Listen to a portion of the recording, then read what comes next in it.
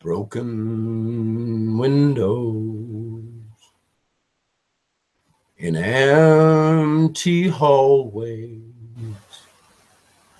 pale dead moon, and the sky streaked with gray. Human kindness is overflowing, and I think it's going to rain today.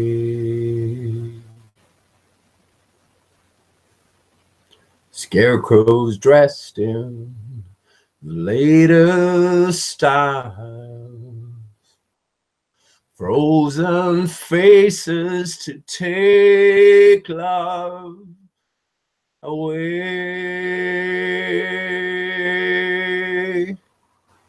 Human kindness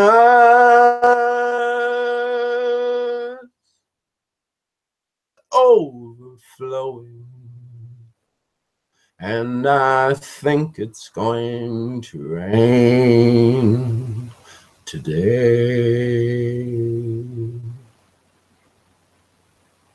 Lonely, lonely,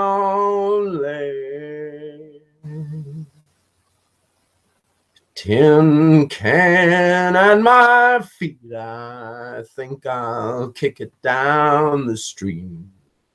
Tin can at my feet, I think I'll kick it down the street. That's the way to treat a friend.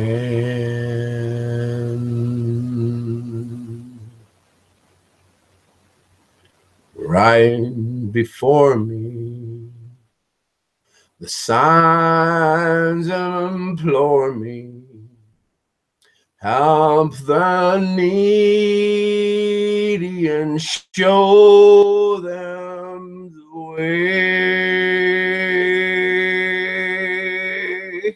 Human kindness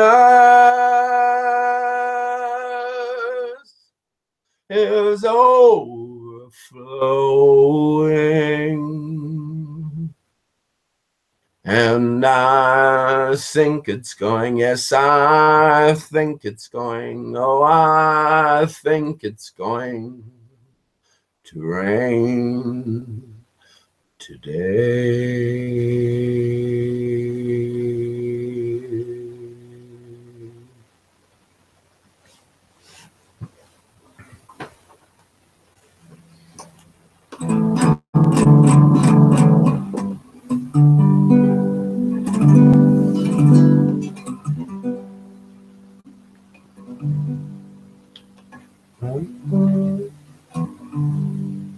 I wish I was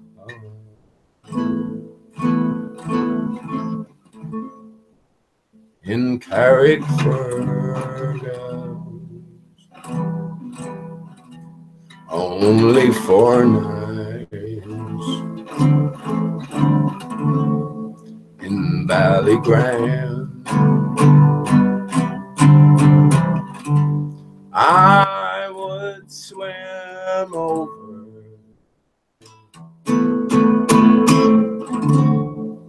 the deep blue ocean, the deep blue ocean, to be by your side. But the sea is wide, and I can't swim over, and neither have I the wings to fly.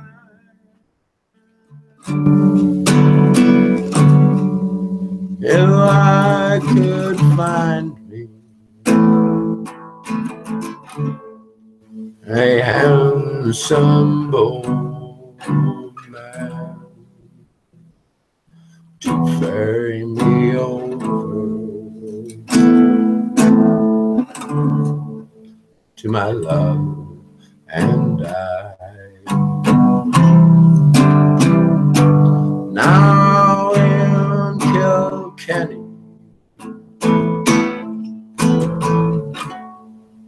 it is reported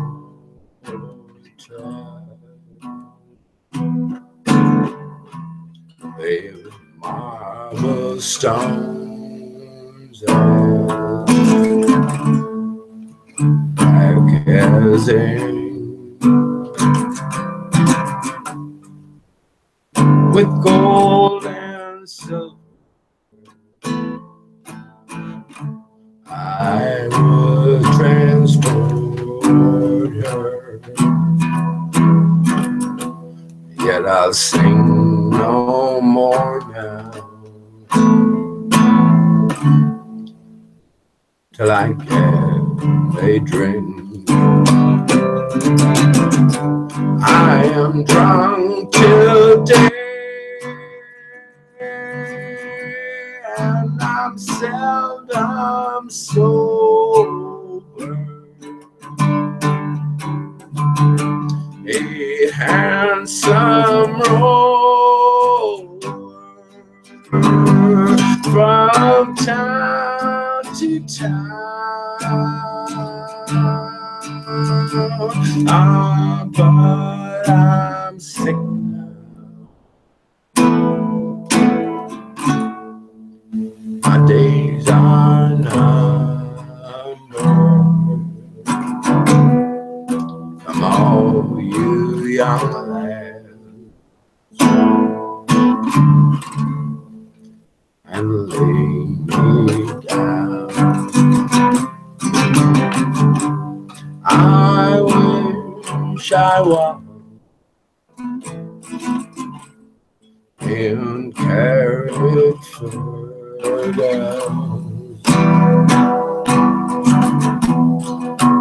only 4 nights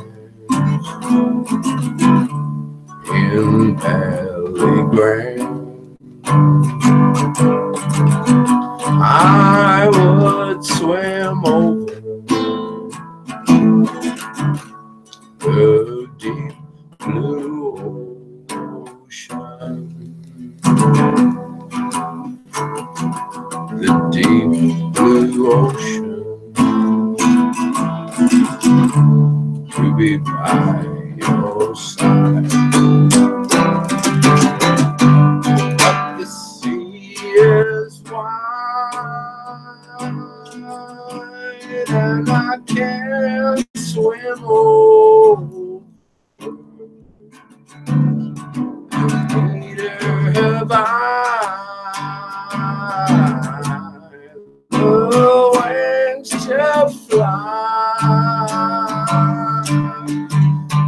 If I could find a handsome boy to ferry me over to my love and I.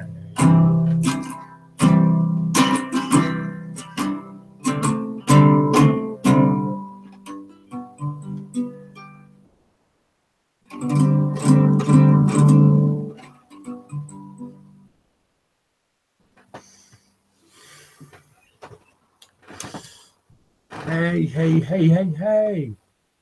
Greetings, greetings, greetings, greetings, friends. How you doing? Good to not see you, I guess. I hope you've heard me. I can't help but have heard me, I guess, singing those 2 numbers. One a cappella and one not. The first one, you can connect that to the name of the hangout itself, Flat Earth. I think it's going to rain today. Beautiful song. the writer of the song, even though I know him, Randy something. Shit. It's on, it's at the tip of your tongue. Randy Newman. Of course, it's Randy Newman. Randy Newman. I think it's going to rain today. Nina Simone did a beautiful version of that, and yeah, great song. I sang it without guitar, and maybe it sounded better as well. But beautiful song, beautiful sentiment as well. Human kindness is overflowing. It is, like, even when it's not, because we just don't realize what is and what is not. I think that's the ultimate realization, really. We don't know what is anymore. What is? I can ask 100 different people, get 100 different answers, and I can weigh them up in terms of my own answer and judge them accordingly. But it's only me and my own answer that's making the judgment. There's no bearing on any of the other 100 people and their opinion and point of view on things. So, it would serve us well to bear that in mind. Definitely, even now more so than ever.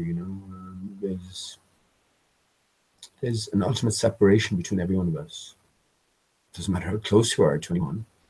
Ask yourself, how far away are you from them?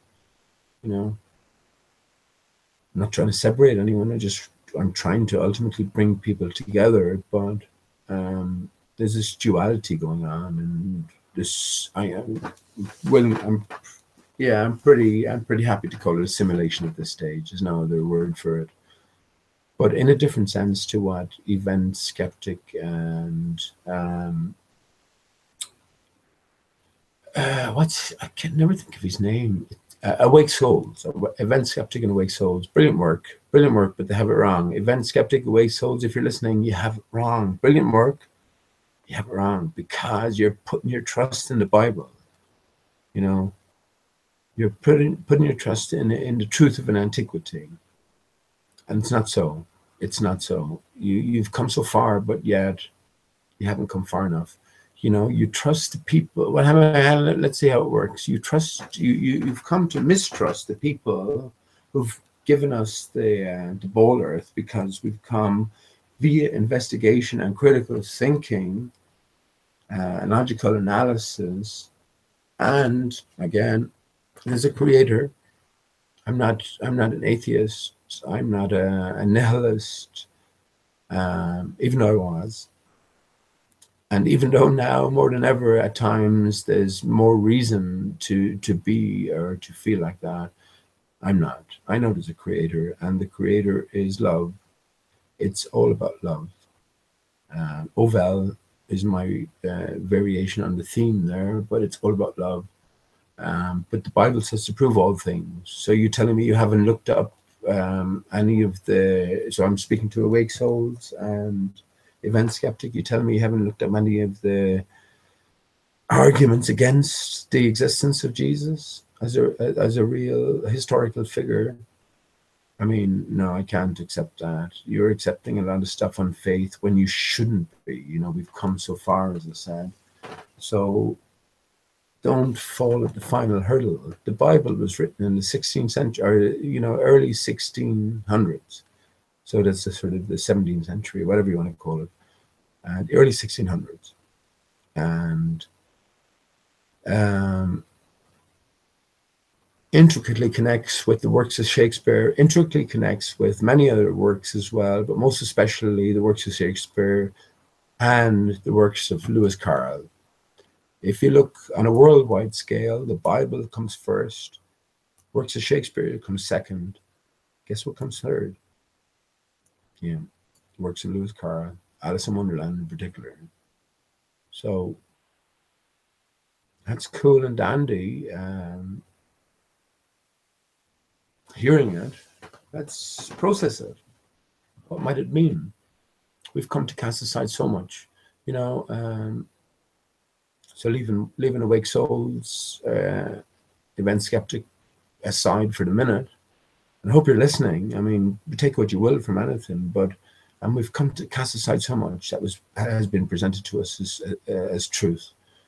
But up to and including, of course, the ball earth, the spherical abomination, I guess, that we all thought we were living on for so long.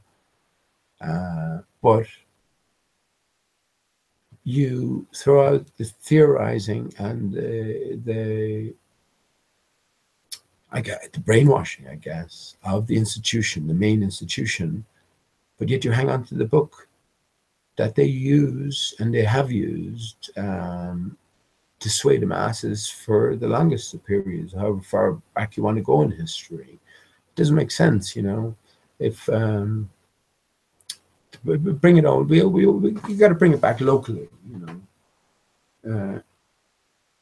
Okay, I'm sorry, I'm thinking about a few different things in my brain, but the ultimate point I'm trying to make is if you trust a friend or a lover or whatever, you know, for X number of years or for X amount of time, and suddenly you find out that they've been lying to you and deceiving you on an intimate or intricate level, what are you going to do? Just throw out one piece of information that they've given you or one fact associated to their history and keep the rest? No, you got to throw everything out and commence, I guess, begin again. Yeah, so we can't throw out the spherical earth model and hang on to the Bible, knowing that the spherical earth model came from the same people who are advocates, that's a good word as well, advocates of the Bible.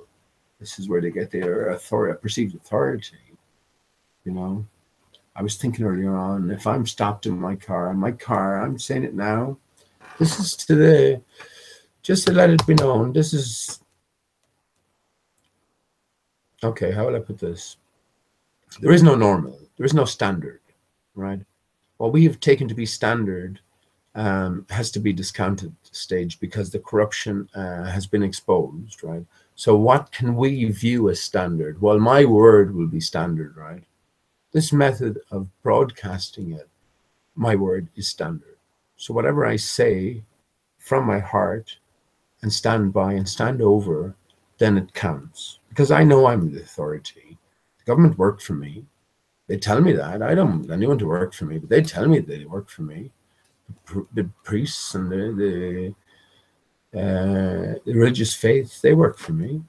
They say they're there to serve me as an intermediary between me and my creator. That's cool. Like, you know, you can say that. That's cool. You name it. Police work for me. You name it. The educators work for me. So I take you on your word, right? Because we have to re-question everything that has been, again, we're dealing with, obviously, I said that all those things there because that's what it says in the tin. It doesn't seem to be working that way, does it? But whose fault is that? Is it my fault or their fault? I know what they are. Now, who am I? So what's my relation to these people who say they work for me, right? I'm not a name. They want you to be the name. Each and every one of them wants you to be a name. When you go into school to cast your mind back, you go into school every morning. Just, what do you call somebody who has no name? John Dodo. Yeah. John Dodo. I have a brilliant connection I made tonight to disclose. I'm going to go through something I went through last night, but I'm going to, you know, I'm going to go through it again for very good reasons, because everything connects now at this stage. And this is what I'm saying here is aimed more at the people who have been following me. So I'm not bothered too much about anyone maybe coming in and labeling everything crazy. But these same institutions that proclaim to serve you seem to be telling you what to do, but they're not telling you at all. You know, they all have one thing in common, in a sense. Governments, educational systems, religious systems. I know I mentioned another one there, like that'll come to me. But one thing they have in common, a legal name. They must get you to consent to being the legal name. You going to school? What's the first thing your parents teach you? What's the first things your parents teach you to be disgusted by? Your urine. Don't look at the sun. Right? What's the first thing they do teach you? Your name. Right? What's the first thing that brings your name into existence? In the legal sense, anyway, or in the worldly sense, your birth certificate. When my beautiful boy was born, I had no name for him. I had no name for him. They wanted a name coming out of the hospital. Of course they did. Of course they did. I understand that now. But from my point of view, ignorant point of view back then, relative to what I know, but the truth of the situation now, what does it matter to my beautiful boy there? Well, I haven't chosen a name yet. His mom hasn't chosen a name yet. So there's no name to go with him. He's our boy. So when we decide, when we're happy with it, then we'll go for it. Well, we did decide afterwards. And my beautiful boy, Stephen,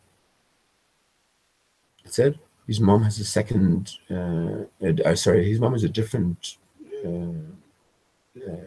surname than I, and he is after taking his mom's surname, but he's not Stephen plus his mom's surname to me. He's Stephen. There's no more, no less to it. And that's only a reference to my boy. That's all it is. He's not a sound. He's not a string of letters put together. I understand this. He understands this. You understand this. When we enter this different realm,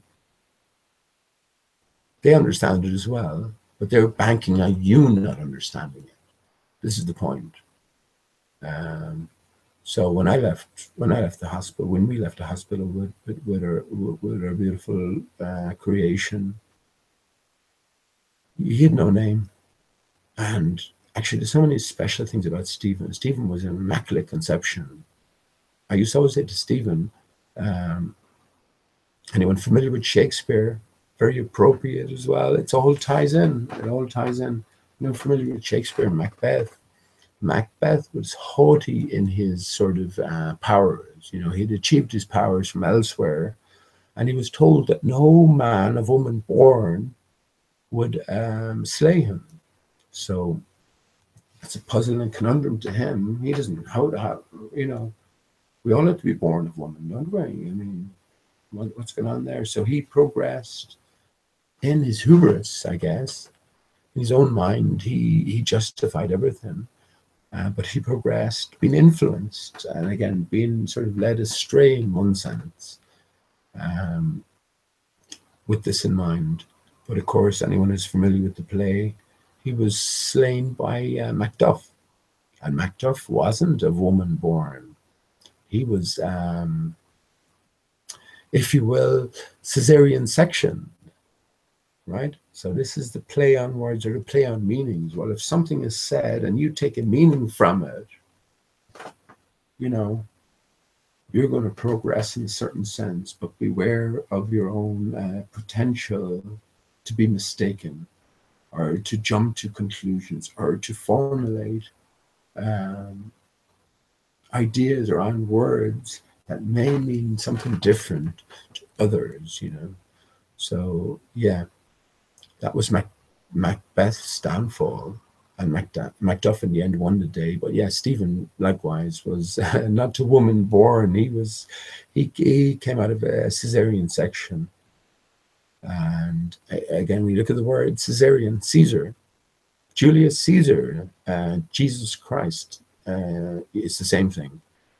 It's all the same. It's all fiction. It's all representing something different, something greater. And something different, but yet something the same, So we have to sort of take the advice of Jesus on board and become like children and re-question everything and go back to basics on everything. You are the power. It's as simple as that. You are the power. Everything's become corrupted, but only because we've let it as well. You know, we're of age now that there's no excuses. You decide what you want now, and you can take it from there. In this life, everything is a fabrication. Everything. Everything. So do you want a fabrication? Do you?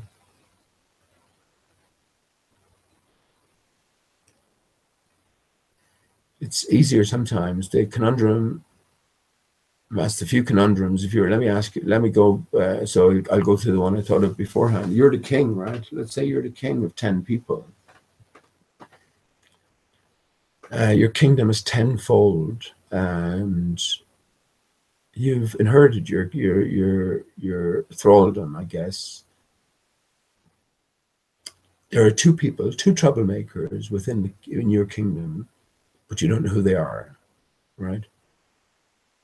You're a good man, you're a good woman at heart, you know, so kingdom or queendom, whatever. There's no distinction here. Man is not whole without woman. Woman is not whole without man.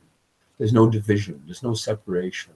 Woman is the greater aspect of us all. Any man out there who says, and who's had long-term relationship, and who says that woman isn't a greater aspect of that relationship, well then you're half-hearted and you're lily-livered. You're lily-livered because you know it's so. You know it's so. So yeah, you're the king of 10 people. You're 11. Is that amazing? I should have said 12 people maybe, because 13, look. See that? Actually, I drew in that flower of life. I drew in that flower of life myself. So forget about the flower of life. I'm not trying to influence anyone in any manner whatsoever. I'm not doing a quasi-luminous and a brilliant quasi-dodo. Dodo comes into everything now. Remember, the dodo is the key. Dodo has always been the key. Doesn't matter if you take the dodo on board or not now or later, you will eventually be taking the dodo on board. And it's not me saying that. This is just a fact at this stage. But that's why I was showing this. Yeah, quasi-dodo, brilliant. You know, quasimodo, quasi-luminous, quasi-dodo. Oh, well, that's what I was saying. I have a brilliant, anyone who's been listening, brilliant connection to everything that I've been saying. And once I say to you, you'll just go, fuck's sake. I mean, how much further do we have to go along without, or before we recognize that all these connections are definitive and intentionally put in place, you know? And again, it changes everything. Yeah, so yeah, this beer mat, simple beer mat, and that's what I'm saying, actually. Yeah, okay, this beer mat, everything is told to you in that. This is by Guinness as well. It's just a latest brew. But I talked about this the last time in previous Hangouts. Everything is, look at that. Everything is told to you in that. What I see in that, a flat earth. I can explain exactly why I can see all of these different things as well. You can see the 7 at the bottom there. You can see the 7 with the L, but that's a different matter. We have Hop House, HH, 88. 88 is 88 and 13 are the two most important numbers, with 33. Everything else is a variation on that. The biggest number overall, in a different sense, is 42, but more especially 420. But yeah, everything is encoded in there. You might think it's just a few computer geeks sitting down, taking a few instructions, writing out a beer mat. No, that's not how it works. They get instructions from above, from people who are aware of these core and simple truths. They're actually simple truths. So I'm after expanding upon that. Let me just go briefly through why that contains the core of everything. We live in a flat earth, bounded by a rim of ice. 13 is the sun, located at the center. The G represents the sun. If you go in closer, you can see right in the very center of the circle is a G from Arthur Guinness. The most important part, hop house, HH, hop house, they chose the name for a particular reason. You see the red and the black, right? And you see the white. Red, black, white, and azure blue are fakery colors. So when you see all those together, then you have, so again, for someone in the know and looking at all these colors, type in JFK, just type in JFK, I guess, movies, books, etc., and look at the colors. You'll have black, red, white, and azure blue on an abnormal number of these representations. They're telling those in the know we're dealing in fakery. This is the true language. Colors. I was going to say symbols, but symbols are representative of something. You know, I mean, 13 there. 13 isn't unlucky or lucky. It's just representative of something. And you are lucky in one sense based on your inner knowledge of what 13 represents. So you know someone else who knows what 13 represents. Yeah, we can get on. We can do some business as well because we're aware of a greater story. You know, that greater story is there for you to decode, by the way, as well. Should you do that without any help, that puts you a little bit of a step above people who have been born into these truths and these secrets, or people who have made their way into them, you know. But there's such core and fundamental truths and secrets that they do change everything. I've always said it that, and this is going back a few years, good few years. There's two different realities going on. There's those in know, those us, the rest of us. You know, you can sort of make your way between realities, I guess, and more power to you if you do, without any sort of helping hands. Helping hands or hidden hands. Hidden hand is brilliant. Antonio Subrads today, he came up with a new flat earth map. Brilliant. Absolutely brilliant, Antonio. I applaud your work, and you know, all those who've sort of helped you or who are responsible for the production. And it's absolutely brilliant. I stopped at a point in your video at 18, I think it was 18, I left you a message as well, 1846, and you had the map that you showed originally just turned upside down. When you turn it upside down, is that a dodo you see? Is that a dodo? Is that a dodo I see before me? I think I wrote that down. Actually, it is. Oh, it's just I can't leave it out of my thinking now. So when I think of a movie line or something, I'm trying to fit dodo into it because it's so significant. But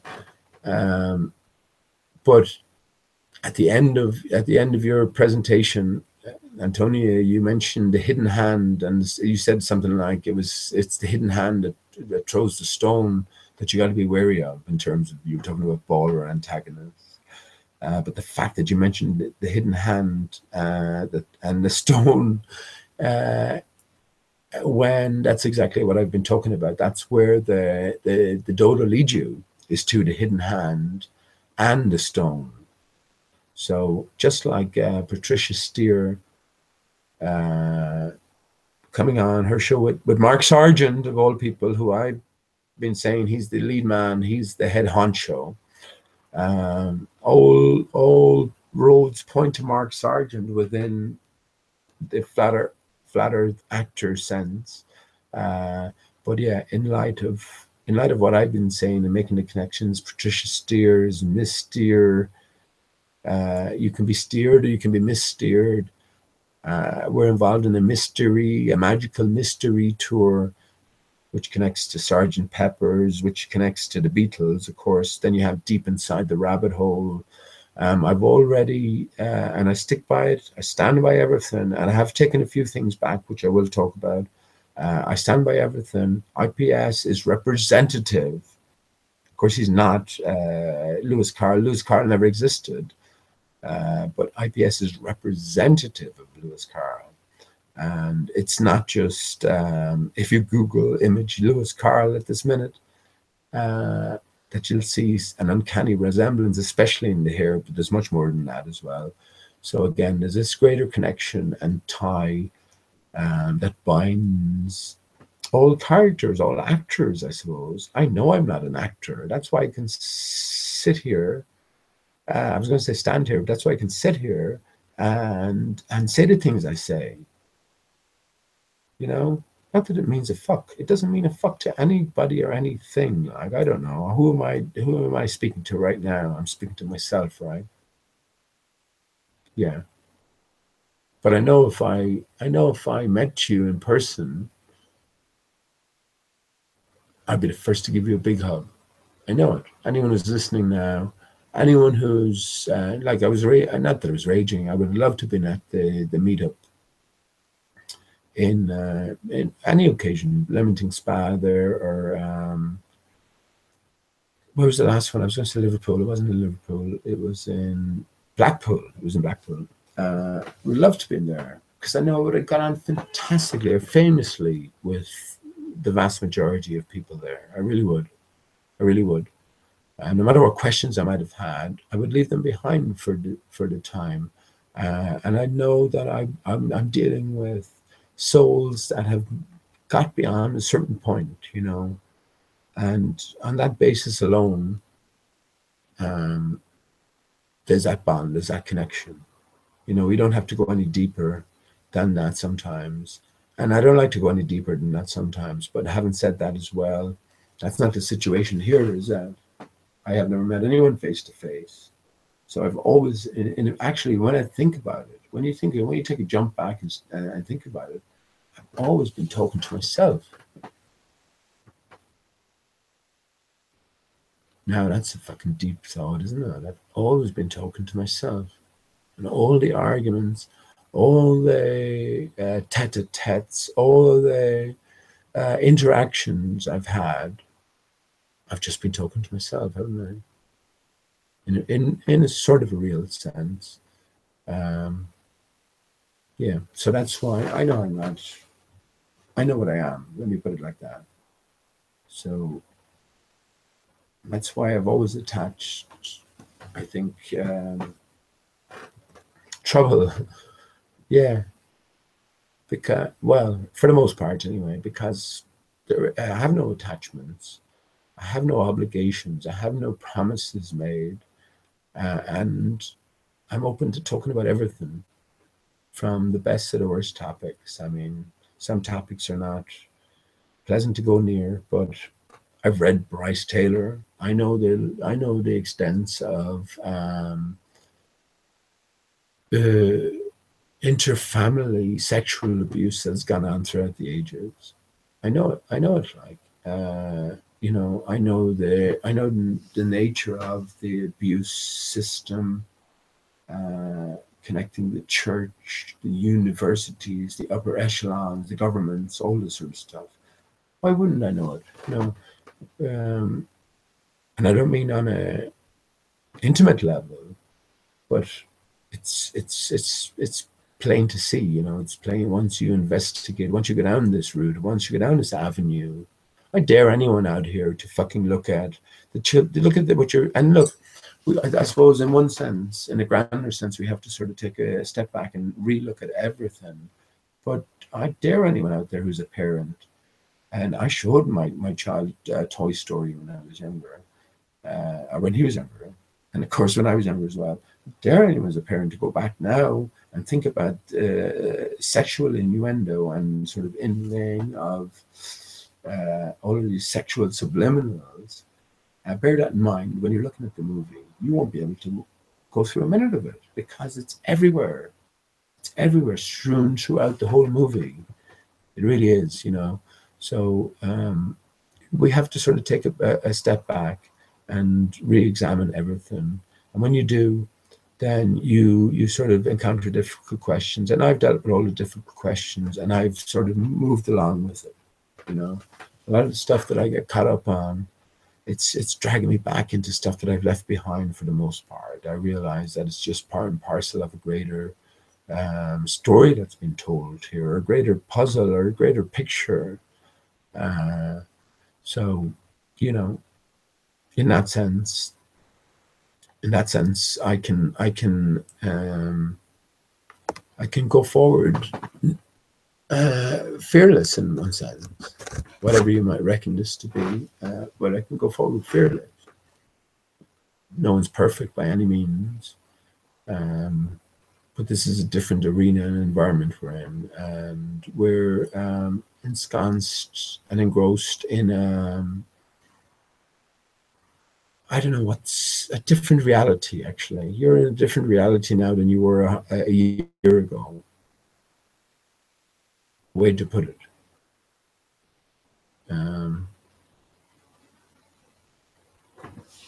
That's a core truth as I see it, and it's all about realization. It's all about you stepping back. This is the point that you come to this juncture because you have questioned things and because you've gone against the grain in a big sense. There's no bigger grain to go against, and overturning the best of minds, the best of technologies, the best of intelligence, and what they're telling us are dictating to us is a core truth or a core reality, you know. So you've gone beyond a certain point, but that point was all. This is my ultimate point as well. That point was always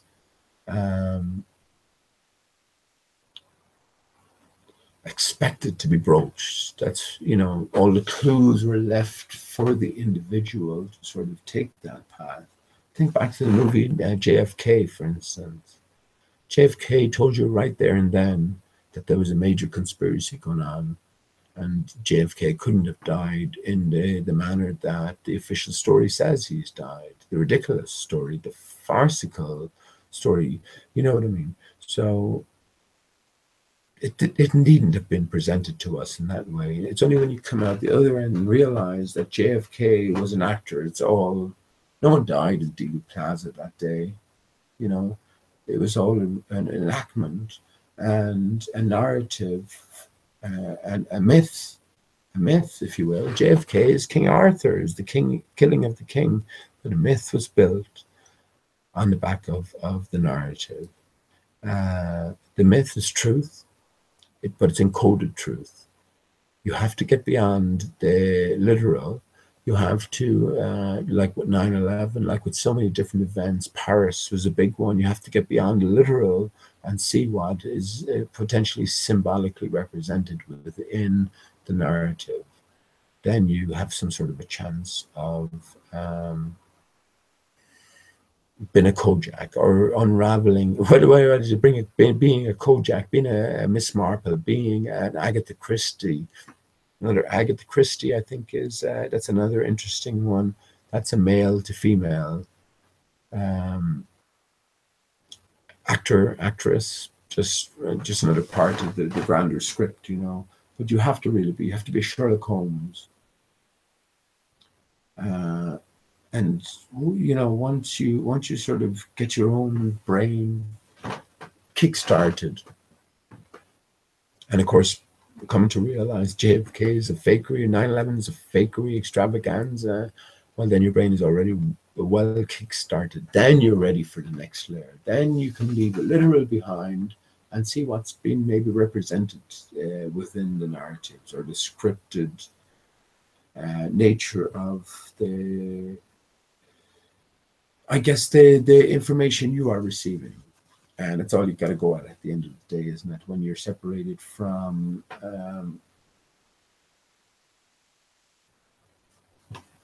these things, your heart isn't connected to it. So it's just your intellect that's been tested. So yeah, this route is not, we're not breaking through new ground. We're not sort of foiling or spoiling the plans of the schemers. Absolutely not. We're absolutely not doing that. So we have to sort of get off that train. We are carving out our own path, I think, on the road to truth. And this is what it's about. All the clues are laid for us. So this is what I talked about JFK. You know, and even further, you know, I mean, anyone look at the moon landings now in the original form, get the fuck. I mean, if you didn't start bursting out laughing at it, you're crazy. You know? And that's why you know, that's why we can call it actors so easily on the baller antagonist side. Less easy on the flat earth side, but you know, it's still easy enough if you think about it. And again, take a step back, don't get emotionally involved in it. And yeah, on baller antagonists, the people who keep coming back, they're far too intelligent to not see the blunders and bloopers, you know, from the moon landing footage. What the fuck, you know? So we got to think in a different sense. Well, then, yeah, they're pretending, you know. Give someone the benefit of the doubt for so long, but after a while, you got to say, well, you'll notice with a lot of these baller antagonists, they haven't moved 1 inch on anything, So, I mean, if you haven't realized by now the nature of their game, well, you know, I guess you shouldn't be here. Here comes the more difficult part. If you haven't realized by now the nature of some of the flat earth pretenders' game, that's yeah, that's something you should pay some attention to. We don't want to follow deceivers, and again, there's no judgment on the man or the woman. You know, I think it's all a greater game. People have their certain roles to play, so it's no judgment on the man or the woman. But once you realize that someone is holding back, and there's no good reason in all honest terms for them to be holding back, then you have to make the call. You have to say they're an actor and move on. You know, again, once you understand that, then you can still have relations with all of these characters, but you'll be aware of the situation. And this is where you learn more from what people can't talk about over what they can talk about. You know, you learn more from what they won't say over what they will say. In terms of what they will say, they're given a script. You can talk about this, this, and this, but you can't talk about this. That's where you're going to progress in terms of your own individual explorations. So, you know, I obviously understand. As I said, I'm just talking to myself here, but I hope the general point is made anyway. And I understand that there are people listening. 27, isn't that amazing? 27 people listening. That's just as I look down. 27 is 999. Which is a reference to 666, which is a reference to GG, capital G, which is a reference to why 3 6s? Well, look at the capital G. And to make the letter capital G with your pen in your hand, you have to do a big sweeping movement, a vertical movement, and a horizontal movement. That's a representative of the movements of the sun. And it was chosen specifically, it was designed specifically or inserted specifically in that form as a sort of an intruder into the alphabet. It's the 7th letter, so usurping the place of adjacent letters. F is very important, but H is the most important. That was sort of kicked aside. But H is absolutely the most important, as I showed you there. HH. Hop House, 88. Back to the Future, 88. It's all about the, you know, so even beyond the dodo. The dodo is ultimately, beautifully, comprehensively, absolutely significant. And it's always been encoded into the dodo. Again, nobody. This is how things, the core truths pass down through the ages in the form of adages, phrases, you know, children's lullabies, all this sort of stuff. And yeah, not in the corruptible word.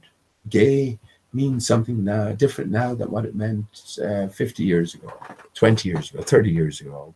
So if you read something incorporating all these different words 30 years ago, 100 years ago, into a narrative, and you understood them according to the current definitions, you're ending up with a completely different story. So that's not a good method of communicating core ideas and core truths, I guess. So that's where yeah, basic sounds come in and basic ideas, basic principles. Lullabies. I talked about Rockabye Baby. Think about Rockabye Baby, something that we all sing to our children. As a parent, you must have sang Rockabye Baby to your child. You must have done it. But think about the sort of violent, uh, chaotic nature of the lyrics, anyway, attached to the lovely melodious lullaby. But think of the words. So I'll sing it. I mean, but contrast the melody, and again, it's all about duality. Everything's about duality, but contrast the melody to the lyrical content, which is rockabye baby on the treetop. When the wind blows, the cradle will rock. When the bough breaks, the cradle will fall. Down will come baby, cradle and all. I mean, a very soothing melody, but a very deep sort of lyrical content there. I think one of the core things we're all afraid of is falling.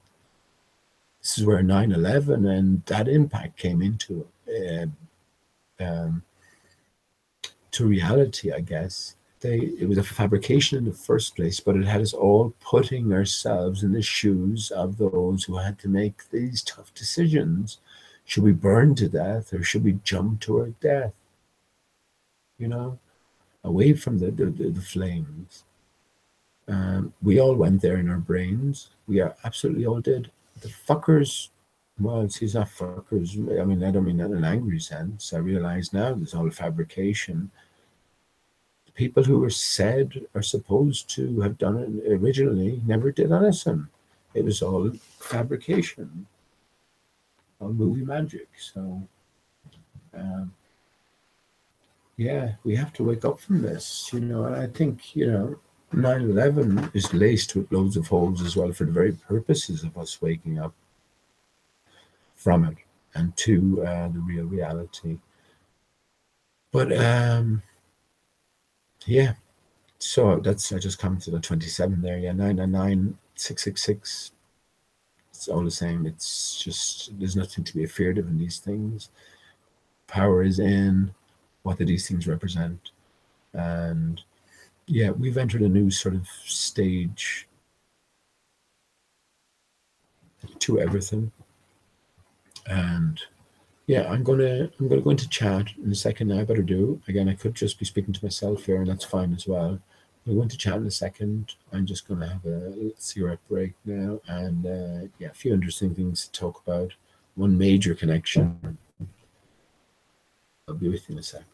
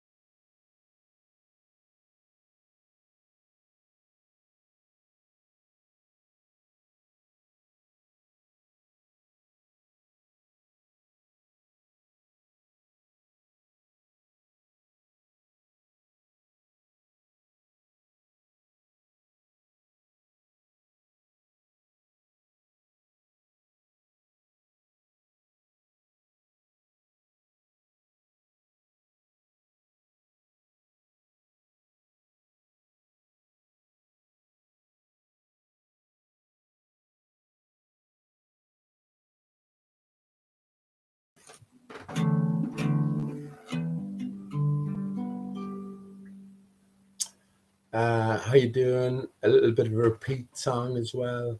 Um, I definitely encourage anyone to pick up their own instrument of choice and take it from start. If you have the passion there, you will be able to pick it up within 2 weeks. That's all there is. I think, in a real sense, we're put on here to make our own music. I've been saying pretty much everything I'm thinking now. I'm going to express here. I'm not making videos or anything like that. Um, and I suppose I should do, because the more I go on, the more I see what I have to say is sort of fundamental and important, but in a grander sense, you know what I mean. And this is what we started to we have to distract ourselves from all the fantasy and start thinking at a core level as well. Get back to basics. Um, where music, yeah, I've been thinking about the phrase "sword from the stone." King Arthur, JFK. Everything ties in. One for Arthur won the Grand National this year. It's all about the North Centre. It's all about the HH. HH is 8-8. I made that connection already with the dodo. Wait, you hear what I'm gonna. Will you hear the connection I'm gonna make earlier on or later on, and it will just tie to it. So I know I've played this song before, but I'm gonna play it again. Come to the waters, you who are thirsty. Though I have nothing, I bid you come and be filled with the gladness I have to offer. Come, listen, live. I went down to the hazel road because the fire was in my head. I cut and peeled the hazel one. I hooked a berry to a thread, and when white moths were on the wing, and my flying stars were flickering out, I threw the berry in the stream and hoped a little silver trout.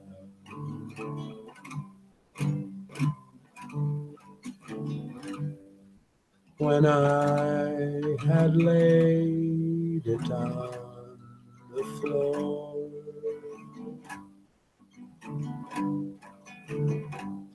I went to blow the fire flame,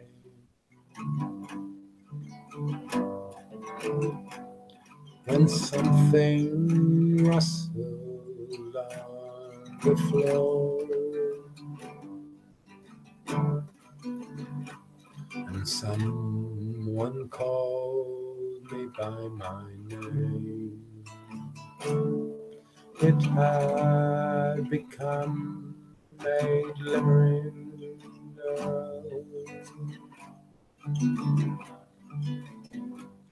with apple blossoms in her hair. She called me by my name and ran,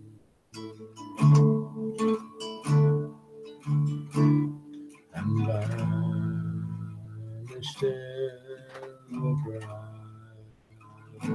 evening air.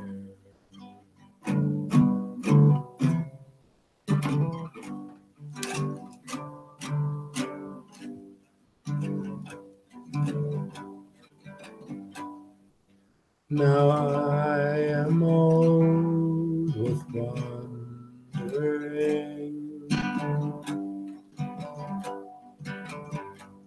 through hollow lands and hilly lands. I will find out where she has gone and kiss her lips and hold her hand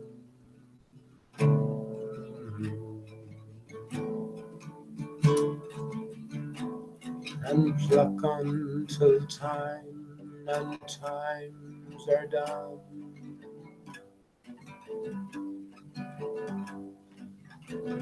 Now and now I walk alone. The silver apples of the moon, the golden apples of the sun, and pluck till time and times are done. The silver apples of the moon, golden apples of the sun.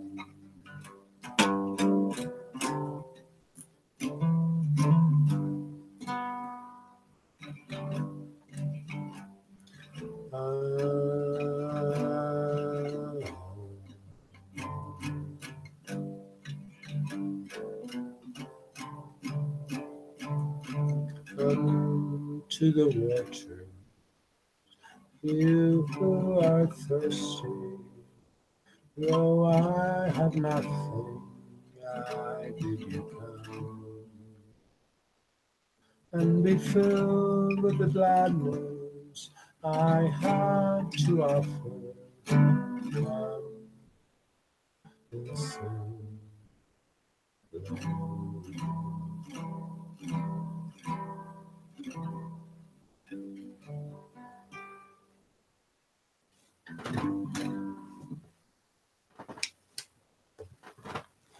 I like that song. It's a love song of Wandering Angus. WB8. It's written as a poem, but when at first I heard Christy Moore singing in that melody, I missed out on the line there, so I sort of tried to wing it. So I hope that came across okay. Interesting. I mentioned the word wing. The wing is all important. Paul McCartney went on from the Beatles to Paul McCartney and Wings. No coincidences here. No, it's all connected. It's everything. All roads lead to the dodo, but the dodo leads somewhere else. So I hope that came across okay. Anyway, and yeah, please make your own music. I mean, there's not one of us here who doesn't sing in the shower. So, express yourself. Yeah, that's where I connected with the sword and the stone. The sword, the S word, it's all puns, it's all wordplay. Again, it's getting back to a more core and a basic level. The truth is expressed in simple terms. So we got to go back to the further you go back, the more core, the more, how would you put it, the more intense, the more at its core the expression is of truth. That's shit. That didn't come up. How would I put it? Your earlier times, the earliest times you can go back to, it's there that you find the most purest of truth.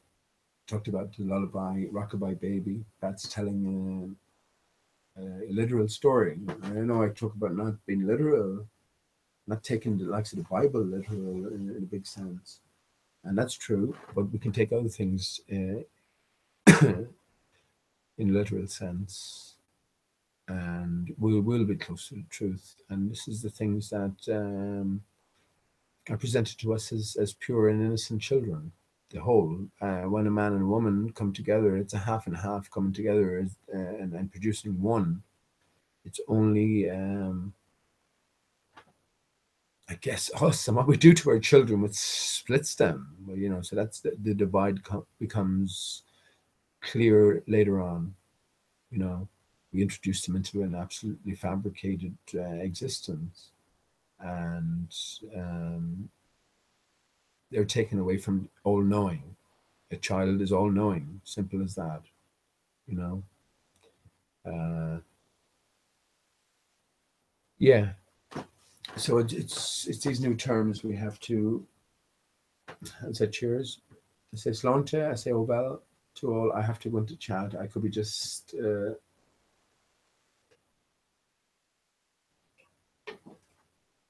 Could be just relating to myself here, which is again is fine. But I take it that everything's come through okay anyway. Yeah. So these are the terms we've got to go thinking in. We've got to get back to thinking in. You know, we've got to forget everything we've been taught. Think about the first day in school, what you've been taught. Think about the first thing your parents pushed to you as truth. You have to reconsider that. Here's where you get back to the dodo again. It's the first word we're told to associate with a feeling, your dodo. And it's not coincidence. Every word is connected. I talked about before, for instance, the word soul. That has a few different meanings, doesn't it? That conjures up a few different things to your mind. You seemingly unconnected, but there's no disconnection between anything. You think about the people who came up with the word. Excuse me. Soul. So let's describe this as like the ineffable sort of ultimate mysterious core to the human existence. Let's call it a soul. But hang on, there's a we're already after dealing. We have soul already. We have that at the bottom of your foot, you know. And how they left that go being a definition for the bottom of your foot when they already knew that there was a fucking soul fish. You know, this is a conundrum, an enigma. No, it's not crazy interconnections that are just randomly happen. You know, there's a rhyme and a reason to the choice of tone, tone, tone, tone. The sword in the stone in the stone is the S word in the S tone. What's the S word? This is my question now. What is the S word? It's all about a tone as well. Tone is vibration.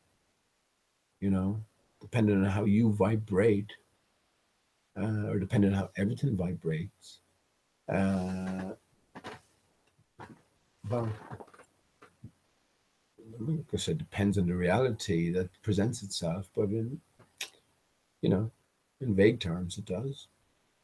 You vibrate at a higher resonance, a higher rate. Maybe you feel happier, you know, you feel sadder when you're vibrating at a lower frequency. So yeah, that's the stone, the S tone. And again, I think it's all got to do with the pineal gland in the center of your core, and that's a crystal. I think that should be crystalline. That's what I think. It has to be crystalline. So this is all a big connection to the giant trees as well. But what I wanted to do tonight, I'll go into chat in a second. What I wanted to do tonight is go through what I went through last night, but in more sort of distinct and clear terms. And fair play to Dave High in Hawaii. Exactly. What's the word for the place that's the complete opposite of the globe to where you are? The antipodes, I think, something like that. Alice in Wonderland knew that word. but Dave is way over there. But yeah, he talked his way through what I was talking about the last night, and he came up with some good stuff, and he could see the significance in it all. But again, um, it's not that I'm after finding a few more things, but I'm after having a few different considerations. But it definitely bears repeating what the pathway I'm going to go through again, because it's you can't say otherwise, but that it's definitely encoded into it. And if it encodes into it on such a prestigious populous magazine or presentation like The Economist, and you have featured all the world leaders, if you can draw a definitive sort of route through the maze, then it has to be meaningful. And outside of that, anyone who's been listening knows what I've been talking about or focusing on for the last good while now. I mean, it's been Alice in Wonderland. All roads point to Alice in Wonderland. The author Lewis Carroll points within Alice in Wonderland to the dodo himself. His name is Charles Ludwig Dodgson. He was said to have a stammer, and his name is often given as Charles by himself as Charles the Dodgson. So you have dodo encoded there, you know. So again, so within the work itself, we're pointed to a specific aspect or part of the work, which is chapter 3. 3 is the magic number, and 3. So 3 is the magic number. 3 is the magic lumber. So I'll play on words. 3 is literally the magic number, as opposed to even 3 being the magic 3 being the magic number. That takes precedent. It's the problem the Irish have with their THs. Okay. 3 is the magic number, is subservient or comes after in terms of hierarchy to tree, TRE, is the magic lumber. That's what I say. If we think of a trident, and a trident has a big significance in my life as well, actually. One of the experiences I had involved a trident appearing suddenly in the sky. So now that I think of a trident, yeah. It's 3 and 1. So you have a core branching off into 3, but it's all part and parcel of the greater unity. That's the way I see man, woman, and child now. In me, there's a man, there's a woman, and there's a baby, my dodo. There's a child, you know, within us all. It's sort of all encompassing. We've been divided now, and that's what we desire to have, isn't it? As a man, you desire to have a woman and a child. As a woman, you desire to have a man and a child. As a child, you don't desire fuck all. All you want is a dodo. All you want is a dodo. And as a child, it's the very first word that you learn. I don't give a fuck if you forget it or not. We've all had a dodo. Well, for the most part, you know. And it's the very first association you can make with I guess, the spellcraft, you know. But and again, it's chosen purposefully. As we grow older, then the dodo is kept in our mind. When we learn about the extinct bird in the school, we also learn about the dodo, the dunce's cap in school. You know, so it's sort of kept in our consciousness all the way through. Now, we haven't been able to sort of put everything together. I'm going to say until now. I'm going to say until now. Now that we can put everything together, we can see that everything is flipped. So a dodo is not quite the dodo. All is not as it appears, you know.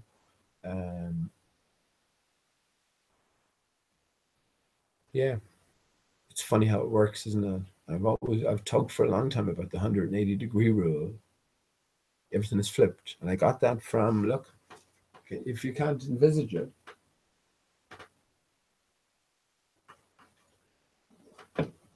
can't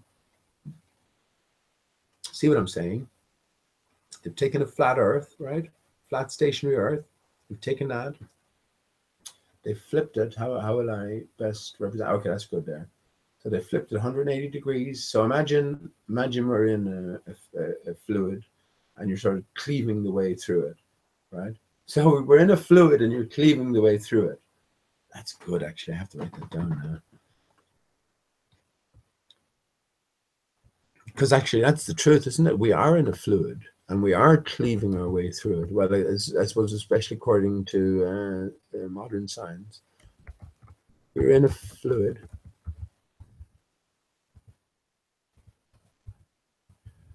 cleaving our way through it. Yeah, that rolls off the tongue for me. That's good. God forbid anything should happen to our electronic instruments of communication here. Everything would go, wouldn't it?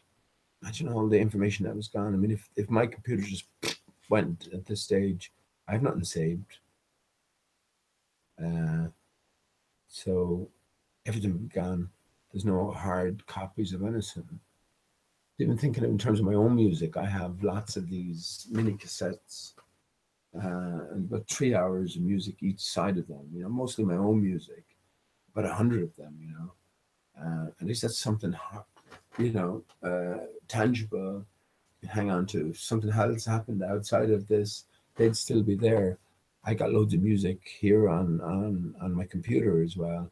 So if anything happened, everything is gone. You know, I have no access to. And I wouldn't feel too bad about that. If I lost everything in terms of my music 10 years ago, I'd be devastated. And I used to go out without. Um, did I go out without the mini cassette player? Because if you thought of a good tune, uh, you know from experience that that can fucking go out of your head in a second. And if you thought of a good tune, and even if you tried to hang on to it for half an hour, trying to ingrain it in your brain, by the time you've had a few drinks or whatever the circumstances, you're having a chat, whatever, uh, you're after forgetting about it, and you become. I'm sure anyone who's made their own music can relate to that somewhat.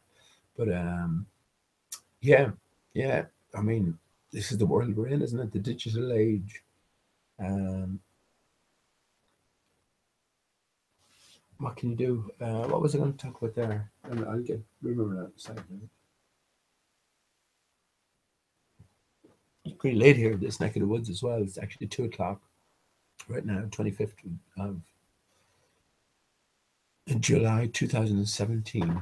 Oh yeah, sorry. I made a note of that. We were in a fluid, keep cleaving our way through it. Um, yeah.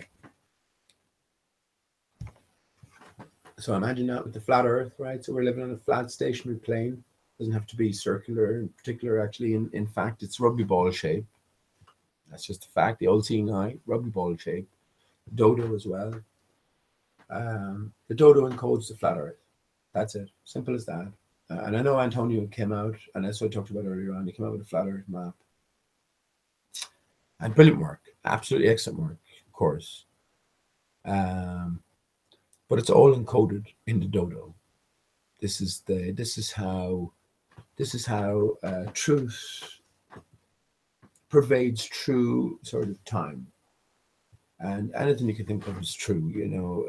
As it has come up to you, from Rockabye Baby to a lot of the other children's nursery rhymes. Humpty Dumpty is telling a good story as well. All of them are.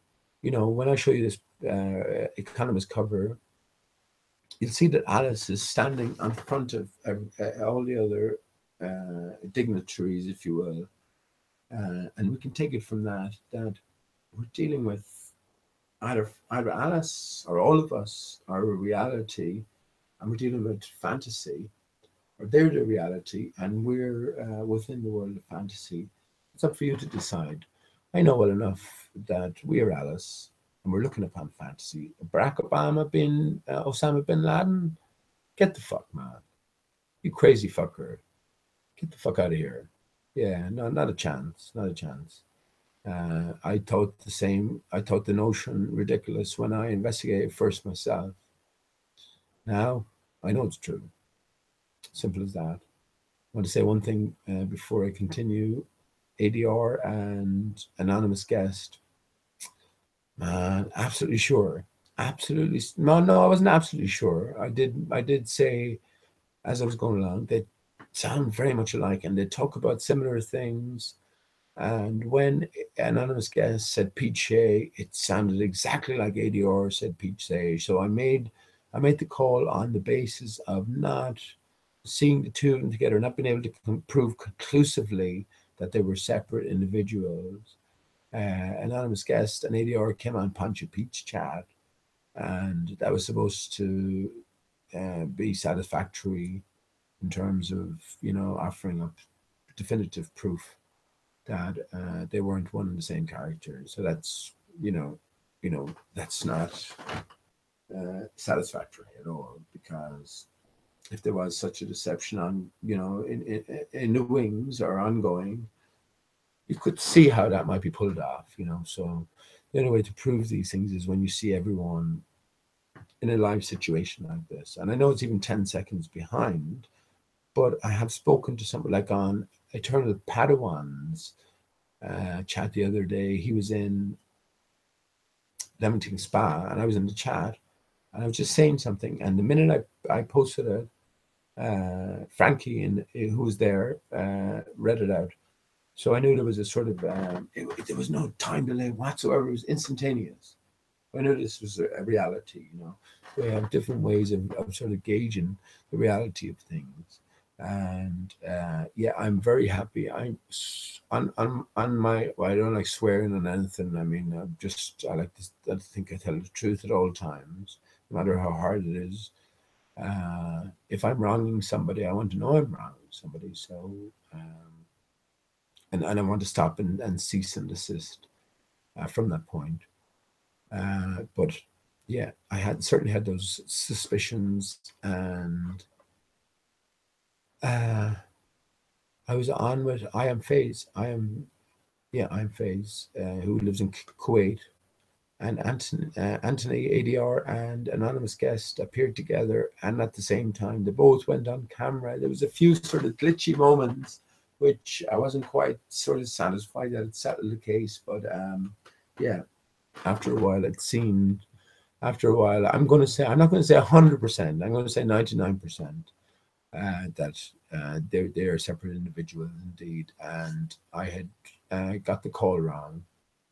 And I have apologized sincerely, and my apologies have been accepted, and I'm very grateful for that. And I thank you for that, ADR and anonymous guest. Yeah, all I can say in my defense is that, and will I beat myself up? No, I can't beat myself up, because what I was hearing, what I was perceiving, again, in a limited sense, there was no visuals. This is the thing about the internet. I mean, at least if you have a visual, you can make some sort of connection. When you don't have a visual and you're dealing with, well, anonymous guests, you know what I mean? You're limited in what you can go on. So to further the investigation, then you need more information. Fuck, that's good, isn't it? To further the investigation, you need more information. I definitely incorporate that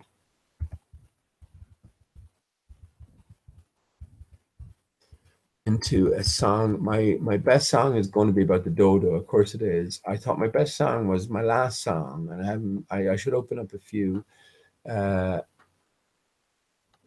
I should open up a few hangouts, or at least attribute them a few more hangouts to some of my original songs. I definitely thought my last song was going to be the best song, but my next song is going to be the best song. It has to be about the dodo, of course. Okay, so just making a note of that. So we are in a fluid, cleaving our way through it. To further the investigation, we need more information. That in somewhere. Definitely nearly time to go to the chat. What do you reckon? But having said that,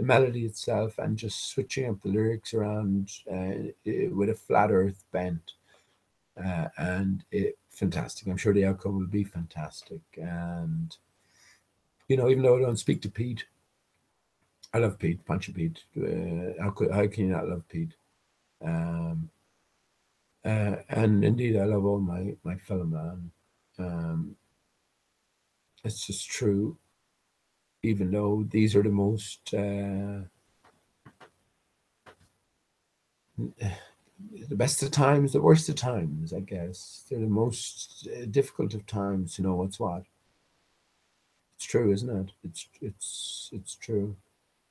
All we can do is know ourselves, and yeah, ourselves, I think, are very special indeed.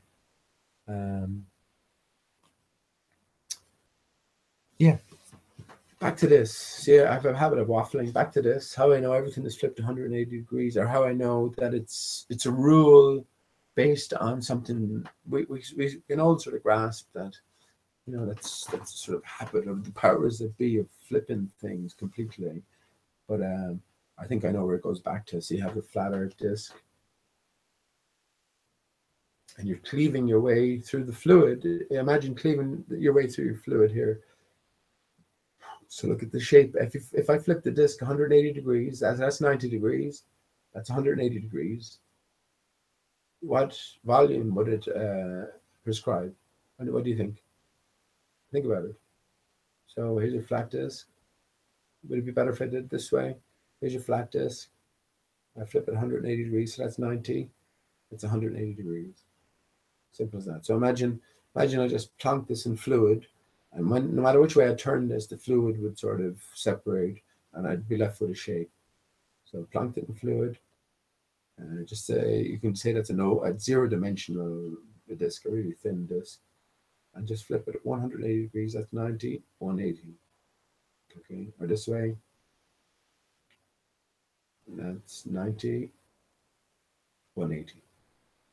I think it's clear, isn't it? When you flip it 180, you turn from a flat plane to a spherical ball. So they flipped all the truth 180 degrees. And if this is a simulation, and it has to be a simulation at this stage, what am I real? Am I real here? Is this real? This is not real. You know, my spirit is real. The energies, the powers, the being occupying this shell is real, but this isn't real. You know, so everything that this shell would call real is not real. It's necessarily so, I think, you know, and it ain't necessarily so. Fuck it, I still haven't gone to chat. This is the problem, isn't it? I end up talking sometimes for 4 and 5 hours. I was with my brother tonight, and he said, "How the fuck can you talk for 4 or 5 hours?" There's so much to talk about in one sense. But I realized I'm only talking to a limited view as well, in a big sense. And in a bigger sense, then I realized I'm just talking to myself. I mean, what else? You know, I should go to chat. And if I find out now that none of this is coming through, I won't be upset at all. I'll be upset for, in a sense, people who maybe might have wanted to listen in. But other than that, I don't feel I've lost anything in the big sense. None of this is coming through. I won't be upset. Yeah, well, there you go. I can see you there, Pete. How's it going, Pete? So I have the advantage of Pete here on my screen because I brought up the watch page. So I'm about 10 seconds ahead of him. So am I looking at myself in the past? Yeah, well, there you go. I can see you there, Pete. How's it going, Pete? So I have the advantage of Pete here on my screen because I brought up the watch page. So I'm about 10 seconds ahead of him. So am I looking at myself in the past? Yeah, there you go.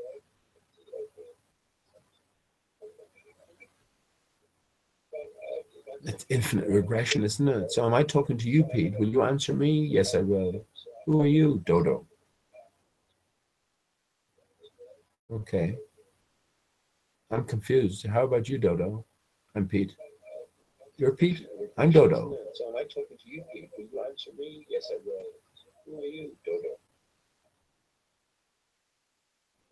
Okay, I'm confused. How about you, Dodo?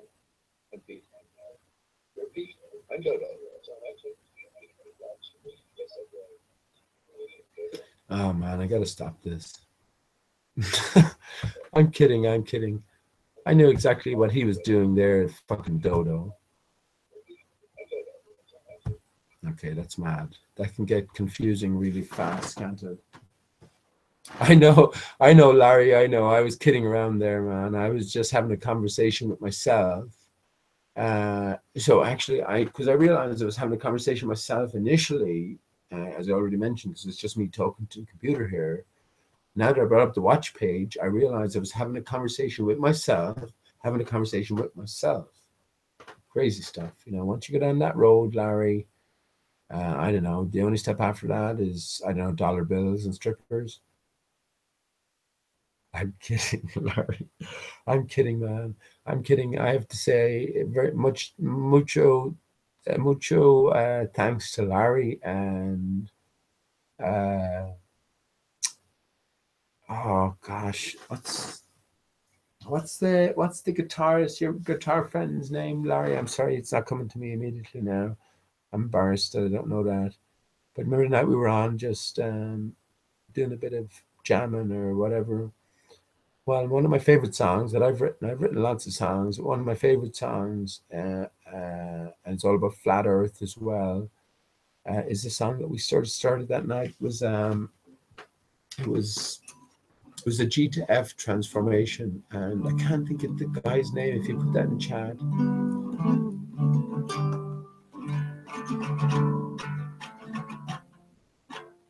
no, he was playing with you, Larry. He was your friend. He was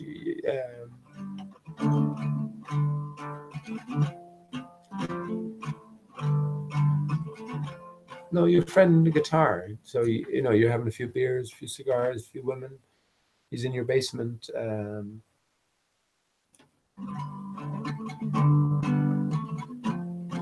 Anyway, what came from that night was again one of my most favorite songs, and again, all my songs these days will be flat Earth related.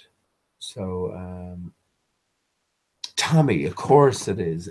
Oh, fuck off, Larry. Tommy Two Tone. The fact that you mentioned Tommy Two Tone there, right? And I was talking about earlier, just briefly. Well, I mentioned previously after getting through the dodo, after getting through the hidden hand, after getting through the north center and the wing, the X-wing, um, there's only one or two different puzzles that are posing themselves, and that's finding a particular destination in Greenland to go to. Greenland is a destination, right? But it's a particular place. You can't just go to Greenland and go, well, what next? So there's a particular place that's encoded, I think, within Lewis Carroll and his story, his fabricated story. Lewis Carroll didn't exist.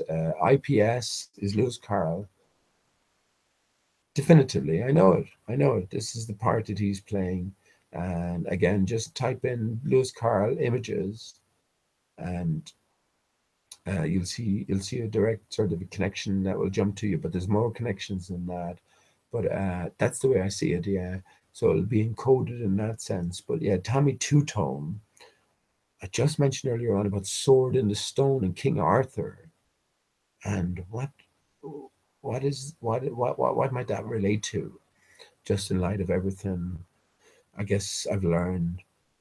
Yeah, so it's all about breakup. So S word in the S, or S word, sword, from the stone, from S word, from the S tone. So it's all about frequency and vibration. That's one thing I have learned. That's what light is. You know, when you see stars, anyone? I was just looking at this. I was sitting on the bank of the river today, or not at the river, Arnacrusha and Limerick here, where you have just a build up to the dam, and just looking up, and next minute you see all these sort of like stars, you know, and I've seen them throughout my life, and you're going, what are they? what's going on here? Like, I'm looking down, they're a reality, they're a separate reality from my vision. I proved that to myself. So what's going on here? What am I seeing?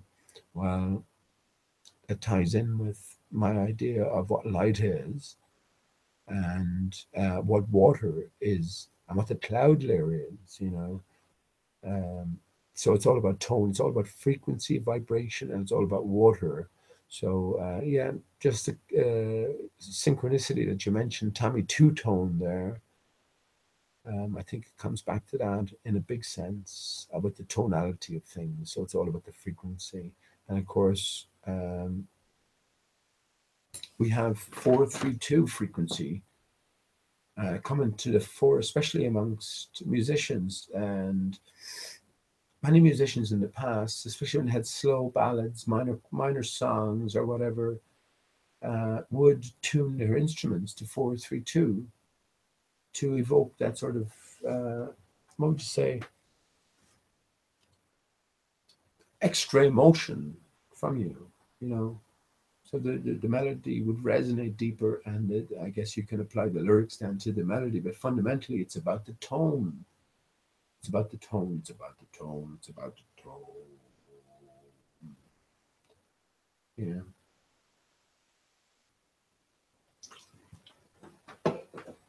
I'm going to go through this again now. John Watson. Okay, I fucking should go through the chat. Maybe I should start from the bottom up. How about that? You mind if I start from your bottom up, John Watson? That's probably a better idea now. And apologies if I miss anybody. It's pretty late here, but I keep going for another while anyway. I have a few cans and a few interesting things to talk about as well.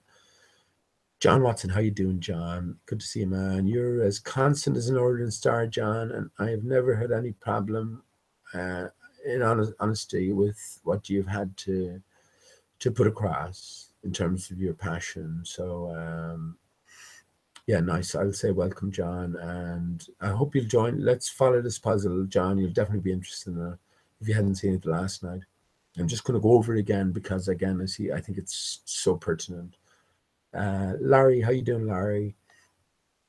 Keep beating those drums, man. And I haven't spoken to you in ages, man.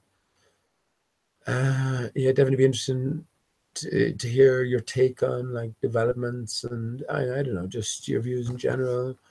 Definitely like to have a few more people on just to chat with.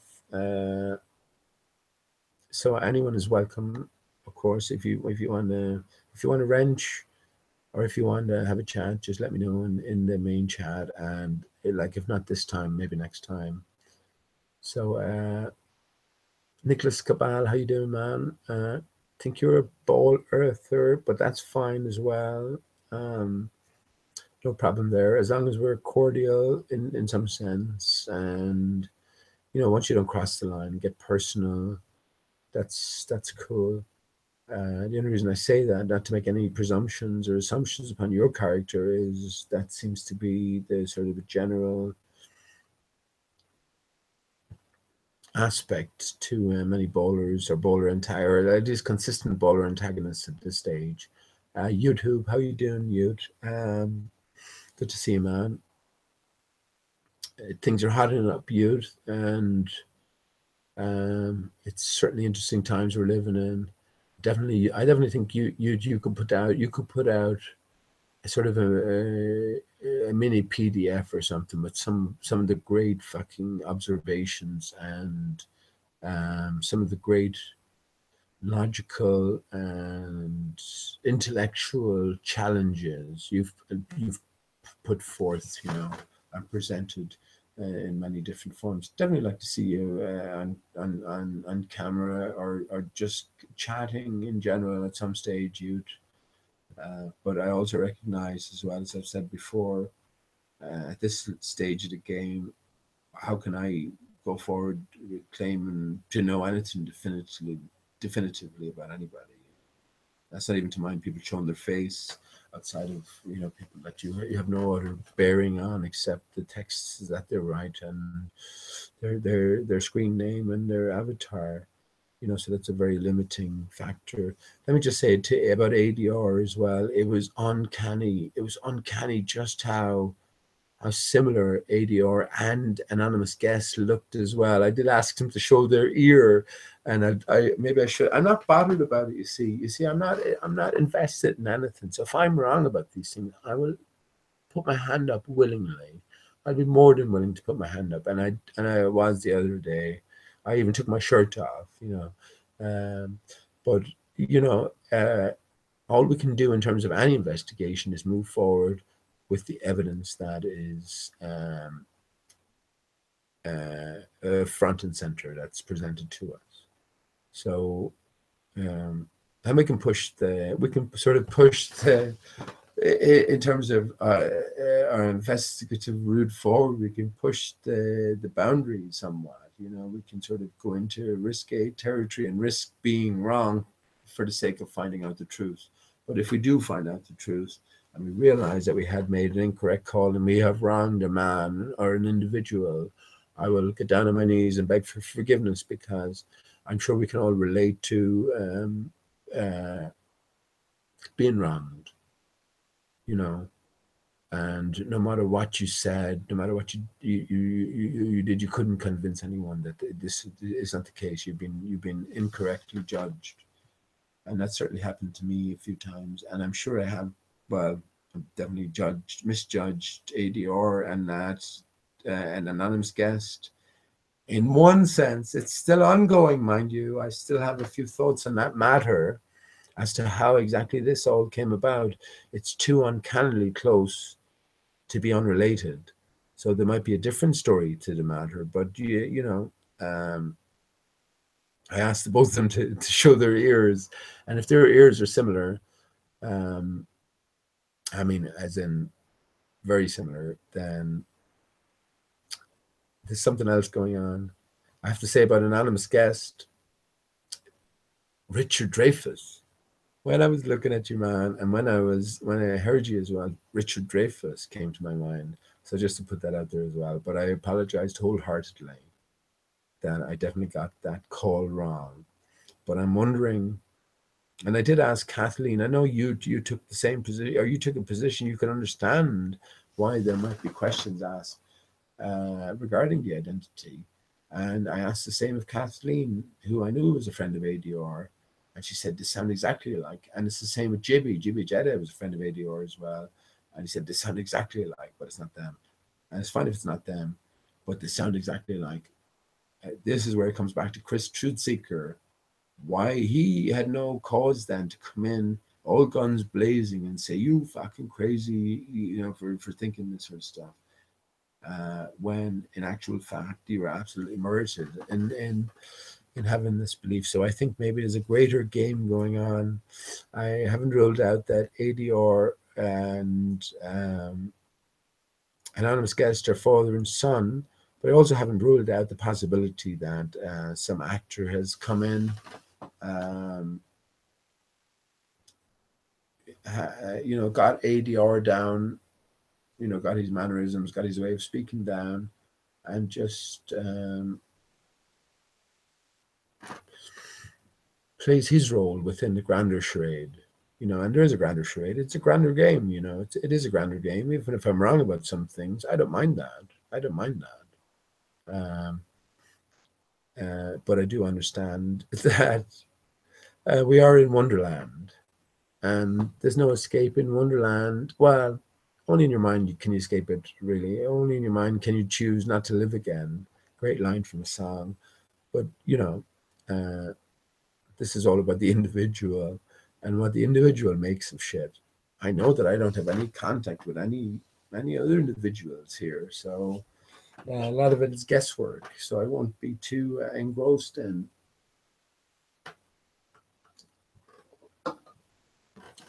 trying to I don't know, delve or guess into the unknown. I'm not going to spend too much energy trying to do that. Not because I don't care or anything, but I know it's sort of very limited from the outset.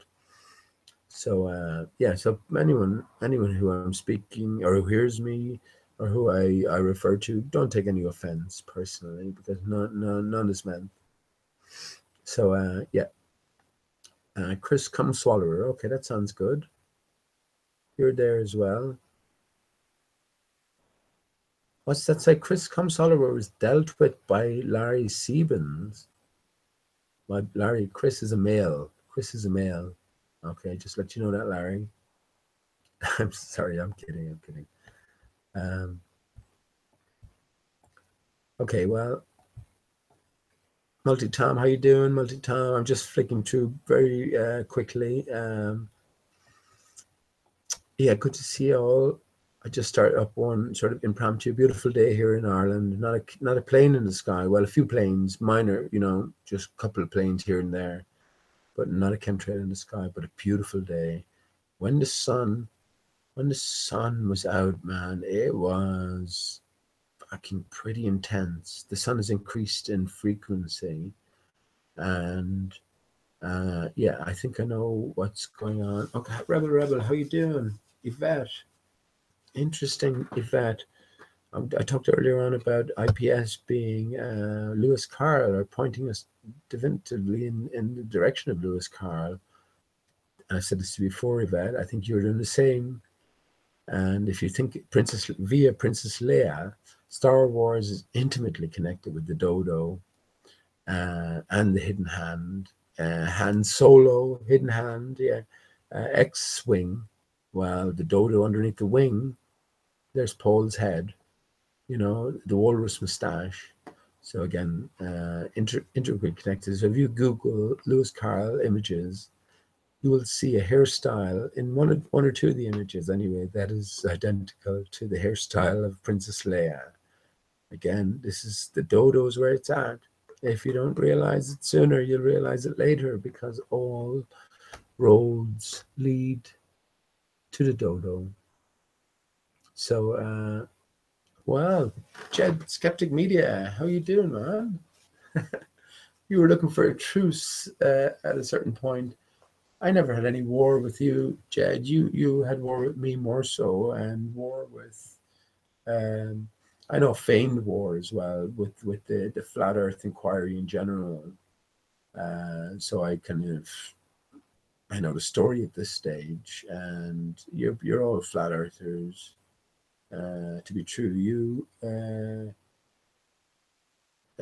Gem Panda. Oh yeah, all of you. You all know it's flat Earth. You're not lacking in brain cells, and you're persisting in the resist. That's a good one, isn't it? That's another one to write down. You're persisting in the resisting.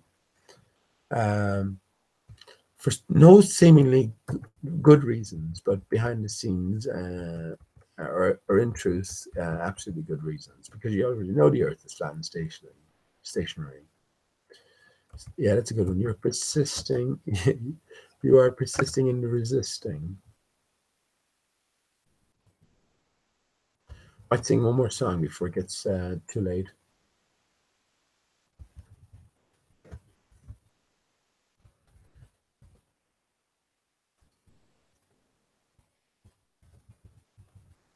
I think this is the best way to determine who's transgender, who isn't anymore. Is like get them to type something at the same time as trying to talk. If they can do it, they're a woman. They're born female. If they can't do it, they're male. You are persisting in the resisting. That's funny though. I think it's sort of a general principle as well. I think as males we can all relate to it. So that's definitely interesting. I often talk about Paul McCartney, and outside of anything else, the biggest proof for me, but Paul McCartney was switched, and now I realize that you were meant to sort of go down the path that they were switched. It was made obvious that they were switched.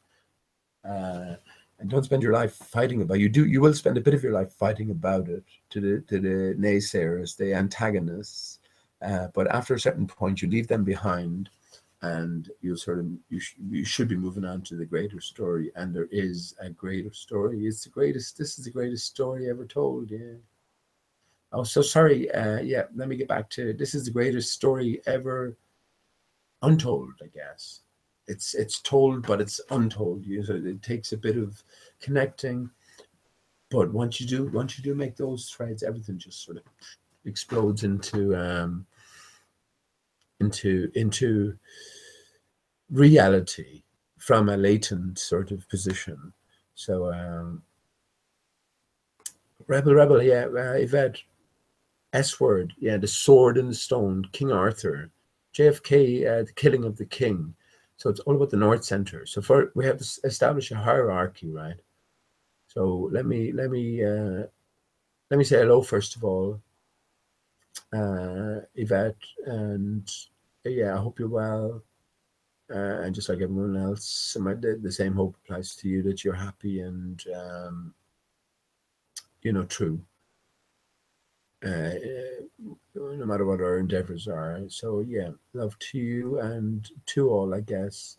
The Jet skeptic as well. I mean, this is what I say. We have to, in one sense, uh, detach ourselves emotionally from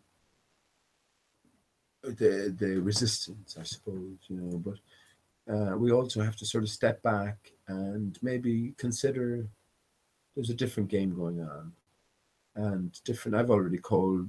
You have to be necessarily you have to be an actor on the stage, Yvette, and the same with you, Charlotte. I say how you doing, Charlotte, as well. And I don't mean any offense by that. Uh, at the same time, I'm not being soft by saying I don't mean any offense by that. I realize there's a world of possibilities there, but I certainly do withhold judgment on the basis of I don't know ultimate motivations here, but I have an idea. Um, yeah, so in a grander sense, I love my fellow man, and we're all in this together, and yeah, we're all making our way out of this together as well. And this is what we call life, I suppose, is sort of making that way through or finding that path that's always been laid for you. We've often heard the idea that there's only when you get a new car of a certain type that you suddenly realize that these cars are fucking everywhere, whereas beforehand, before you had that type of car, they were nowhere, they weren't in existence. So you know we we wake up um, to new realities, I guess, at every moment. That's a good point. We read up at every moment. At every moment. I mean, define a moment. We were talking about time the last time. What is time? Oh, well,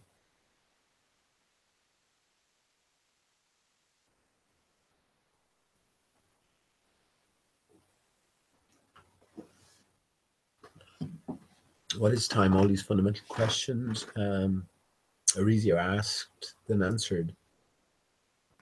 But we're honing in. You know, these answers are known to a lot.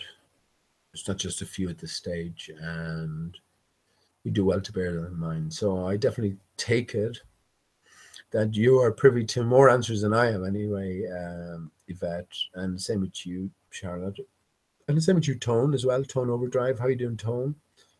Uh, Same with you, Jed. That's the way I look upon it at this stage, and I can't apologize for that as well. If I am wrong in any of my uh, deliberations, it won't be out of malice intention. Just as simple as that.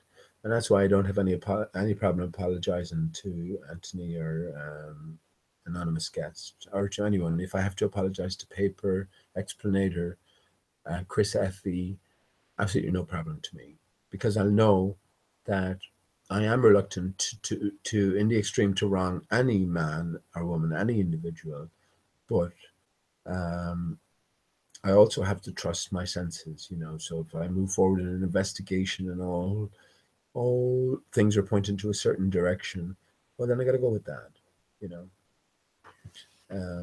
Yeah. And if that's the worst thing that can be said about me is that I called someone an actor when they weren't, well, I can live with that. I can live with that.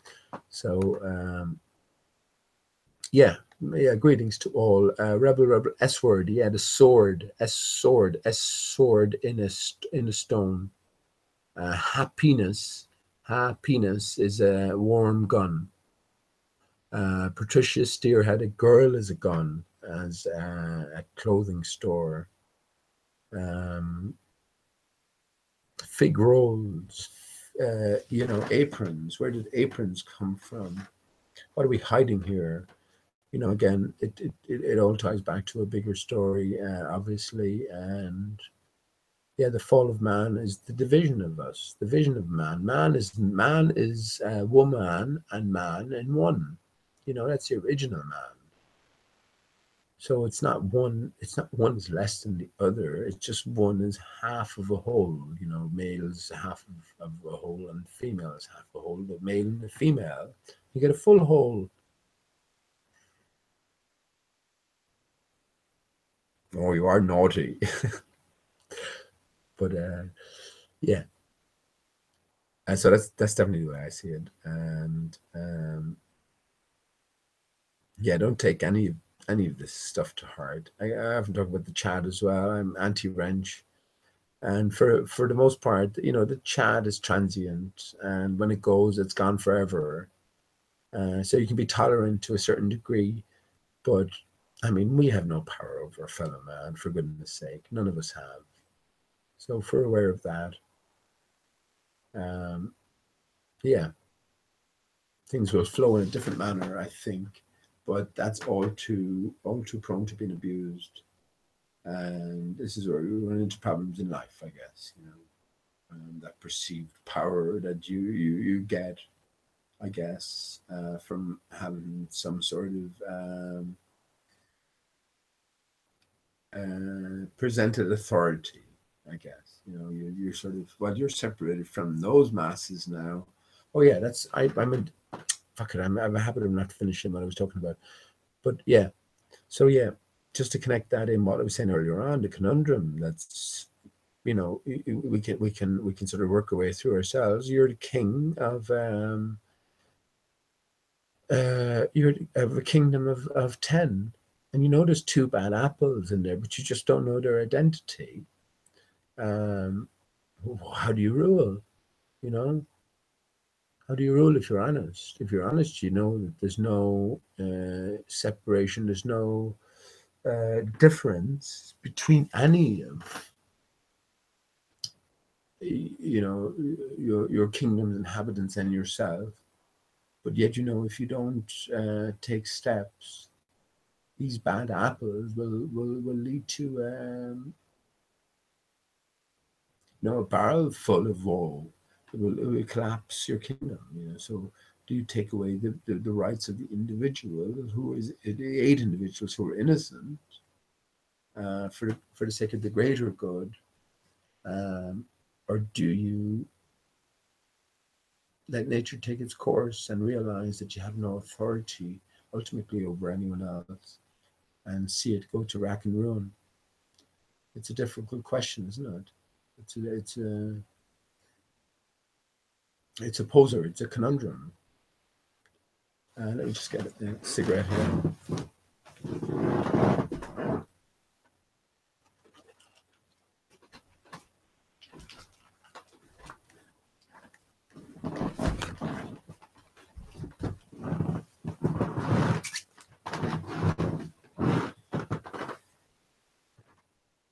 Yeah. So what do you do in that sort of situation? So anyway, listen. Let me get on. Let me get on. Fuck it. I hadn't even spoken about anything, man.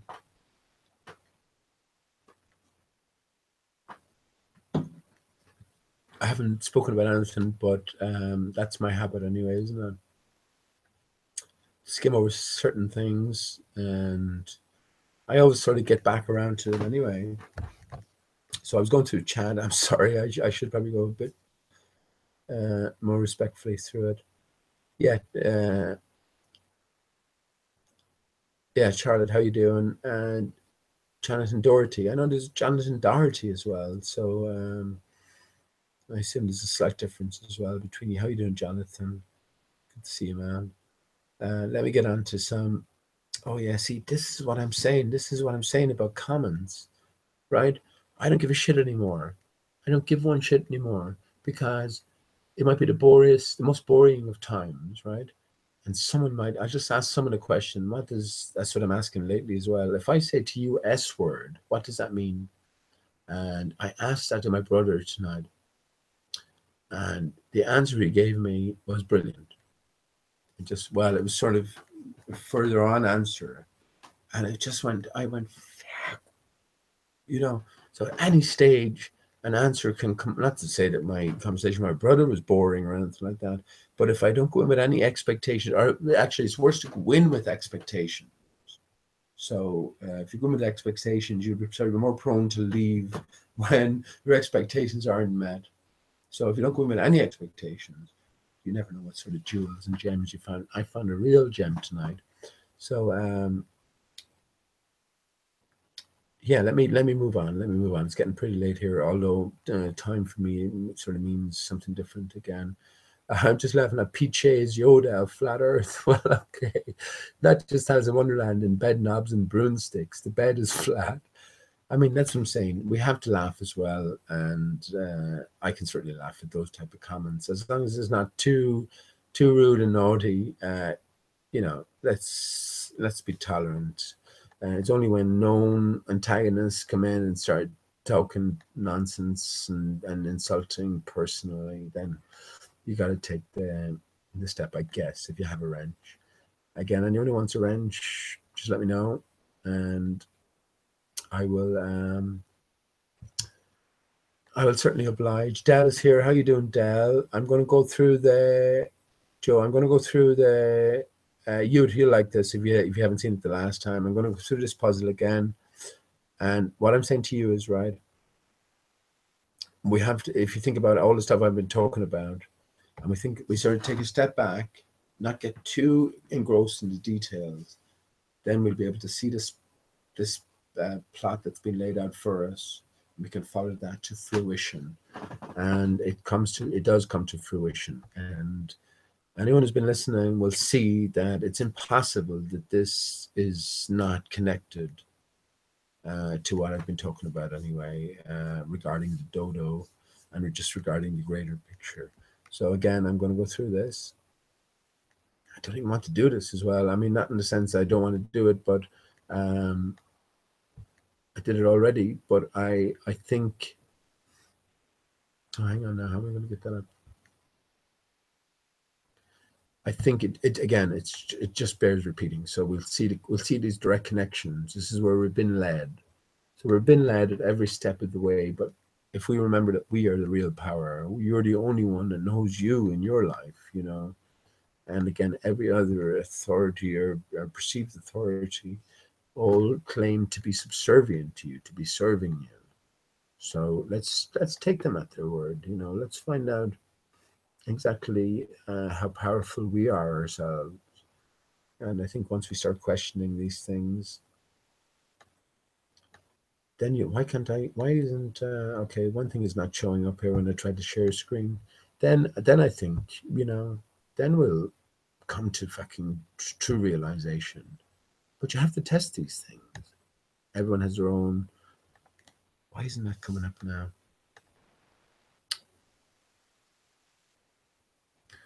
Okay. Let me okay, I have I just have a little problem here. Let me just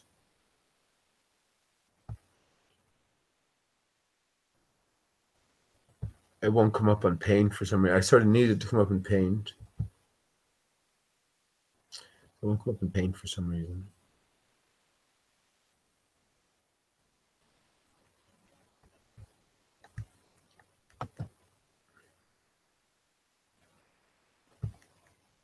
But yeah, definitely. So just to say, I'm definitely looking forward to Pete's and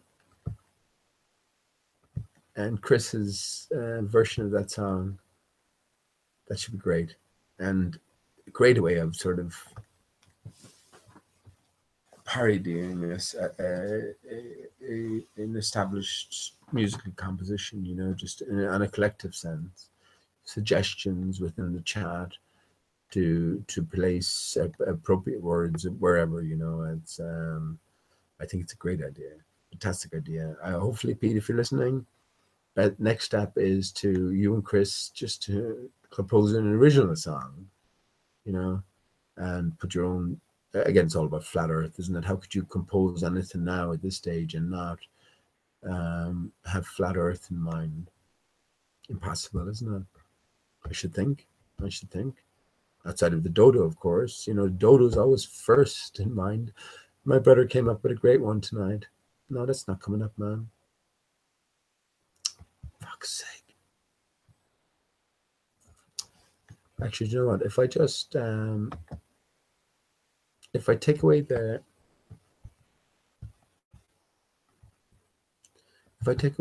hangout link, what's going on here? That's not even vanishing now.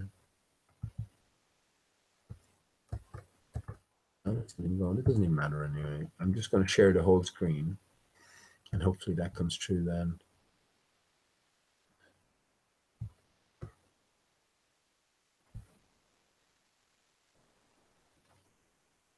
Okay, that should be fine.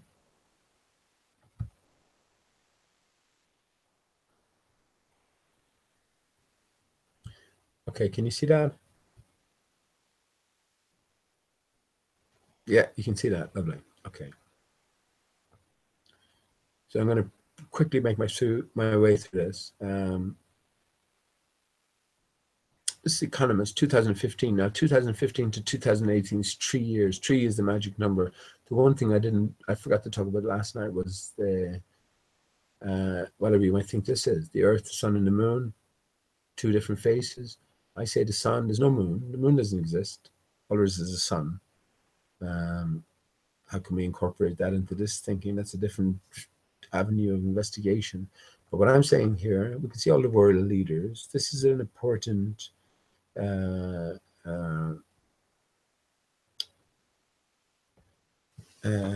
what do you call it? It's an important sort of.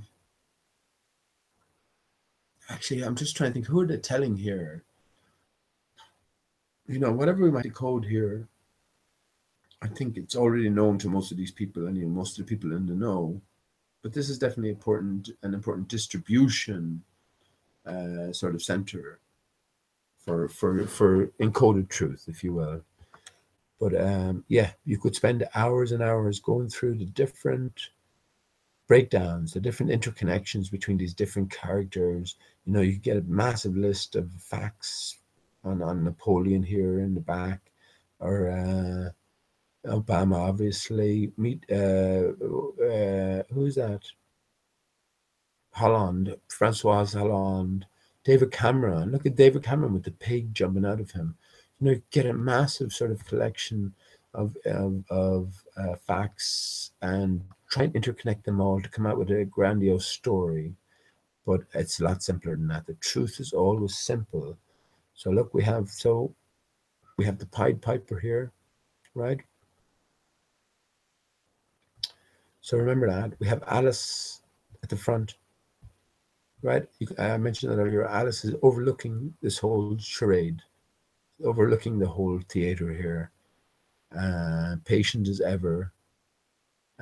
Alice is all of us. So anyway, this is the separation. And look, we know that it's a cartoon. We see Spider-Man just before us. So we're dealing with a sort of illusion here, right? You can see the Cheshire Cat here. Now, I've been talking about Alice in Wonderland, Cheshire Cat, whether that's part of Alice in Wonderland, but just how pivotal a role that plays in this greater puzzle.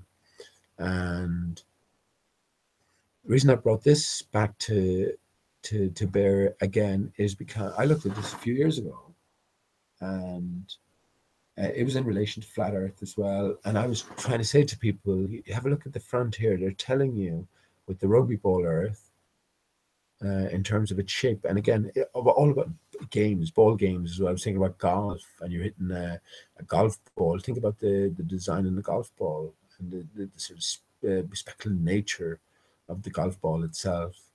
And you're trying to hit it into a hole in the center of a flat surface, putting surface. Yeah, so there's sort of keys ingrained in all sports. Tennis is the same. Tennis on a court. Court is core, say COUER is heart, and capital T.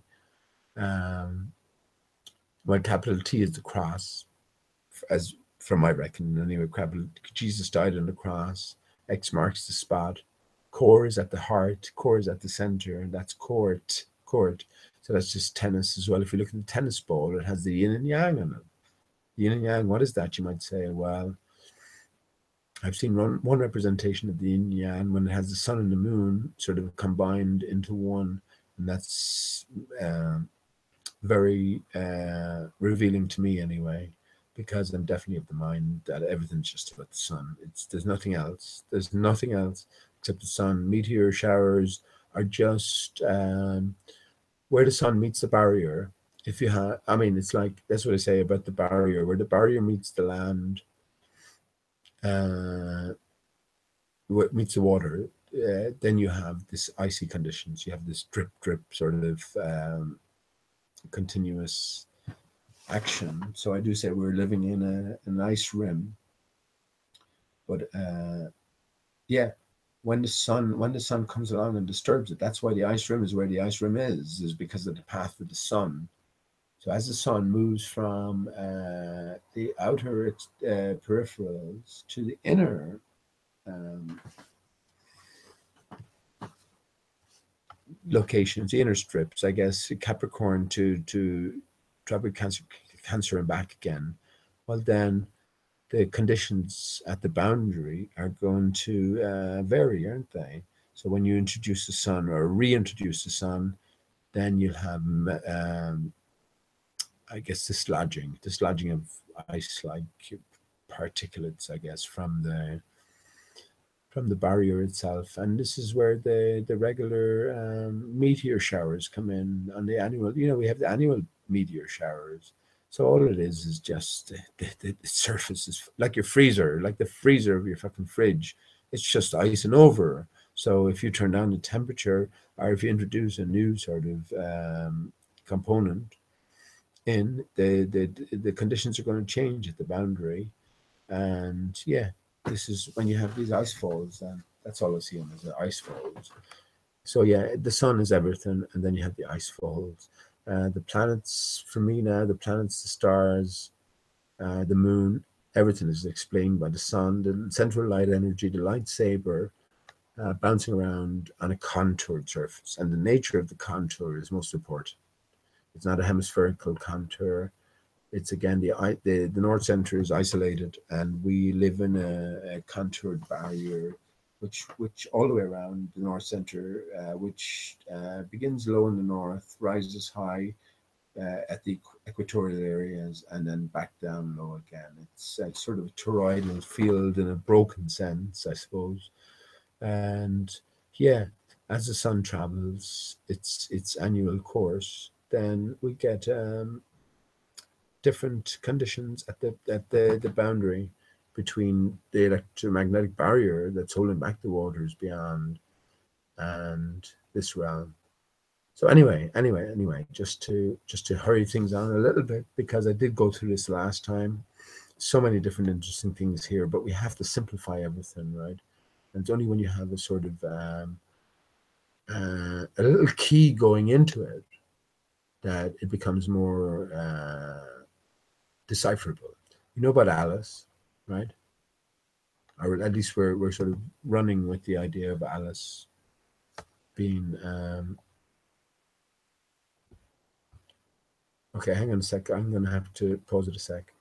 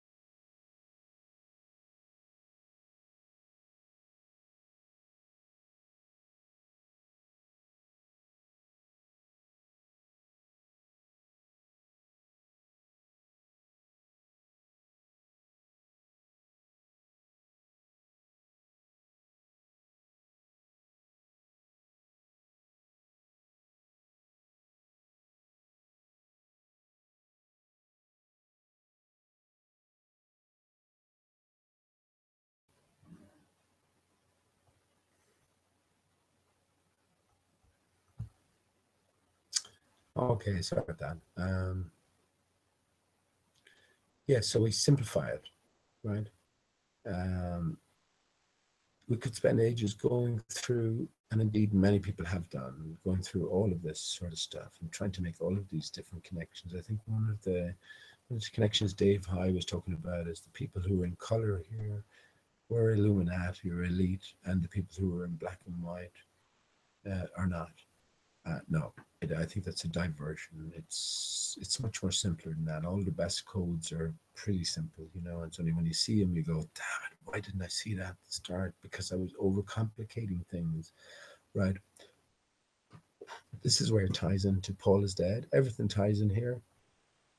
It's all connected. I have one conundrum that I need help with, but I um, I don't even need too much help with that because I can potentially make a connection. But I also know that we're ahead of the game here. We, the dodo is the solution to this problem, um, this puzzle, if you will. And this is a big puzzle. This is a worldwide puzzle. No one else, in terms of their decoding of all of this, has come up with what I'm saying now. I haven't heard anyone. So, and it's not even what I'm saying now. It's just tying everything together. Um, and you couldn't. There's just the more I think about it, there's no way you could connect all of these things. First of all, you have to know about the flat Earth. You have to go with. You have to be on board the flat Earth. But unless you were, there's no way you could connect all of these things. And even if you were, there's still many more connections to be made before you can see the reasoning. And I'm going to say the truth at this stage behind what I'm going to go through now. Anyway, so we have the hand here. You can go through this yourself. This is our start. Oh, hang on, let me go to color. Color. It's your starting point here.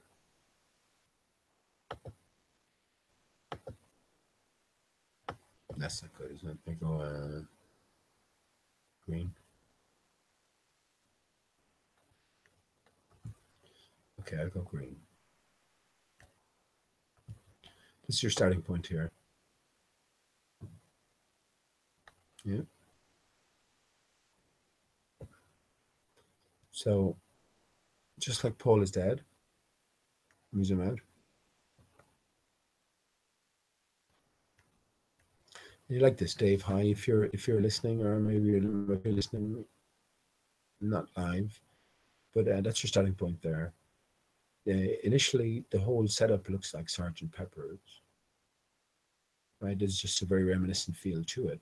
So this is your direct connection. This is no accident. Um, so yeah, we have the specific hand. There's no one else who has a hand over their head specifically, except this will tie in later on if you drop it down. Alice, right? That's a direct pointer there. Can I just, let me just go into chat and make sure that everything's coming through okay.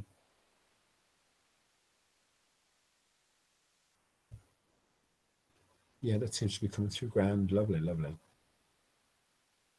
Okay, let me continue with that. I know I went through this last time, but let me go through it again. It bears repeating. It really does. Come on. I mean, honestly, this is...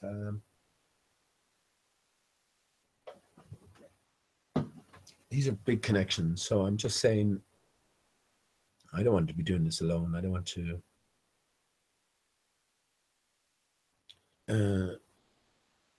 sort of just be following this alone because I know it's our story. It's the story of all of us. It's been encoded and attempted to be decoded here. Anyway, let me continue on. So here we have. So here we have Putin. So we started Putin. We look at Putin and see if there's anywhere. And are we being led in any particular direction? Right. A closer examination at the picture, you can see this You can see this is the Pied Piper here on the left. All these characters are given separate names as well in the Economist. They print out who's who and what's what. If you take this fish, I associate these two fish here as well. These two fish with panic here, and I associate that in terms of Douglas Adams' Hitchhiker's Guide to the Galaxy, which features no panic, and on the front, don't panic. So two panic Babel fish. Babel fish translate, and I know they're not Babel fish, but again, representative what I take as. They translate things, so they decode one language to another. If you've read looking up at Putin, so that's another sort of pointer, if you will, that Putin is the man. But again, on top of the hand, so we understand that Putin. We're looking for clues from Putin, and lo and behold, here we go. Look at the way Putin is holding his hand. It's not coincidental that the Pied Piper, Putin's finger, are pointing, right? So here's the beginning of our journey, right? You don't need to know anything about anyone else at this stage. Anything about anyone else. These are all just bit players. JFK is a bit player. They're all just bit players, what they represent. So let me just take that back. Yeah, definitive. Follow the fight, the Pied Piper. Let's go on our trip. Magical Mystery Tour. So anyway, where's this pointing? Here. So let's zoom in on that spot where it's pointing. Again, doesn't do get involved in the who this guy is or what he represents. Rainbow colored him. Rainbow is associated with the sun, of course, but yeah, I don't think it's relevant. And I'll also be into this as well. One will know is look at this guitar here. Patricia Steere has this guitar. Patricia, this is guitar on the back of her wall.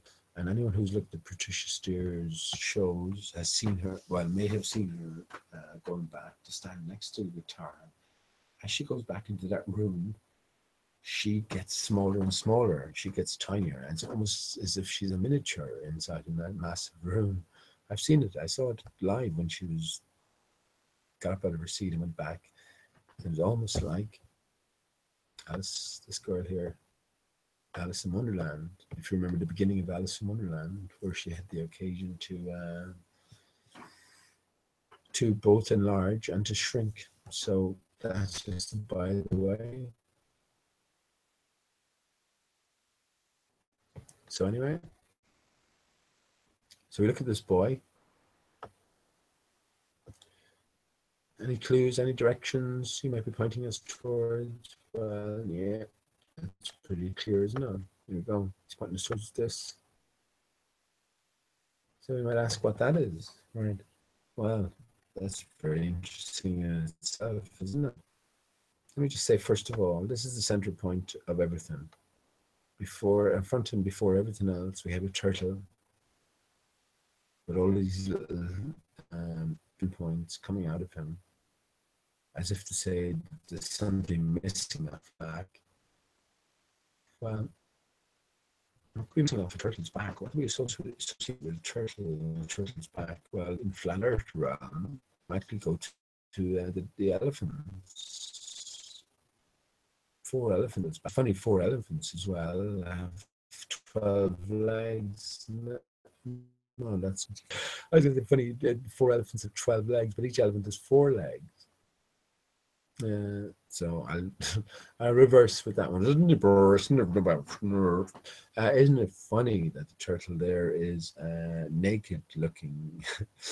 But yeah, that's what I take from that. He's missing something fundamental off his back, and with the turtle, you associate.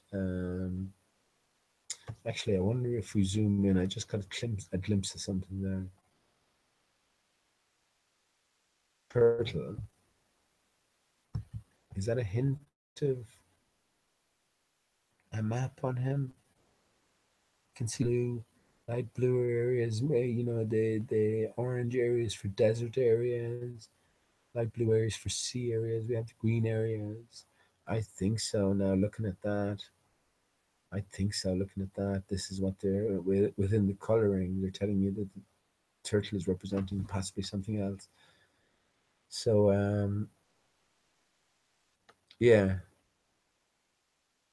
By the way, so yeah, this is the main represent. It's front and center, in front of everything else except this. Anyone any ideas on what this might represent?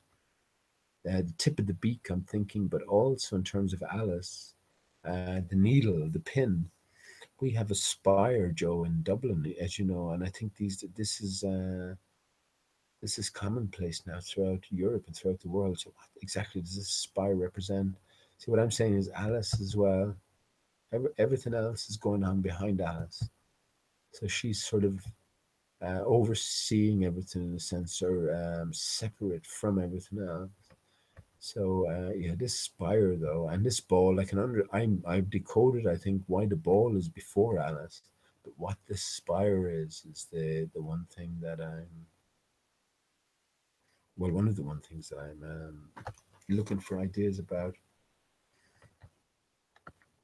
It's sort of like, you know, in one sense, it's sort of a puncturing mechanism, and I'm thinking it maybe ties in one sense to the destruction that the earth has been through.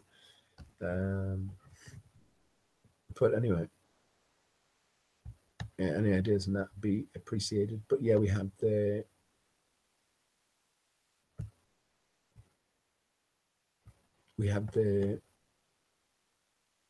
oval globe here. Look at it, flat Earth again. The turtle is missing something off its back, maybe a flat Earth thing. So this piece could go on turtle here, and he'd be happy as Larry Sieben. But what I found interesting here, and I know that 2015 was the year of the Rugby World Cup as well. So that's one. Again, there's a couple of, not a couple of, I mean, it's all about superficial representation and then the deeper encoding. So for me, big clue for me that the Earth, or the shape of the Earth, was elliptoid. You know, this sort of rugby ball shape fashion. Didn't know much more about it at that stage. This is going back to 2015, now 2 years ago. But yeah, definitely made a note of it. And uh, yeah, that's it, latent. Anyway, so this guy is pointing us to the ball. The ball is only pointing us to one place, really. That's to the panda. There's no missing that. See that? You can bring this up yourself. You know, anyone's free to just type in Economist 2015 cover. Yeah, so this is pointing us to the panda. Again, you can get into detail talking about China. China's going to come into a full force and strength, you know, in the next few years. But we're not going through that layer now. We're looking for pointers. That's all we're looking for, pointers. And when we look at the, well, this is a pointer. It's an arrow.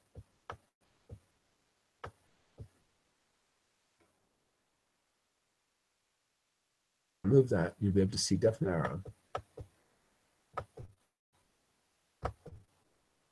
Right? It's pointing upwards. So we follow the line. Direct Angela Merkel's Fanny, and it's an arrow up here as well. Look, you can even see the arrow just very subtle, but it's you can work it out. You can see that between her groin there, there's a black arrow sort of pointing upwards. So we know we're resting on the right spot. But Angela Merkel, fine. She has this Illuminati sign as well, so that's going to take you off course. So you're going to look into, I don't know, oh, look at her doing the Illuminati sign. Maybe she's connected with Hillary Clinton in one big fashion. Or maybe I'll go and find out who the hell this is here. How he oversees. No, I think you can do that, but it's getting complicated. That's exactly English puzzle. You would send people off in a whole manner of directions, but you would keep it basic and simple. Because remember, we're all the same. So we like simplicity. And the most puzzles are the most simple puzzles that you just completely overlook because, first of all, it's probably be too simple. Go through the kind of unravel the puzzle. Simplicity. So anyway, moving on. And listen, it doesn't matter to me. I've been anyway. If there's one person listening tonight, just or listens back to all of this and sees the significance of it, I don't mind. I'm happy with that. If there's no people, if there's no people that sees the significance in this, I still don't mind because I know I'm going to learn something more just from going through this again. And by me learning something more, I will be able to express what I've learned either this time or the next time. And then anyone who's listening, who's chosen to listen out of, look at how many other things you could be listening or looking into at this stage. Well, then that will be job done in one sense. I see the truth in this, and to me, it's undeniable. When I saw this 2015, when I saw it first of all, I saw this connection, and I knew about the Paul is dead connection. Dave High back then. The hand is obvious, but I just didn't know where it went from a certain point, and I think that's from the Angela Merkel point. I said, where does it go from here? I can see the direct connection, but where does it go from Angela Merkel? Well, I found it the other evening. In 20 minutes, I followed it all the way to the end. The connection between the Pied Piper, Putin's hand, this guy in so many directions. Maybe we should do that as well.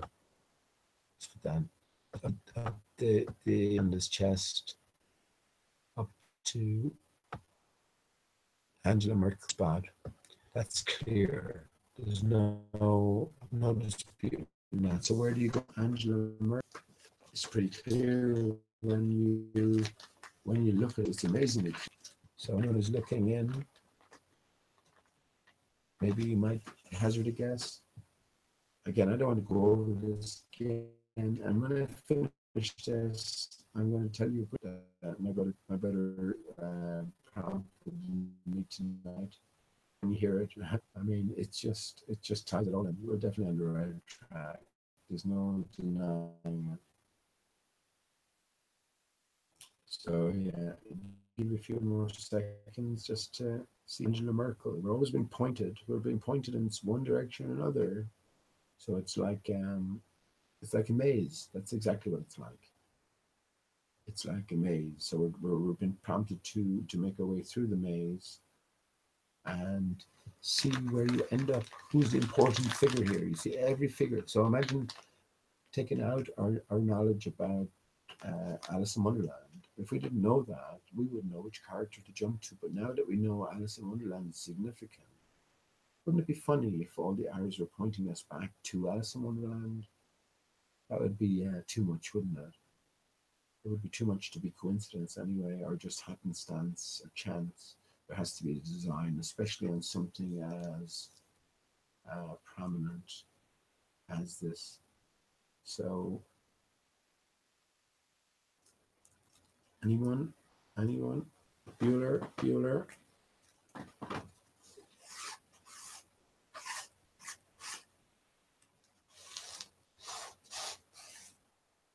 Okay. And again, I've spoken about this the last time, so anyone who's sort of re-listening, apologies, but I think it's worthwhile. And maybe it might, if you listened in the last time and you're still interested in listening in this time, maybe it might sink in a bit more. This is a direct reference in so many ways to Sergeant Pepper's, not just from the hand, the general layout itself, but yeah, the clues that we're going to come to as well. So it's all interconnected. They want you to know. Um, they literally serve you. All these characters are in the know, and they want you to be in the know as well. The only place you can begin with in terms of being in the know is knowing who you are in relation to everything else. And that's the fundamental question we all have to ask now, especially now. And I'm not just talking about flat earth, I'm talking about any people who are here with me, especially now, because it's just definitely different take and a different bent on everything. Um, yeah, the rest is down to you. Where do you want to take it? What are you going to do with all the shit we found out? Um, Again, I'm asking myself these things. Right, I hope you've seen it by now. Can I just go into chat and make sure that everything is coming through okay? Oh, let me say hello to anonymous guest. Oh, man, I definitely. I'm so glad as well that you wrote that message. Definitely, man. And my apologies was certainly meant and was heartfelt. And yeah, but the last thing I ever want to do is to wrong anyone, any of my fellow man. So I am definitely glad that that could was cleared up, and I'm grateful for your forgiveness. So great, thank you very much, and you're more than welcome. Um, Let me continue on with this, and I hope you might take an interest in this as well, because again, it's something I feel that concerns us all. And if we can if you can agree with these direct connections or direct threads that are being laid out for us, we can start with a common. So for Angela Merkel then, and where that's going to point us next. I couldn't see anything. This is where I stopped the last time.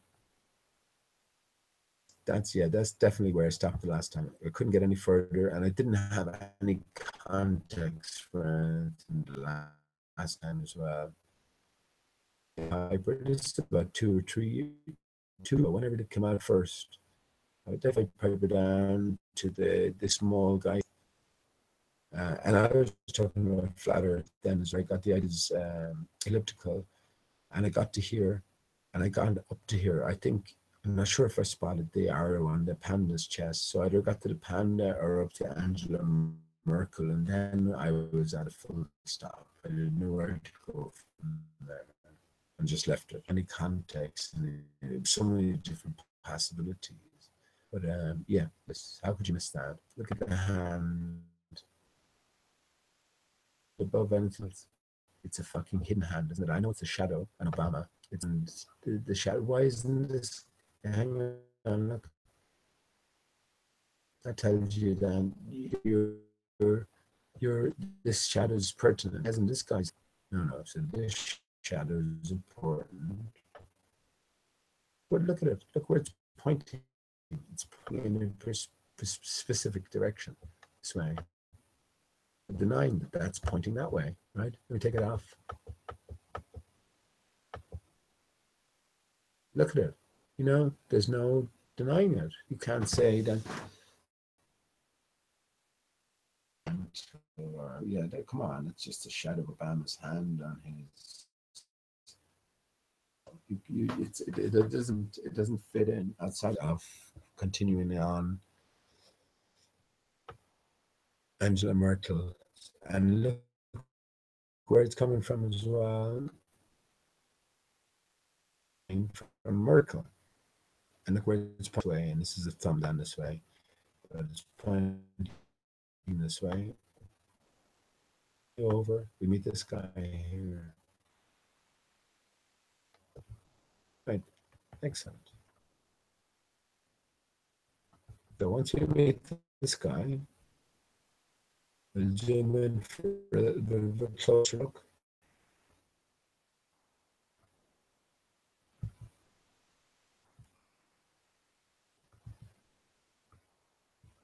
Here he is. You meet him. You go, well, I'm looking for pointers here. And just in case you weren't sure, Obama's lapel in all three directions are all pointing at him. All three directions.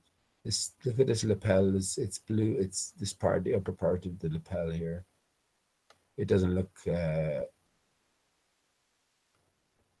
and parcel of the one fabric. So it's a different color. But if you look at the points, this point is pointing here. This point is pointing here. This point is pointing here. So, yeah, we're on the right track. So what it is it's a series of clues, C-L-E-W. A clue in the real sense is think of a maze and think of a big ball of thread. So you're making your way from the center into the center from the outside, and you just lay a ball of thread. Well, once you get into the center, and the ball of thread is laid for you, and you just follow the clues. That's literally a clue. It's the original definition. So CLEW or CLUE. This is where Mark Sargent's clues come into it as well. And again, Mark Sergeant Pepper. This is Sergeant Pepper's cover. They're making a puzzle out of it. So we're guided to this guy. If you look at his nose here, look, it's exaggerated, isn't it? Look at it. You couldn't say anything else but that. If you were looking for a pointer on his face, it's pointing you towards the, upwards. So once we go upwards from his face, lovely, we meet a junction point. Well, do we go left? If we go left, well, we have a red here. Oh, well, you don't want red. Red is universal for stop in that sense, isn't it? So we have a right turn to make. And we're met with a sea of black, so we're wondering where to go from here. So I hope up to this point, you're following me.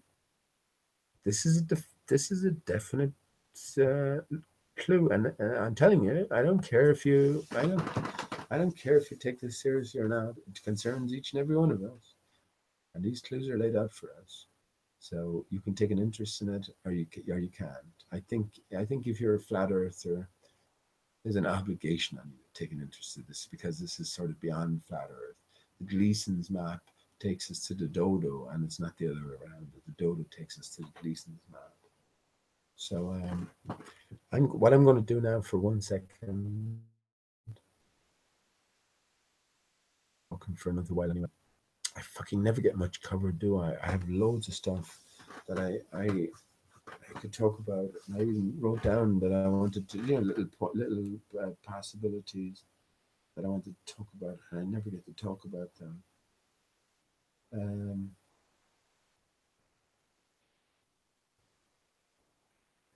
So what I'm going to do, right? I think I know where the next action is. So what I'm going to do is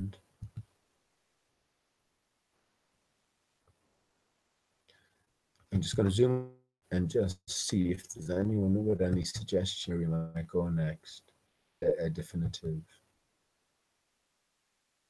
I have a definitive direction we have to travel in. So I leave it. I think that's good enough there. Let me just move this other line. So here we are. We're met with the guy with the visor. We're left, and you can see the two black haired people almost meld into one in terms of their hair anyway. So again, I don't. That's not incidental. We're being led and pointed at every step of the way. So just give me a couple of seconds, and any suggestions?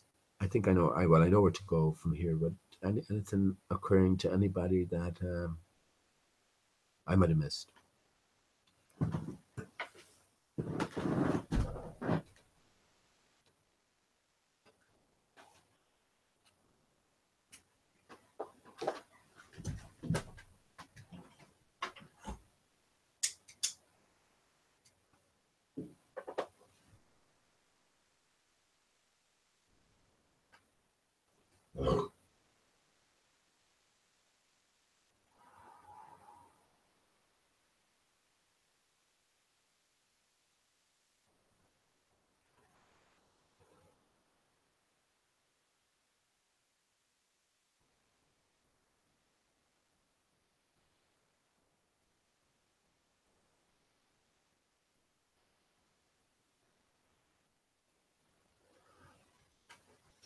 And let me just say,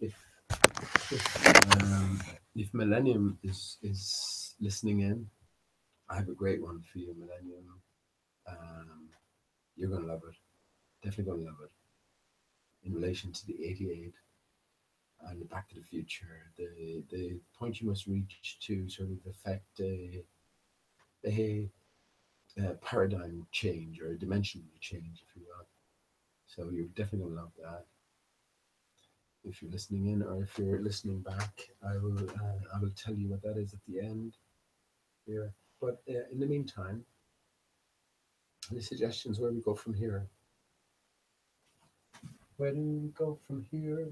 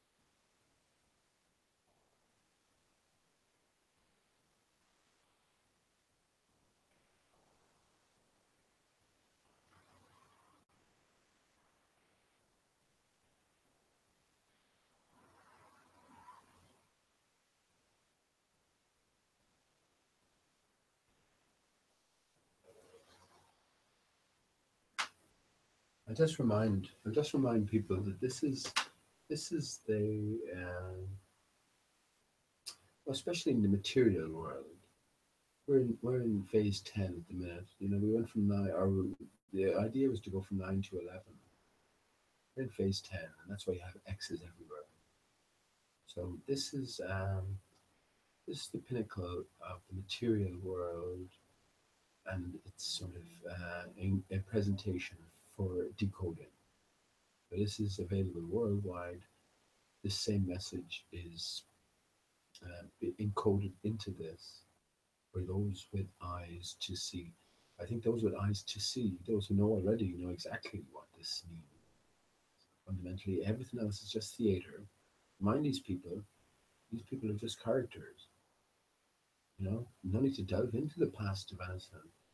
I'll point out exactly uh, why I can say that. I can justify that statement in a second. Once I just get back to continuing on the arrows here, but I think it's pretty clear in a subtle sense, you know. But here we're stuck now. Where do we go from here?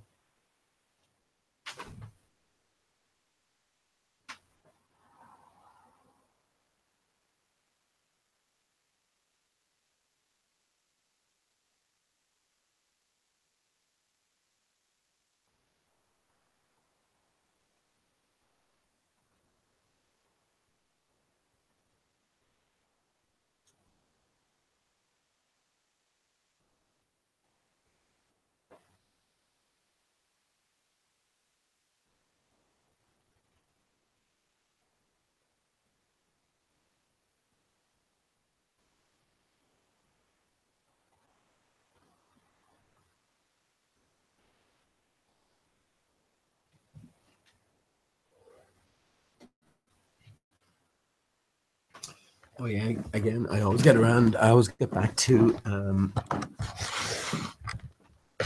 I always get back to everything.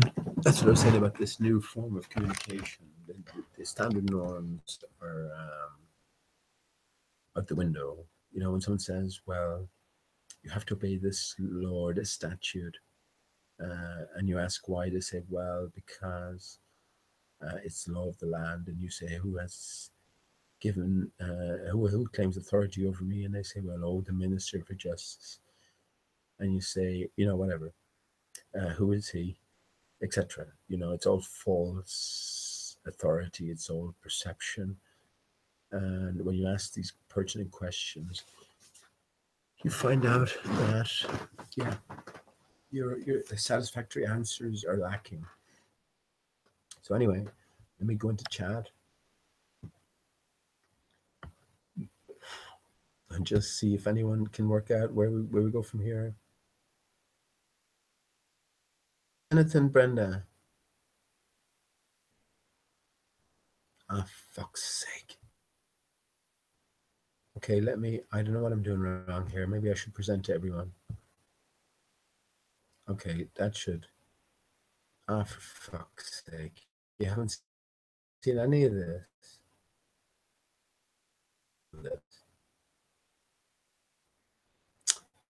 I'm fucking useless at but let me just go back a little bit. You can see all of that, man. And just come back to 211, and you can see everything that I'm doing, Brenda. Okay. No one's banned here, man. I cleared everyone who was banned, so there's no one forced to listen, and you can always just go away, of course. Let me go back to what I was doing. To clear, I take it. Listen if you want. It doesn't matter. And what am I supposed to do? Get upset about it? Can I get upset about it? Anyway, let me continue on. So we see that here we're met with a sea of black. Here we're met with a sea of black. But look at the way they meld into one. So in other words, we've got to go over here, right? Which is cool. So which way do we go down? Also, look at her nose. This is the way I took it anyway. Look at her nose, right? So we got to go down, and her nose is highlighted as well. And look at the pointiness of it. So we got to go down. And we go down. I was stuck here a small bit as well, at the same time.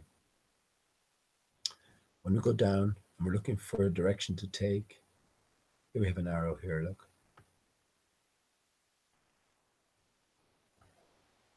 So it's telling us keep going.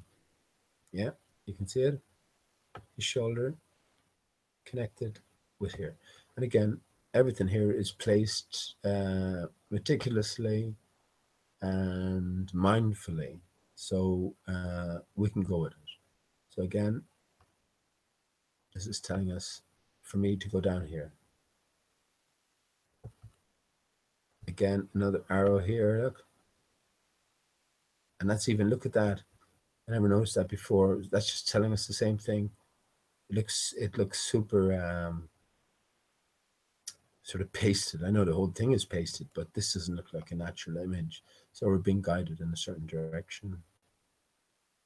I think Brenda, like I said, Brenda in chat knows all of this. And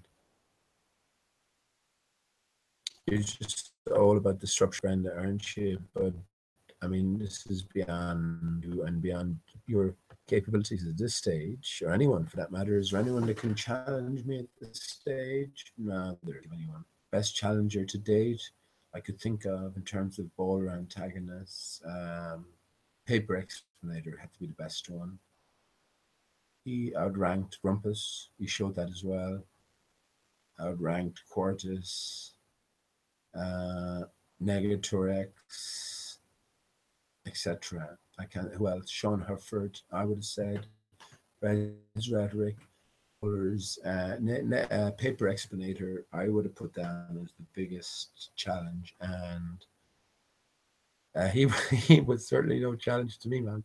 Even though in that sense, that's not to diminish the man or to take anything away from it. But I was never invested. You see, you were invested. You were invested, Chris. Paper explanator, evil Edna. You were invested. You had a job to do. I didn't, man. You see, so when I spotted things, I pointed them out, and even though they cause trouble for you, still got to point them out, right? If I was wrong, that's fine.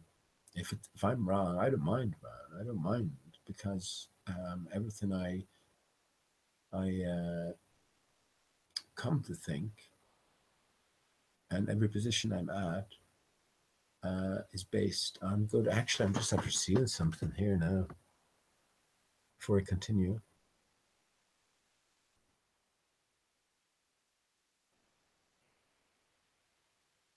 look at it. Look between Obama. Look at here. What's that? I never saw that before. Now looks like an eye, doesn't it? Look like an eye almost on its side.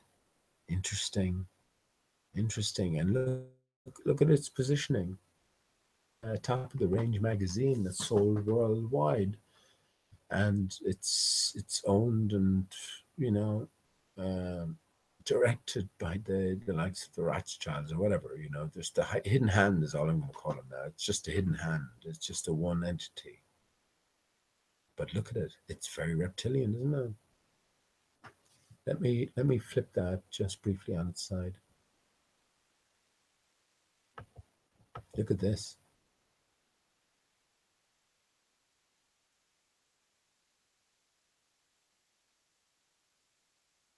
Oh, ho, ho, ho, ho, ho. Look at that. That is sneaked in there, isn't it? Again, it's all these subliminals that they put in front of us. And again, if it's only the only power in the subliminals is right. Look at that, right? Is anyone in chat? Can you see how sometimes it's good to get a bit of feedback? Can you see that? Anyone see that?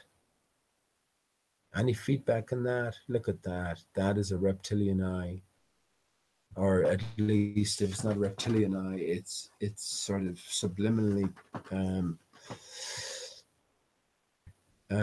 to represent something. The only power that subliminals have as well. Remember this is that you don't consciously take them on board, but it's only when you're sort of in your bed or something, or you're driving along. This image, it's like the devil's face in the 9/11 footage, bullshit footage. The devil's face appears, and if you don't believe me, Brenda, just go into type in devil's face in the fires 9/11, and you'll see it for your own eyes. And you have to say it's a reality. And you might say, well, it's just one of those things. It's one of those peculiarities. It does look like a devil's face, but it's just one of those things. Well, you can say that all you like, but no, it's fabricated and it was put into it's CGI flames, it's CGI planes, it's CGI buildings that we saw, it's CGI collapses, and you can put anything into CGI.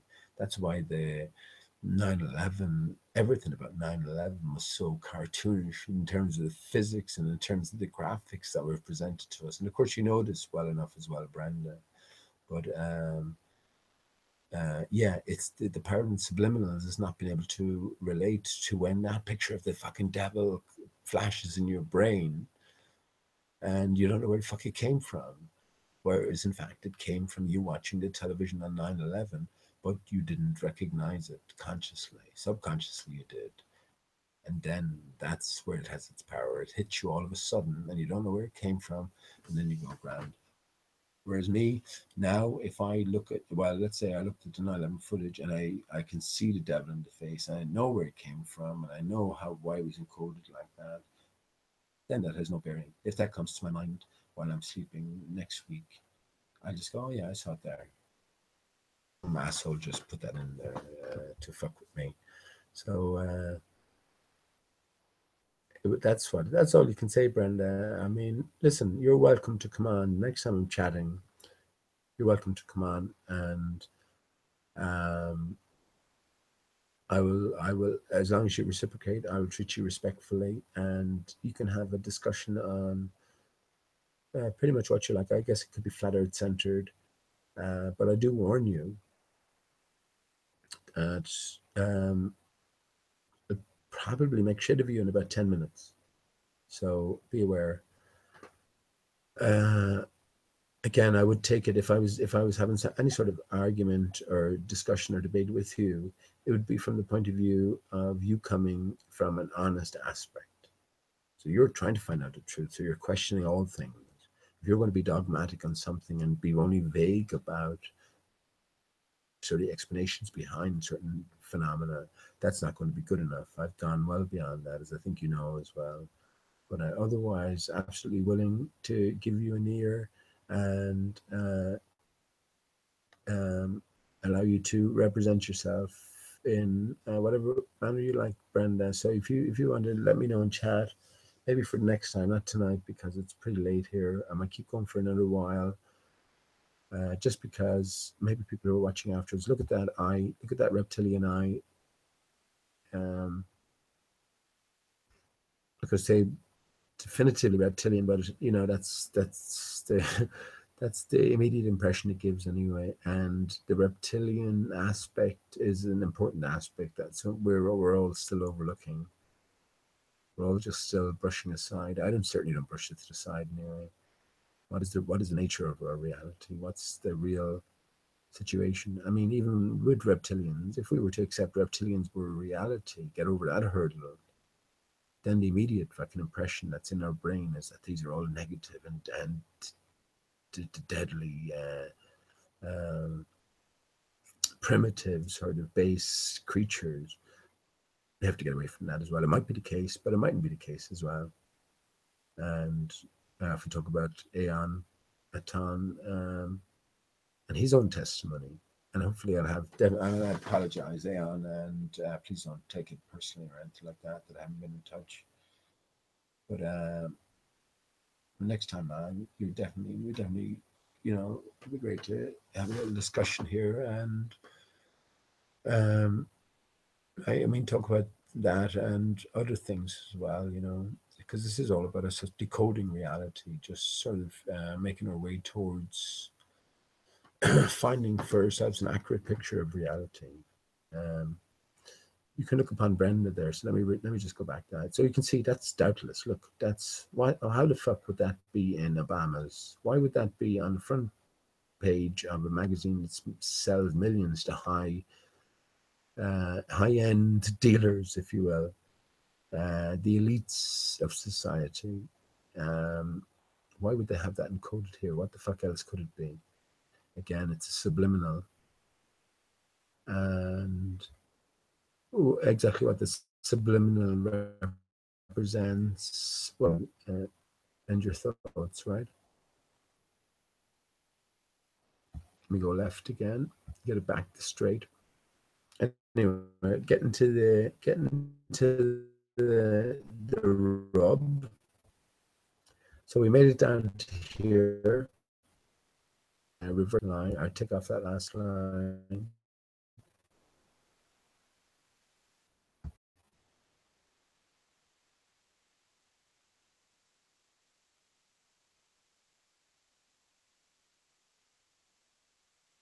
Okay, I better leave it. Okay. So yeah, we're pointed downwards. Follow the trail. Spider-Man, right? Now saying interesting to say that. Oh, to see interesting connections. Look into it. Came out in of all years 2011. Sorry, 2001. advertised as first CGI New York land, specifically New York land or cityscape, if you will. This was a specific promotional fact, I guess, about the movie. The movie flopped as well, you know. But yeah, anyway, here we go into Spider-Man. As well, and when you think, and you come to realize that everything you saw on your television was made a year before. I don't know. When I say no one died on 9/11, I'm trying to simplify it as much as I can. As Delacroix says, if someone died, they tripped over a fucking TV cable or something, a production accident. But no one was definitely intended to die, and we have to make the call. So it's sort of simplifying everything. If that's for shock value, and I say, well, no one died in 9/11, what I hope you will do is go, what? That's a fucking stupid. It's like the flat Earth. Well, the Earth is flat. You fucking dodo. The Earth is flat. You fucking dodo. You know. But I hope that the person who is saying you fucking dodo will credit me with enough intelligence anyway to think to themselves, hang on, this guy isn't stupid. So to say something so stupid as that, maybe there's something to it, or maybe I should just look into it a little bit. Well, once you look into it, then yeah, you find that not only is the guy who said it to you not a dodo, um, I'm the fucking dodo because it's so clear that we are dealing with bullshit. And again, this is all written to be known, made known. Awakening and 9/11 connects in so many different matters because it's the changing of the guard. 9/11. I think we're entering 11 now. Actually, next year we're entering 11. We're in 10 right now. We're coming to the end of 10. And anyway, yeah. For those with ears to hear, I think, I suppose. Anyway, we've been led. So when we come to Spider-Man, we've been led horizontally, right? That's pretty evident. Get the Spider-Man. Here we are horizontally. You can see this as well here. Look at this. I don't know what that is. Seems almost like spider-like. We're only seeing half of the spider or something now, but again, going to delve too deeply in there. And even there, look, everything is encoded. Everything is deeply encoded. I was just looking at the button on your man's code. Okay, to talk about it, but this is important as well. If you haven't seen this, it's important.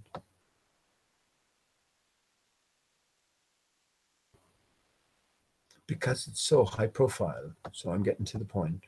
So we get the Spider-Man, right? And we follow the lines, which are taking us horizontally. We're already after coming vertically. So what we do, we go along Spider-Man. There we go. We can see the line leading up all the way. We can talk about the spider. That's a different matter as well. So here we go.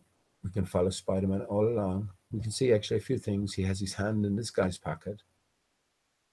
You could get distracted by that and sort of say, what does that mean here? We can go this way. Actually, hang on a second.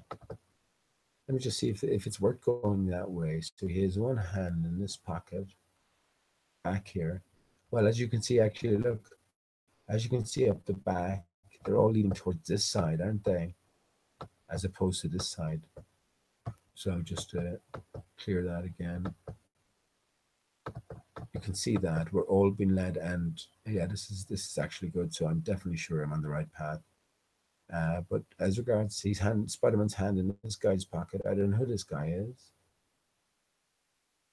Interesting. The colors immediately represent an earth and sky, just with the sun yellow here. But I'm not going to dwell on that. Nothing else is sticking out.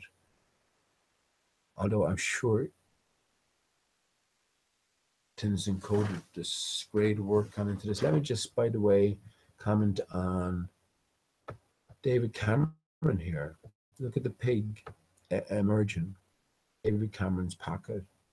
And, there's a few different explanations for that. But very shortly afterwards, the scandal came out with David Cameron and the pig's head and the oral sex and the stick and the Mickey and the pig's head and the oral sex.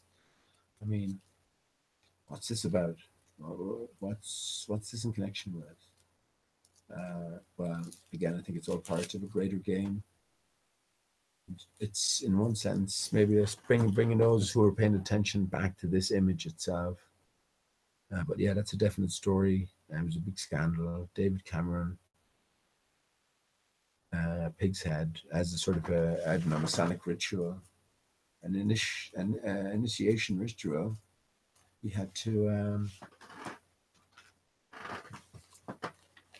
stick the pig's head up his arse, something like that anyway. Or give the pig, no, to give the pig's arse a blowjob, something like that. No. Actually, it was the official story was that he received oral pig off the dick's head. No, that's not right either. Now, is it? Oral pig, oral oral sex off the severed pig's head. So again, this is not true. This is not to be taken literally, because even if it was true, right, it wouldn't be known. It wouldn't come out because it's a sort of a secret initiation. So the story that it came out is leading us somewhere, and I take it it's leading us back to this. So this was sometime like came out in maybe October, maybe October 2015. So maybe the story about Cameron broke in 2016, something like that, early doors. So yeah, what I would say then, the story about the Cameron and the pigs taking you back to this point. So in other words, like the story came out, shocking as it was, Cameron and the pig's head, and all that was written about that. But what the actual purpose of it was to direct you back to this and try and find out this pathway, this alleyway through this front cover maze. This is Sergeant Pepper's. I've already posted the link for Sergeant Pepper, the solution to Sergeant Pepper's. And it's a fiendish thing. It's a fiendish thing. And Sergeant Pepper's itself goes back to Lewis Carroll.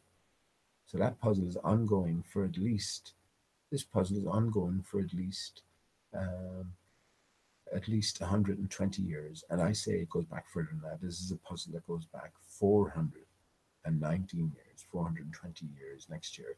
So to think that David Cameron with the pig's head and all that embarrassment mightn't have been solely for the purpose of referencing us back to this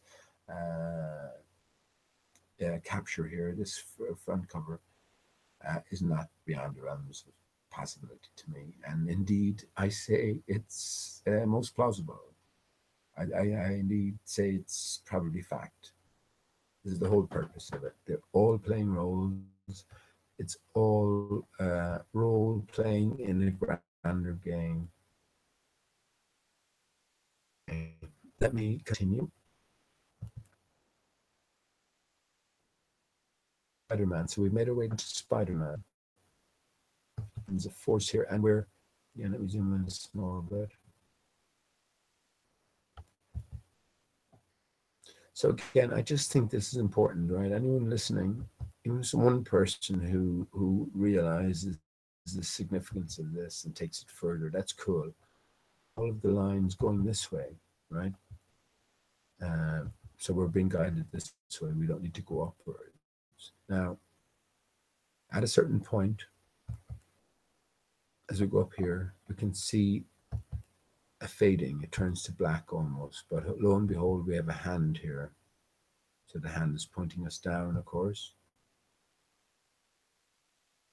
So where do we go from here? Again, I could talk about the spider represents the barrier, the collapsed barrier, if you will. Imagine a hemisphere, imagine the center collapsing.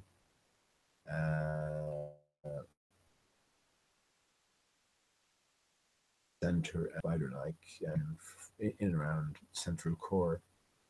So that's taking us down to the picture here. When I look at this picture, wondering about this picture, Leonardo da Vinci, again, it's before the sand.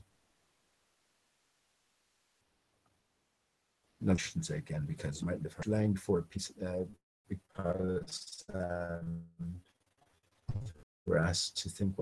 For me, sand is the. Imagine getting a big fucking ton of diamonds, right? A mold, a pillar mold, and then just get your capable of cutting diamonds and going through it. Well, all of the dust that will come off of it. That's what I equate. That's what I say. Sand is detritus and sawdust from the old trees, and it's when these trees were destroyed that we have. And I say that that's 420 years ago, and I'm sticking by that. 419 years ago, when the dodo was disc covered, they picked that year for disc covered, which is the face of the earth after inundation, and a few different spots, magnetic spots, anomalies, magnetic anomalies, gravitational anomalies, etc. I think what I say that there are the roots, are the stumps of giant trees who had a sort of interconnected world, earth-wide system, going back only a few short 100 years into the past. Trees were destroyed, destructed, the sun into being. These and now you have these anomalous. It's just still transmitting. It's like the sun. The sun is the broken tree at the north, the main tree, the tree of life. This was the epicenter, the core, and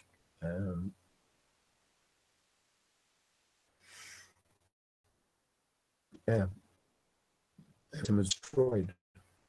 And where you have these anomalies now, dating from underground, which was at a time in the past, the oceans weren't here. I think the only waters, for the most part, on our previous flat Earth were freshwater areas. It was all fresh water, for the most anyway. Yeah, the trees were destroyed, and now you have these magnetic. It's just the root system, So imagine just I don't know. I imagine that sort of a basic circuit board in, and then just removing all the lights. Well, if the energy is still flowing as of it in a certain sense, then we can have manifestation again.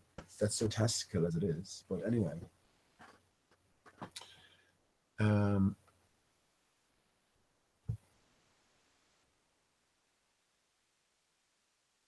Yeah, that makes sense to me. That takes us down. So here's where I sort of had not too much of a problem.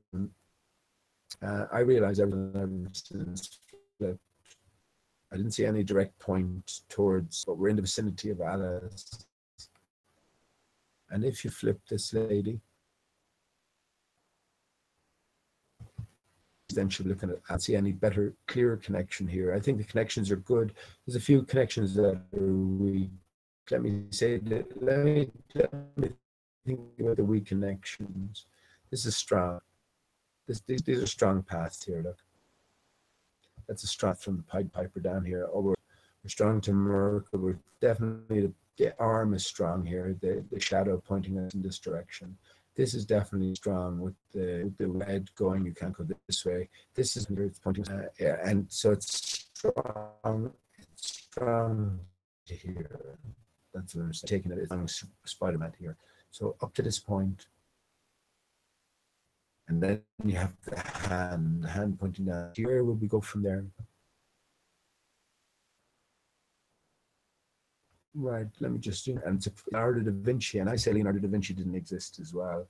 He comes into a time before 1598. So therefore he didn't exist. He's in perfect man. He's also thought of again. This is coming to the fore recently. He's thought of in terms of possibly fabricating the better way to give him give his ability than to assault somebody whose existence is up for question in the first place, i.e., Jesus. Brilliant, you know. I mean, if you question the validity of Jesus' existence, is enough. But when you're faced with Leonardo da Vinci making the shroud of Turin, you can see brilliant. It's perfect. So I say Leonardo da Vinci didn't exist, and yeah, it's all storytelling. It's all hidden stuff, hours that we can't equate to the now in our current state of thinking, but we can strive towards it. We can strive towards it, and one fundamental principle I think is everything is much more think. You know, even though we've been through the mill of complexity, everything, you know, what we think. So dumb it down a bit, I think. Advice, but a brilliant find. So again, everything's about the flat earth, flat earth, the North Center, and yeah, uh, what lies beyond, I suppose, and that's in terms of beyond the North Center, and also beyond in terms of our past. Here's the giant trees. The painting here belongs in the realm of fantasy, in the realm of make-believe. Authority is Zoma. He's the same authority as the Cheshire Cat here. They have no real existence. Portraying characters not real.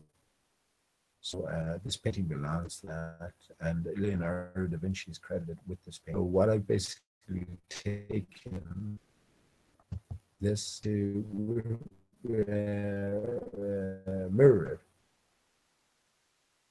yeah, or even the hand of Alice, but even pointing at the painting, and I did look into what exactly the painting was, but I'm not even bothered to recollect there what that's about, because I would just have to look it up again. It's significant in its own right, but it's not because, you see, I think we finished that. I figured the puzzle. First of all, the answer is the dodo. Actually, you know, the answer is Mauritius. But so I know the answer already. I figured that she's mirrored, so she's looking at Alice, right? This is Alice, and who's been listening knows the importance I've placed in Alice, and this is before any of this came up.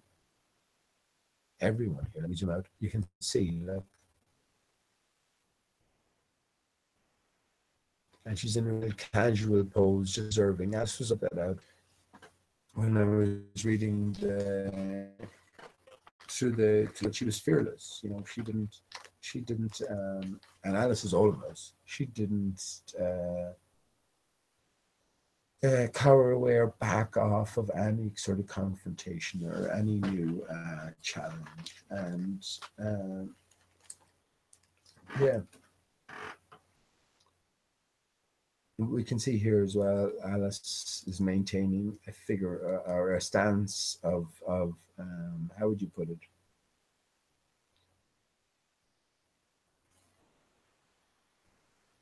A confidence, I suppose, in a sense.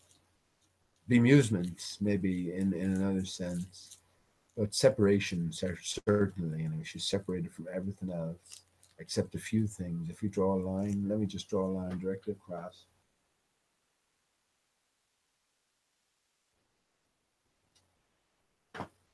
So again, what is real? This is the big question. What is real? Let me go down a bit more. Because now I just want to exclude the ball. So if I draw the line across,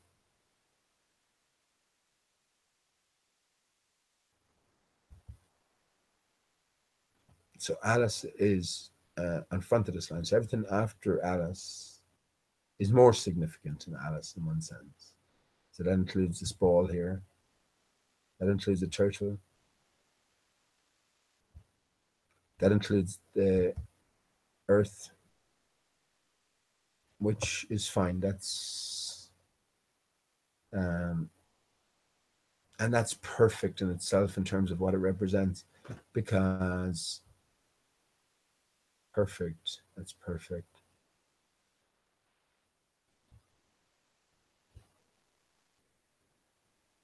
Just getting rid of a few circles there.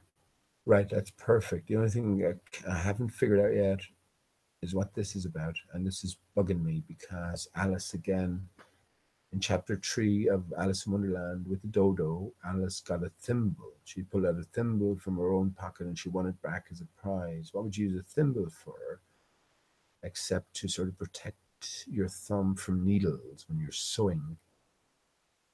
And again, we can see the point here on this, which is sort of ahead of everything else.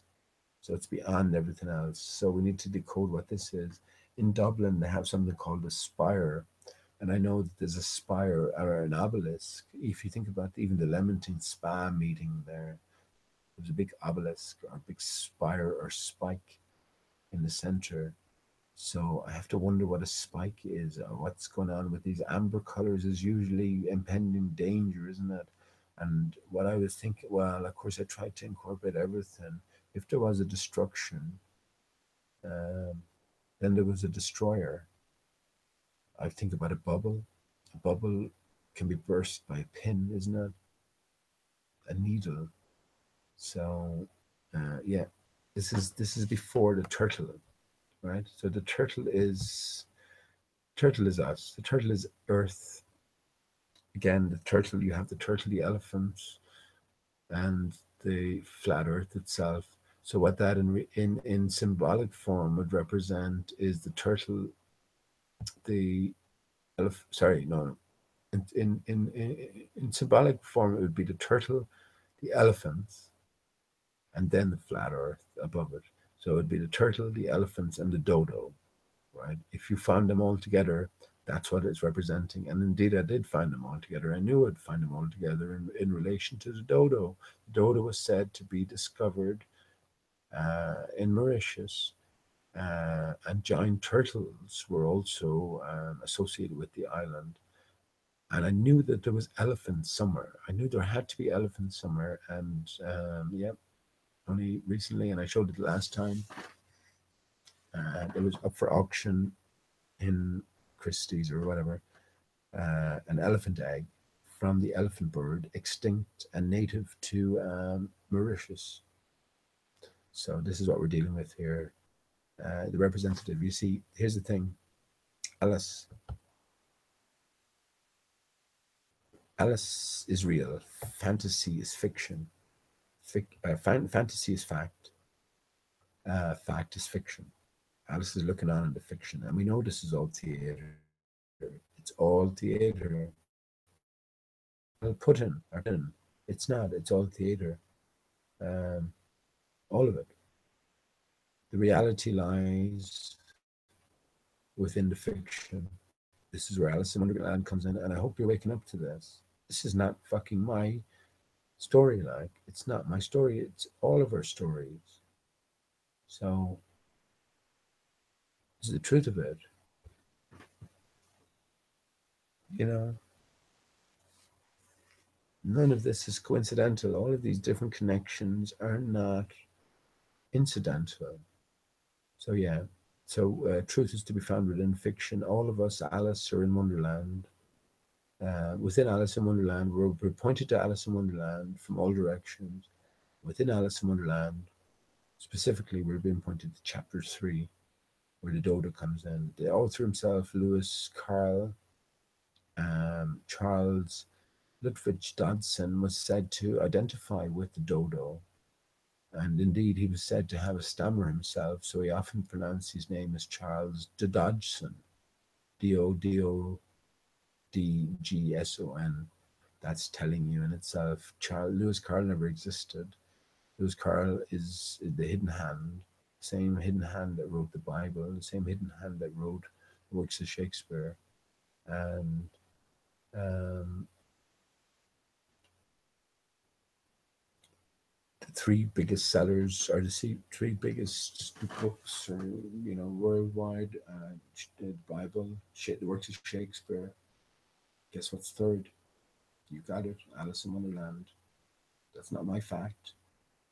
So this is all purposefully done, and it's not about words. You see, this is the thing. Words. These stories transcend languages. So it's the images that give you the truth. This is what I say about the dodo. This is why the dodo is perfect for encoding the literal scaled down land mass intercontinental relationship on a flat earth after the inundation. This is why it's perfect for that, because it transcends all languages. If you know the code, you know the code. And yeah, this is what we have to be considering at this stage. If you're not considering it, well, you might as well tune out. I take it to be a reality, and I can back that up as well. Anyway, we arrive on Alice. Where else are we going to go? And I mean, you can tell me where else we can go. We're there, but we arrive on Alice. That's the way I take it. You can even see one of the bows here pointing. Let me go in a bit.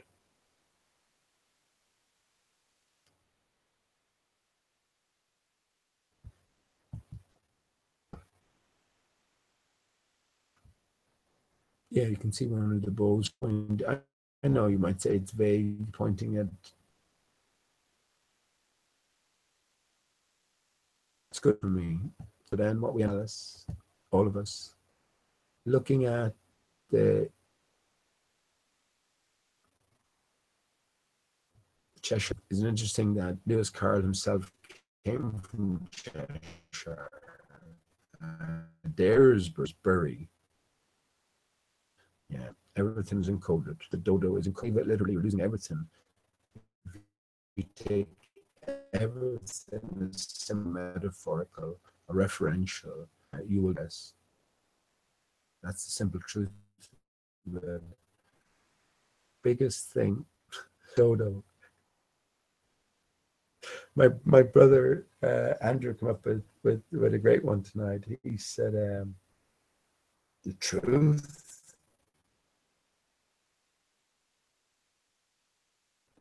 Handle the truth, and of course I'm just going to put the dodo in everywhere, so you can't handle the dodo. That's brilliant. And I have a big list of the best one I've heard to date is Fe Dodo. As dodo. Also IPS with Lewis Carroll. I mentioned that before, but Mad Mike is the Mad Hatter, is the way I see it. And I reckon my dodo IPS is Fepe. At any stage, interesting that IPS came out with Fepe, a flightless and flat earth, after the dodo reared its head and re-entered stage left, another flightless bird. There were too many connections. IP2 just brushed them all off. But so sorry for dragging the shit out of this. I know I did this last time, but listen, we're just what else would you be doing? Of course, anyone is free doing. I'll make this clear. This is going out, if you will. This is going out through the universe, right? So it's as simple as that. When I talk, and I've said this before as well, when I talk about I'm aware the legal name, contracts are null and void. That I'm the living man. This is Puritan, right? My birthright, if you will. All words used according to the words, while I'm stating that categorically and clearly, and I should be doing that pretty soon as well in a more formal sense.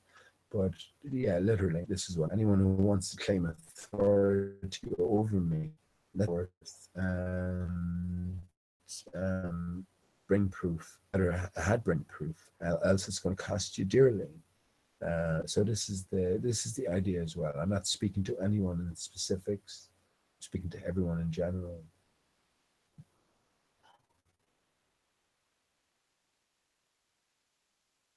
Anyway, Alice.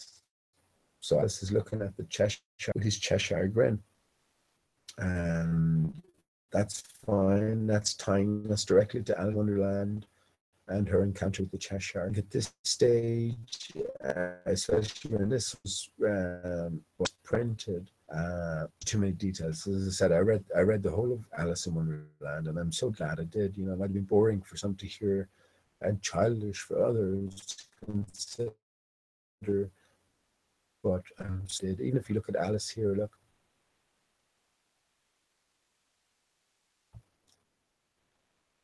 Still, it's not a girl like it's script, isn't it? A kind of girl, a boy. Again, Alice represents. Just noticing on a side note here, down at the end, a bit of help as well, actually, if there's anyone still listening, or maybe if you have an idea and you're listening afterwards, you can put A4. Look at A4, Queen's Land Rover. Land Rover. Excellent, but look at A4 here. I've already identified A4 as an actor on the stage. You mightn't like it, A4, but there's an onus on me to do that. So I have to do that because I'm of the firm conviction that you are an actor on the flat earth stage. But, you know, should you take it personally, that's up to yourself. If you take it badly, that's up to yourself as well.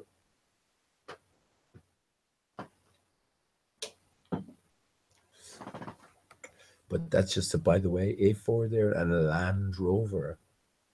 Interesting. Again, this is not just any ordinary run of the mill magazine. This is for the year in question, 2015, the world and you can be sure that it was chosen specifically. And what is a world anyway? I say the sun whirls, the sun gyres, right? The sun spirals.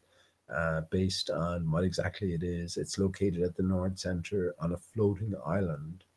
And it used to be a tree, but it's a tree no longer. It's now a lightsaber. The tree has been removed. The lightsaber now shines up that beam, like we saw on 9/11. Think of those beams we saw on 9/11. They send up those blue beams up to the sky. Yeah, that's what the sun is now. Whereas beforehand, the tree would have been in place and it would have been transmitting all of these different divine energies, if you want to put it that way. How else can you define it? Divine energies, along with the rest of those anomalous points that Antonia pointed out. These would have all been trees and projecting these energies, holding back the waters beyond, but also bathing any underneath in those energies. So yeah, completely different situation. And yeah, the world then is we had an inundation and you have this floating island with the G. That's what the G represents. Let me do a G here. No, I can't do a G there. Yeah, you can see the G. Hang on, let me do it properly. Yeah, so imagine a big drain, a massive drain. This is on the scale we can't imagine, but imagine it, right? So if you find yourself in uncontrollably within the whirlpool, what sort of movements would you go in? Well, you go in a circular movement, right? Just keep going around, around, around, around, around, around, around. Right, that's one. That's one movement. If you think of the epicenter and everything draining into the epicenter, you would make a vertical drop, right? As the water drained away, you would make a vertical drop, right? And now, as you think of the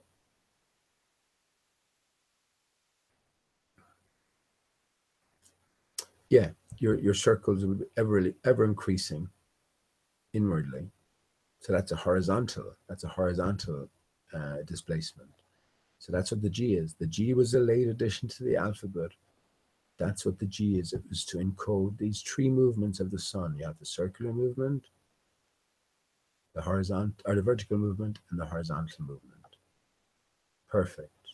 All towards. Actually, let me just go back on that. Circular movement, vertical movement, and horizontal movement. It brings you right into the center. And look down at your keyboard.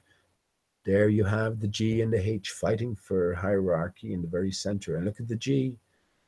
That line goes into the very center, the horizontal.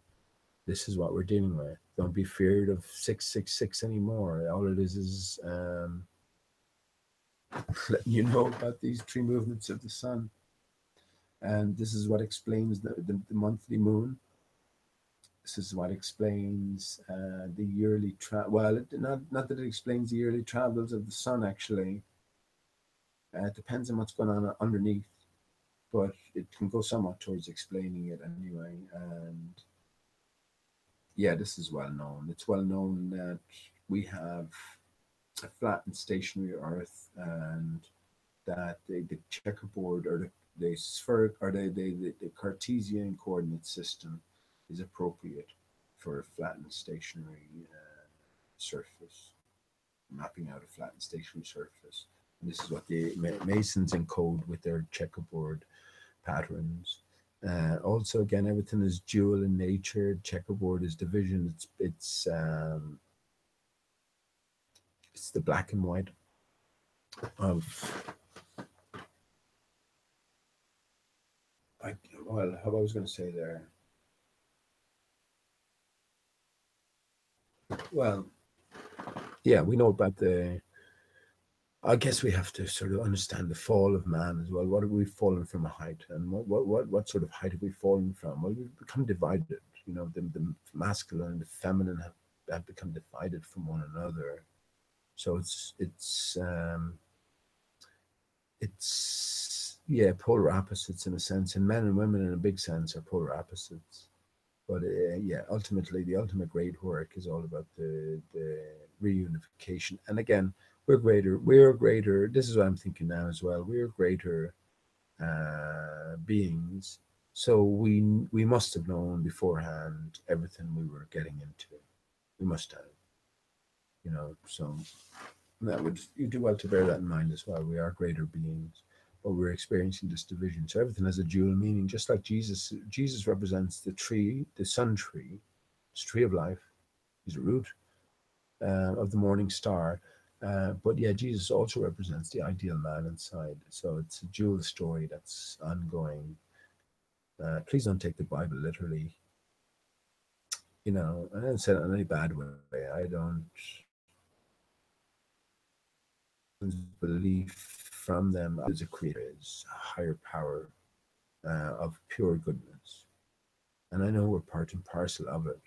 So I'm not denying God, or if you want to put it like that, but I am saying that there are many usurpers, I think, or there are many temptations along the path, there are many lies that have been told that we have to question intricately. You know, if you don't question the very existence of Jesus at this stage in terms of your investigation, it doesn't matter where you're coming from. Man, well, it's not good. It's not good for yourself, and it's not good for others as well. And there's plenty of evidence out there to suggest that there was no real existence to this man, and I'm fine with that. I'm fine with that. And even if the man did exist, I can't relate to a man being a god. I just can't do it. You know what I mean? I can't do it. If I met Jesus now, I'll buy him a pint. I'll sing him a song. But you know, I mean, it's not. I don't think any of this is about externalizing and worshiping ideas or icons or anything like that. I don't think that that's what this is about at all. And again, we have to be able to separate reality. And this is when comes in. Where do you fit in? Which point of view do you see it from? From these people's point of view? From Alice's point of view? I mean, which way are you looking in? Are you looking out? Most people are stuck in here, right? Behind the Pied Piper. You know, the Babel fish here, they're translating, you know, there's a different world going on. And all of this above here seems like fantasy, whereas again, fantasy is reality, just in a slightly twisted, bent way. Here below we have the turtle represents the oceans. So when you see a turtle, for me, when you see a turtle and elephants and a flat earth top, flat disk top, the turtle represents the waters beyond. That's what we associate turtles with, and longevity. So these ancient waters beyond, whatever is going on. The elephants, the strongest land animal creatures. This is representative of the land itself. And then you have I'm going to say the dodo. The dodo. You know, do you ever see those birds who sort of peck around the elephant's ears and all that sort of stuff? But the dodo represents the land. So you have the turtle, the elephant, and the dodo. And where could you find these together? Well, I found them in Mauritius. I found them in Mauritius. 2 out of the 3 have a real existence, the turtle and the elephant. The dodo had never any real existence. It didn't exist. Never existed. So therefore, everything you read about it, everything you're told about it is unreal. But it's not to be discarded because it is to be decoded. So yeah, this is the point. It's to be decoded. Anyway, let me get to the knob. Again, I can't. I'm probably not expressing myself too well as well on my. This is not just any old puzzle or any old private interest or something like that. It's just something that connects us all. And again, this is what's been told here. This is again a massive publication. You know, this is from the of the powers that be. The hidden hand is over this, and I've shown that as well. Hidden hand, and I will show that. You have Alice, the Cheshire Grin, and that's Lewis Carroll.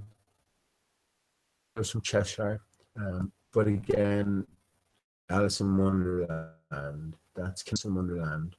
Otherwise, this could be any old girl, I guess. So everything here is self-explanatory. You don't need to delve into details. This is the point.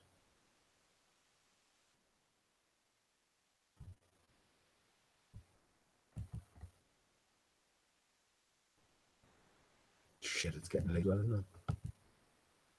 And it's getting kind of late now, late now, late now. Oh, will you just politely say goodbye? So here we go. Alice is looking at the Cheshire Cat. So here's our ultimate destination. Look at and interesting that we have a dismembered tree here. You know, again, it's all about trees. It really is. And the way things were. If you look at here, it's an arrow, isn't it? It's almost very like an arrow. There's nothing else you could say. That's the way I see it anyway. It's an arrow, and here's our destination here. Go, baby. This is where all the clues point to. Now, I have a few interesting things I could say about that. I already know the solution. I already know where it's pointing to, but I'm trying to garner it from this clue. I have a sort of a few different possible interpretations, but that's what I think. Let me just zoom out on that.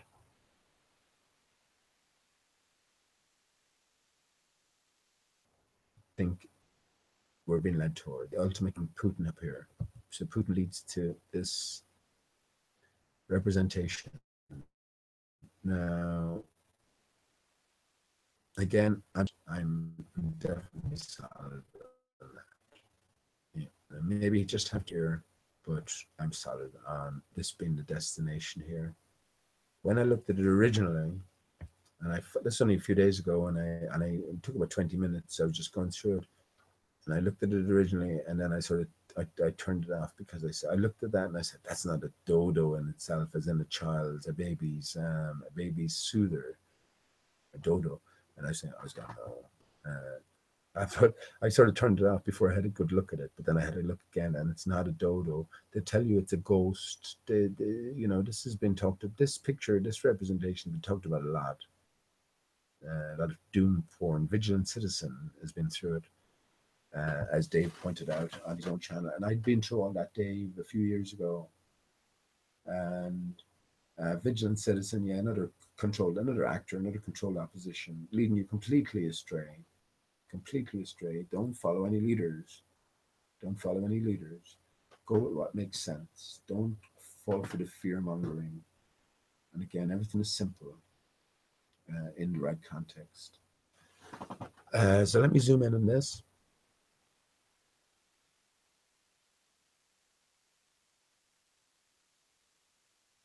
I should go back to chat in a second. Any ideas on what we're seeing here? And I think Dave on what I was saying about that, and I think my ideas are solid enough. But I'd just like to hear anyone else's ideas who might be listening now.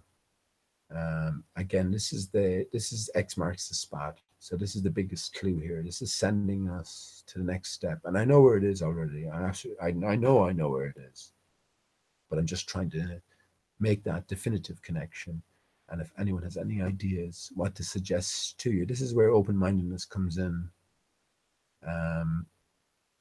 This is where all ideas are worthy of consideration. So yeah, can I just leave you with that for a second and let me have a cigarette?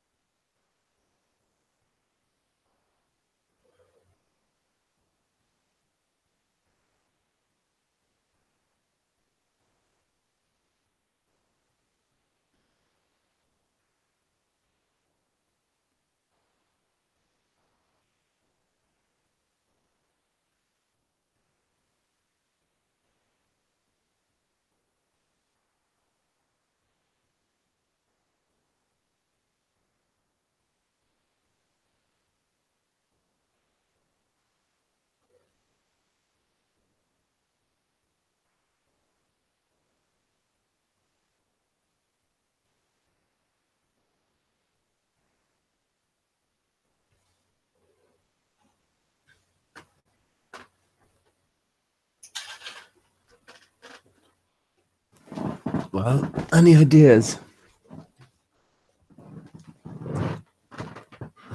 Any ideas, I wonder? Any feedback? Let me just tell you before I look at chat my own thoughts. I know the answer is Mauritius, right? I know the answer is Mauritius. What they're pointing us to, they're not pointing us quite to the dodo. They're telling us that Alice in Wonderland is pertinent, but this particular holiday, some holiday island, and if you look under the D there, you have D-O. So that's do. But again, it's a vague connection. I don't know how you'd guess it from that. But I'm thinking about this thing here is a ghost or a specter. So I typed in Spectre Island or Ghost Island. And I did get a link.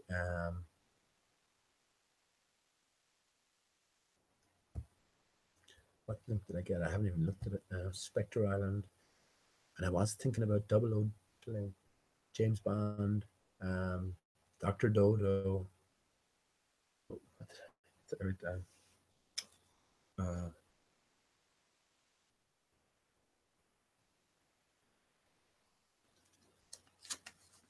Where was my? That's what I like doing when I'm having a drink, especially these days. Thinking about where you can slip the dodo in. I definitely made a connection with 007 tonight. We are the dodos, my friend. No, that was a different night.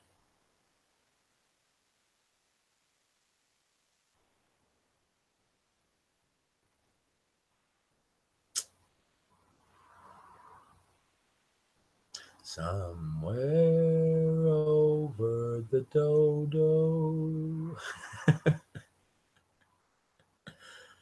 I can't find where I made the James Bond 007 connection, but when I typed in Spectre Island, Mauritius came up in some connection. Or maybe I typed in Spectre Island Mauritius. No, that's not the link that came up.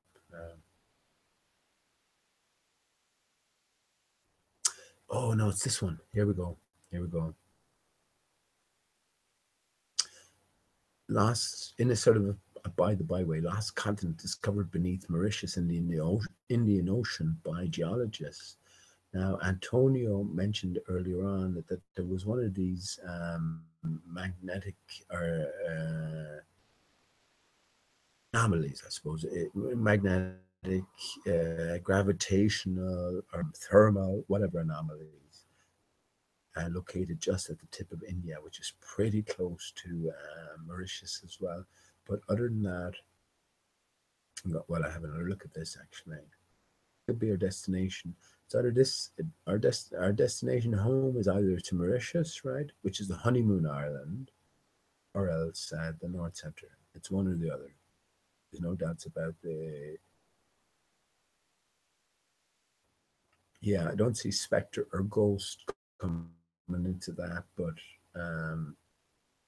that link came up anyway. So it's just something to consider, you know what I mean? If anything occurs to anyone else in the chat, I would definitely be grateful.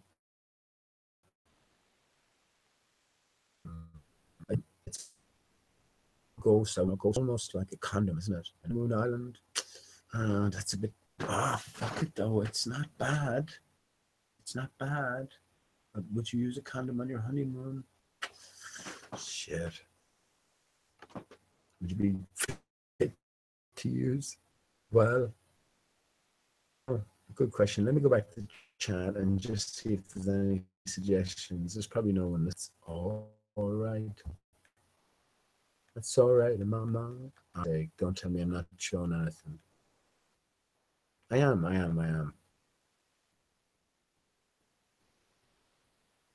Yeah, that's cool. Okay, Dal, you're off.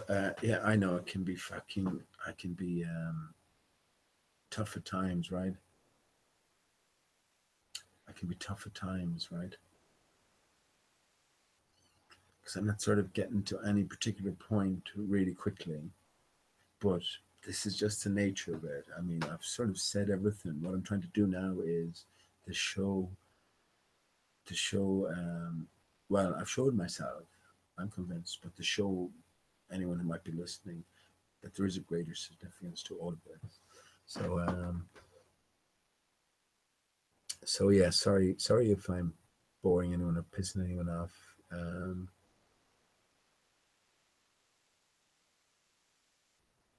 just looking at the chat to see if there's any suggestions there. What do you think that ghost might be? A condom there. Sounds, again, to connect that to the honeymoon island. Honeymoon island is Mauritius, and again, I'm sure that the answer to this puzzle isn't the dodo, it's Mauritius. So you got to get to Mauritius first, and then you got to sort of this is the thing, then you got to connect Mauritius to the flat earth, right? And then that's where the turtle, I'm going to get to that in a second. um,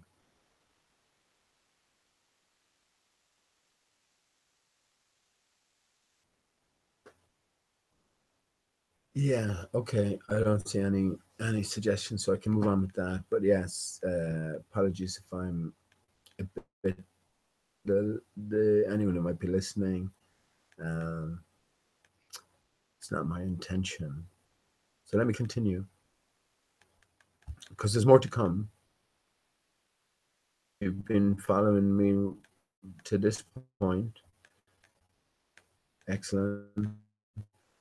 So that's what I think. I'm going to take closer. The answer is taking us to Mauritius, right? When you get to Mauritius, then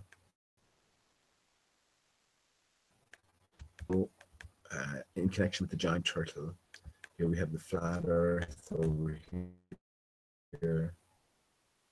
So then you move on to the next step. I think it's signature year 2018. 2018 is 420 years after the dodo was discovered. Everything now is about cannabis. And anyone who knows when the number mentioned, they'll smile. So um, we are Alice. We are strong. We are proud. We are aloof in the sense that we're separate from all of the solution. You know, we got to take a step back. So here a little bit more, and I'm going to tell you, uh, Dell, especially Dell, brilliant Dell, and Millennium actually, Dell and Millennium, especially what I'm going to say afterwards. Let me just remove some of these things.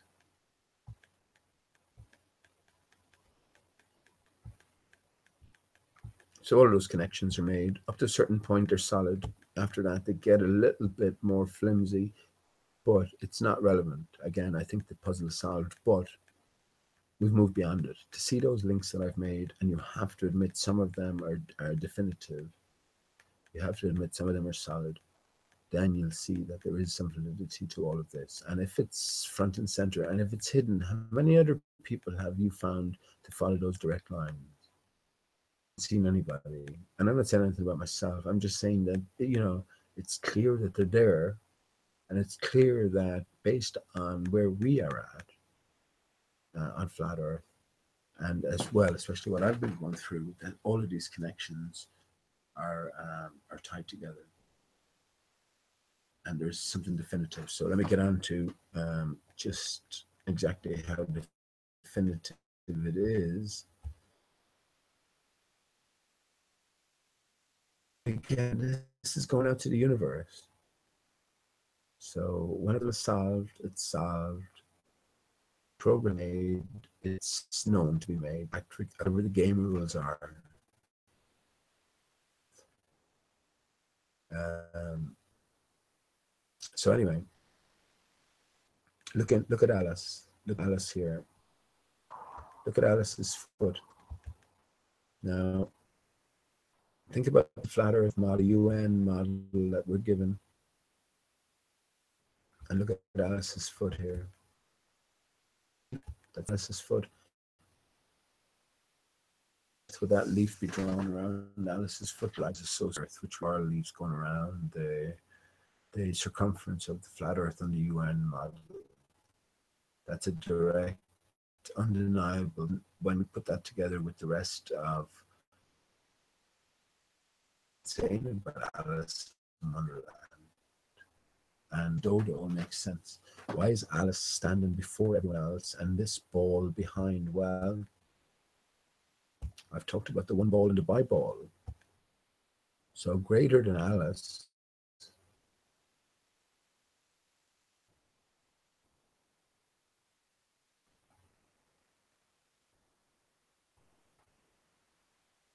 So why this ball? Hitler 88. Hitler born 420, had one testicle, one ball. Einstein, one stone. This is the ultimate goal, right? This is the ultimate goal, is one ball. In other words, a complete, a flat Earth. You can see even the flat Earth around it, around the center. Let me zoom in.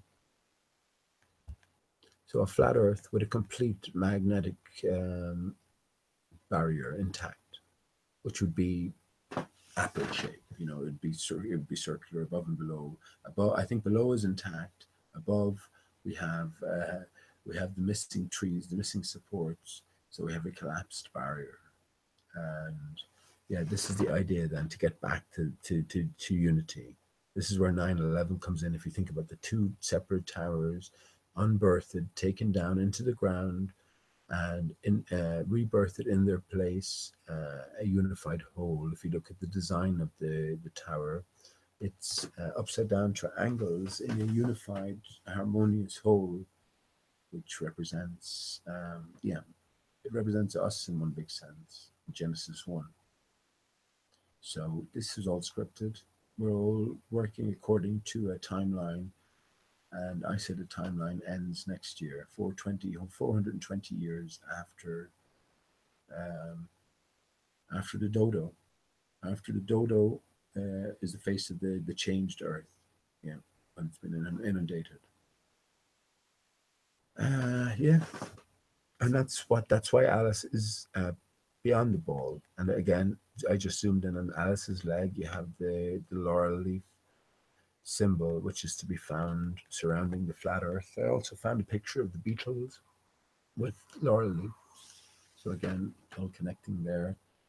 If you look at the arrows, slings and arrows of outrageous fortune is a line from Shakespeare. The Hidden Hand wrote Shakespeare in and around after 1598, anyway, in and around the 1600, same time as the Bible came out. King James Bible, I think, was the original. All the Latin and other Greek translations, they all came afterwards to sort of fabricate ancient history. You had Shakespeare first, and yeah, that was all in and around the same time. 1611 is when the King James Bible is credited to have come into existence. 1611, 9/11 encoded there.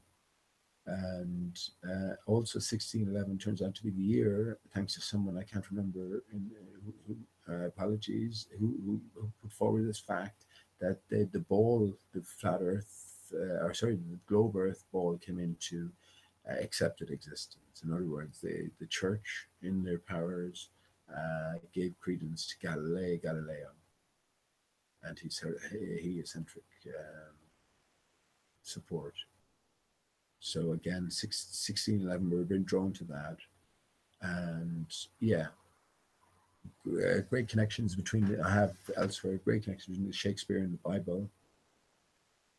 And yeah, it's all by the same hand. It's the same hidden hand. I've already pointed out that, I'm going backwards here, actually. So I'm going backwards in terms, because I'm going to be referring to something I spoke already. It's all about rebuilding the ball, reconstructing our getting rid of the sun, if you will, getting back to our initial conditions, and then everything will be different.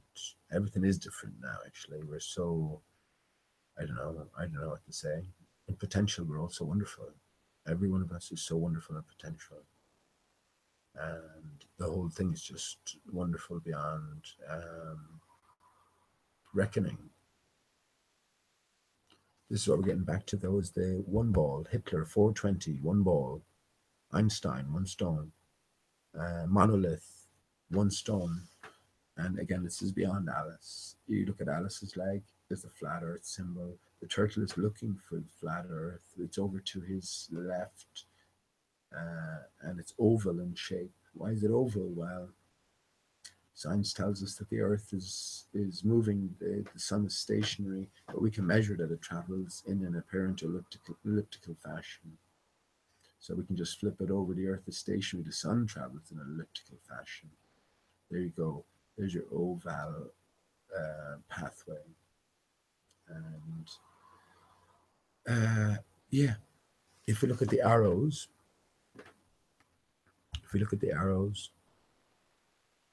at the time, this caused big controversy, this publication. Of course, it was designed to do that. It's like the JFK thing or the 9/11 thing. Keep you mired in an intricate sort of conspiracy, and you miss the simple metaphorical, symbolic meaning to everything. But it's all part and parcel of our awakening as well. Don't look upon it as if you missed anything. This is just waking up to reality, which is far crazier and wondrous than even your wildest dreams could cater for. So let me zoom in.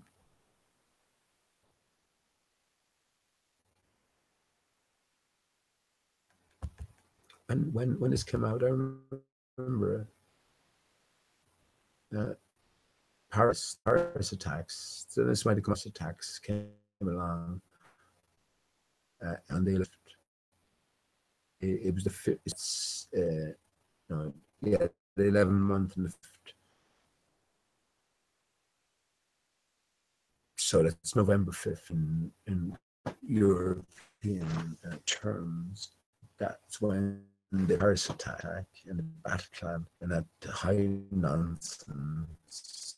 I mean, again, as the psyops go by, more transparent. So Maladubby's arse will recognize that we're dealing with psyops on a continual basis at this stage, or fake affairs, hopes, demands,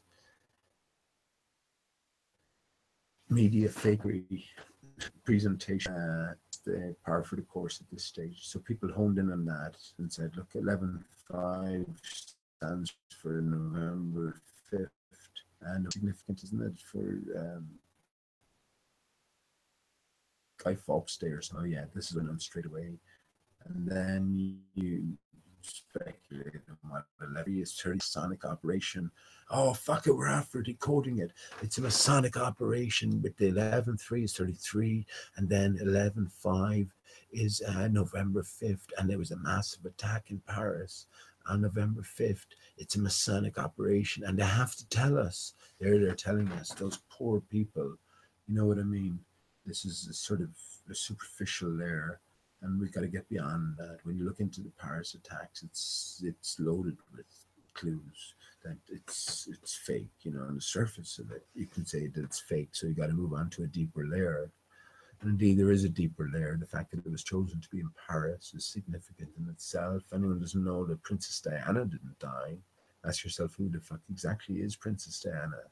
Was there 4 or 5 of them? Was there any one Princess Diana to begin with? You don't know.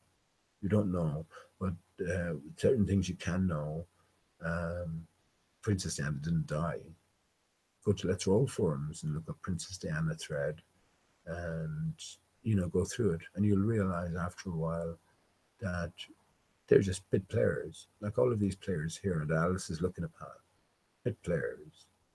There's a greater story being told here. Don't get emotionally attached to any of them, and realize that there is a greater story. You don't know how Diana connects to 9/11, yet she does. Do you know how JFK connects to 9/11? No, I'm not saying no, you don't, but yes, he does. And all of them, for instance, the Titanic sinking connecting to 9/11, the Pentagon, the ground stone laid. Do you know how that relates to 9/11? Pearl Harbor was 88 days after the Pentagon, the laying of the ground stone, the Pentagon on 9/11, 1941.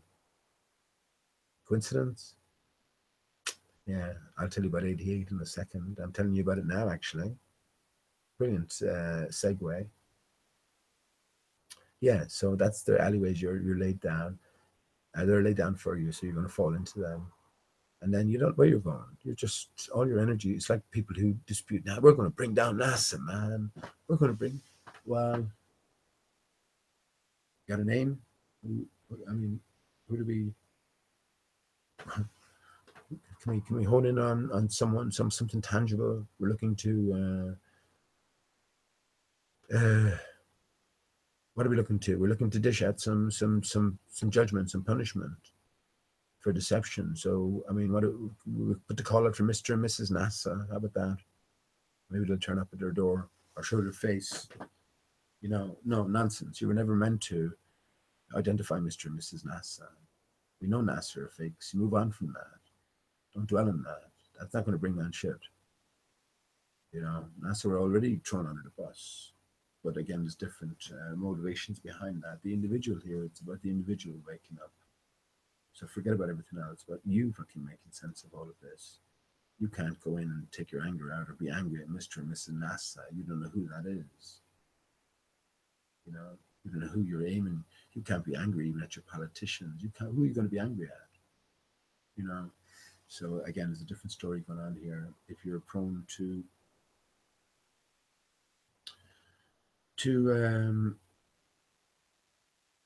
feeling the need to solve puzzles, the greater the puzzle, the greater the need. Well, then you got to move beyond that, and you know, you got to move beyond this 11 vigilant citizen. Yeah, look, it's 11. I'm not saying he said this, but you know, same lines. Yeah, look, it's 11:3. That's 33. That's given the code, hooked code, and then we have 11:5 here. So that, yeah, Paris attacks happened then. You know the one. You didn't hear about the Paris attacks? Oh well, let me fill you in briefly. I mean, there was 80,000 people in the stadium, and the suicide bomber came in. He couldn't get, or he came up to the gate. He couldn't get in. And the bouncer saw that he was carrying something, so he sent him away. He couldn't get in, and the game went on. The bouncer didn't alert any police or anything like that. But your man went up the way a bit and blew himself up, just alone. He didn't hurt anyone. He blew himself up just by the toilets or something outside, up along the wall or something. Did no damage, just a big boom. Yeah, that's the Paris attacks. Or the other guy, where he, or the pregnant woman, she was hanging out the window by her fingertips for about 5 minutes. You know, easy done. No, no problem at all. You know, it's not as if it's as if we all couldn't hang off a wall, you know, 2 stories up by our fingertips for 10 minutes, no problem. So sort of something innate inside of all of us, you know. Or you know, when you get shot with a gun, a machine gun. Actually, that's a good one. I asked one of the guys I used to have a chat with. He was in the army, and he's fired all his guns. And the Paris story came out, and this story came out about this guy, and he gave an interview as well. You know, he had an iPhone in his pocket. Uh, Guns fired from, what was it, M15 or whatever, I don't know, an Uzi. That wasn't an Uzi. It was like a Kalashnikov. I think that's what it was, a Kalashnikov. One of those sort of quick fire rifles, anyway. And yeah, he was talking about how only for his iPhone, he would have been dead because the bullet ricocheted off. And he took out his iPhone, he showed it to the camera, and it was just like one of those stickers. You know those fake stickers that you stick to the windscreen of your car to just pretend that someone's after putting a little hole in it. It looked exactly like one of those, a stereotypical sort of view that you'd imagine a bullet would leave against a metal. You know, cartoons, right, of imagery. Yeah, but I went down and I asked Gary. I said, Gary, do you hear this? And he's going, yeah, what's going on? I said, that was your man's story. And he said, I fired that gun. He said, not only would it blow a hole in the iPhone, And not only would it blow a hole in your man's shoulder, it would have blown a hole in the fucking wall behind your man. These things are on the surface nonsense and transparent. So you can get stuck in the literal and get immersed in nonsense and not progress, or else you can look beyond and ask the more pertinent and deeper questions. And this is it. This is what I'm telling you with this. 11, 5, 11, 3. 11 times 5, 55. 11 times 3, 33. 55 plus 33 is 88. So the hidden hand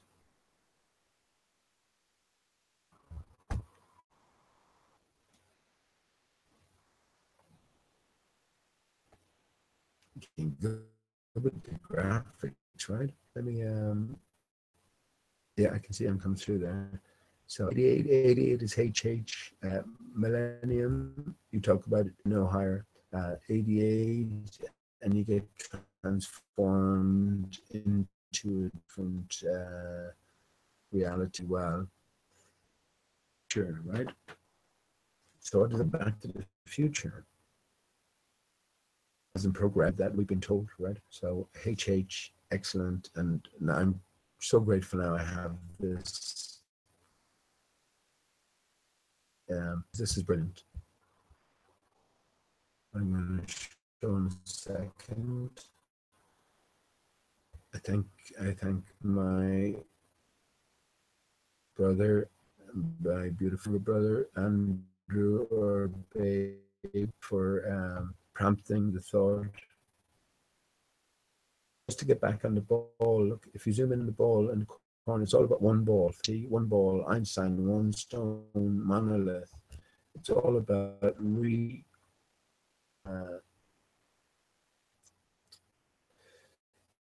what would you call it? And I think, in a big sense, this is a simulation as well about, if you will, conditions of old. And I think we're not going to see the giant tree of other technologies now to hold back the barrier. And I think it's to alleviate us from the prevailing ether, the magnetic field. You see, because if the magnetic field is holding back the waters beyond, right, equal and opposite forces, it's holding back denser water and lighter air on this side, or whatever, rarefied water, if you will, then the force is still going to be felt, and we are living under that force. If we can remember all of the different support structures, then we can alleviate this force. This is where these points, anomalous, gravitational, thermal, magnetic points strewn throughout the Earth, 6 points, I think. One very close to Mauritius, with southern India, which is interesting. This is where these points come in. And I wouldn't be surprised if there's big towers built somewhere in the vicinity, I think beforehand, these were the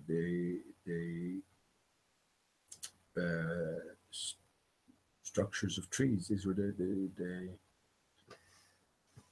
how would you say, the point where the roots emerged and the tree began, I guess, above ground, and they were all destroyed, but the energies are still transmitting. It's like a circuit board, as I said. You just take the bulbs out, but the energies are still transmitting. So you plug the bulb back in, that'll still, kick up. So, yeah, that's what I think we're sort of in the process of repairing. And if you look as well, if you look at the ball here, one ball, again, one ball, I mentioned this. That's what I'm saying. This was a great revelation the other evening when I saw this, because I've been talking about one ball so much, and one ball being the apple without the bite. Tom York, who, another great clue towards the dodo, he was said to be nicknamed Dodo when he was younger. That's telling you that go look at the dodo. Tom York is one of the most famous musicians worldwide. So the chances are just beyond reckoning that this is incidental. One of his other names was given as Salamander. And a salamander will, to save the central core, will sacrifice the outer extremities. And this is what's happened with the destruction of the trees. The inner core was saved. That's why you have a separate ball. Then we're on the outer core, around the outer barrier where the spider comes into it as well. Genesis 1, our initial conditions are behind the inner barrier, and then we're on the outside. And yeah, it's all about a rebuilding.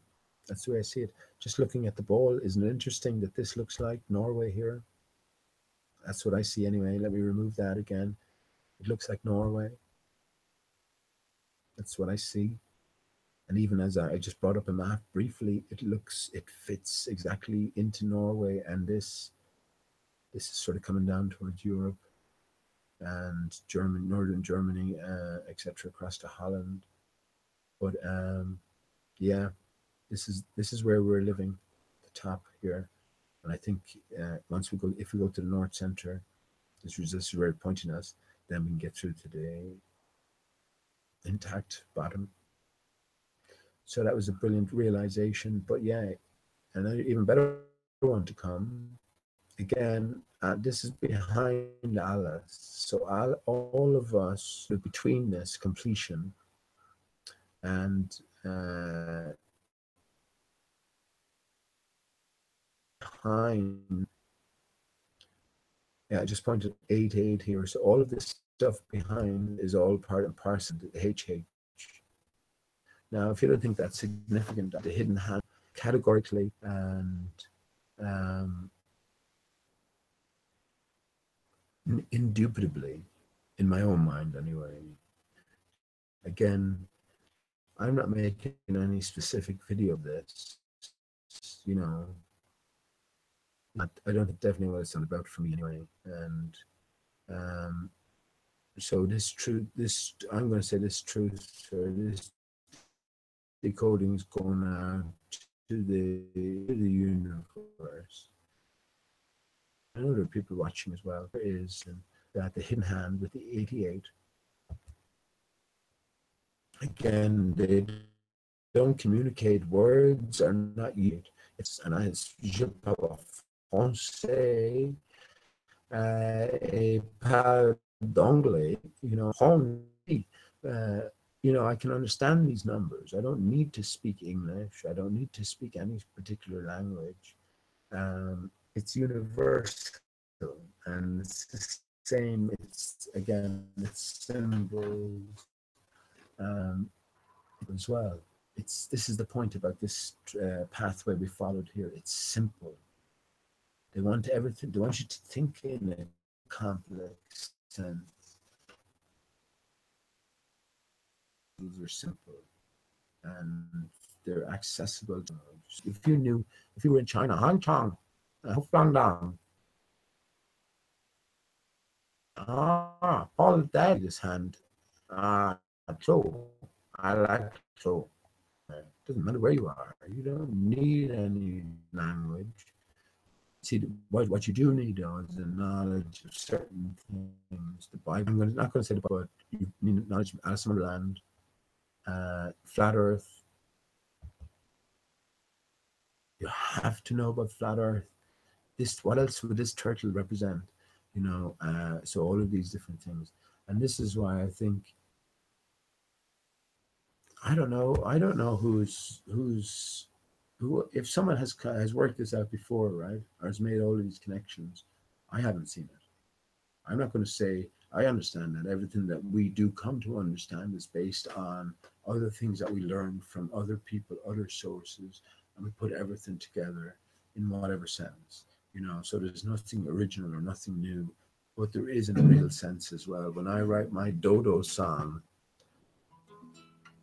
I'm hoping it'll be, well, I'm sure it's going to be one of my best. Like, and I thought my last one was one of the best, but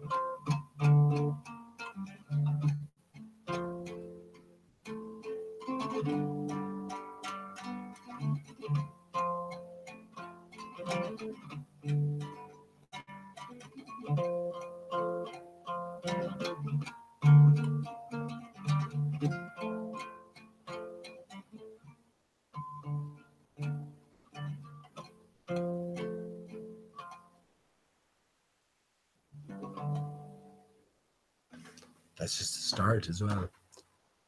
So no, I didn't. That was a diversion there, but the point being that I guess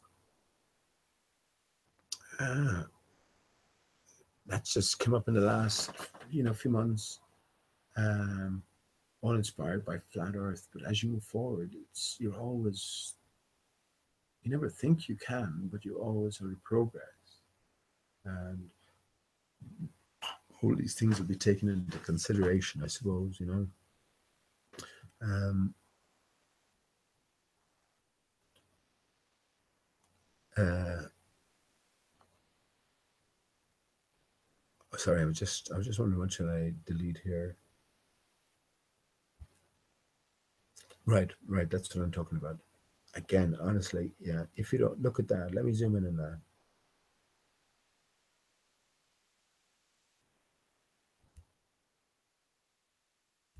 Again, not many people are going to be interested in this. I don't care though. I don't care. I'm not trying to garner any money. Um, what does that mean to you? Above and beyond everything, we have this turtle with, I counted these pins as well, 11 pins. It had to be 11. 11 is completion, 11 is 11. 10, we're in 10 now with the X. So yeah, the turtle's missing something. There's that look in his eye, if you can say that.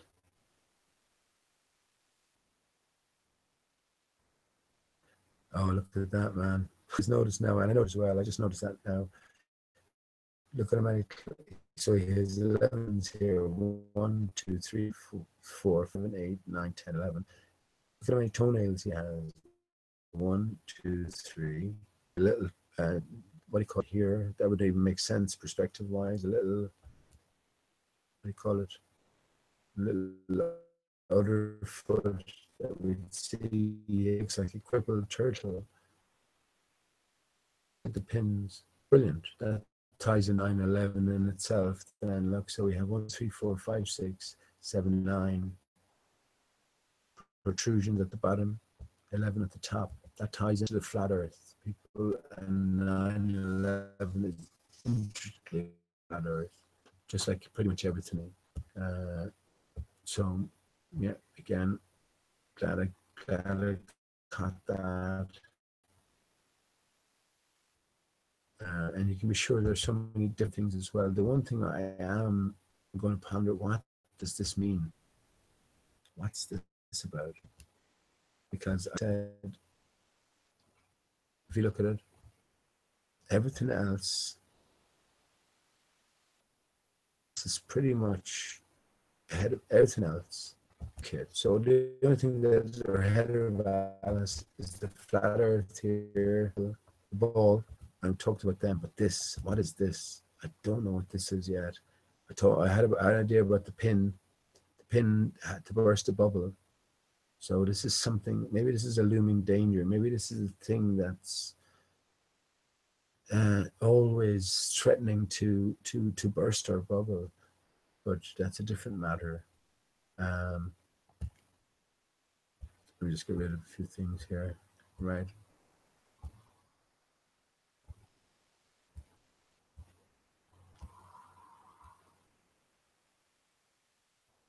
Lovely. That's connected, and I haven't even talked about the north center and like that. It's all but the north center. This is where the hidden hand.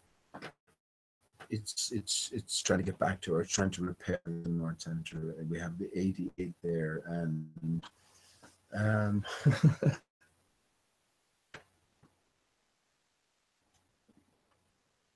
getting late here. Shit. What else losing the sense of time as well? Yeah. Later, I'm just going to continue anyway. So it looks like Norway here. Again, that's where I think the exit point is in Greenland. Look at there as well. Pretty sure it's in Greenland. So one or two places it's in Greenland. Now, it's one or two places are in Mauritius, and I have an idea, a good idea on how to perhaps go around ending. They might be only, and I think it would be fairly easy as well, only because you have to come through some and connects to get that position in the first place. So if and true, only because you have to come through so many different points to get to that. But in a finding out, or not finding out, just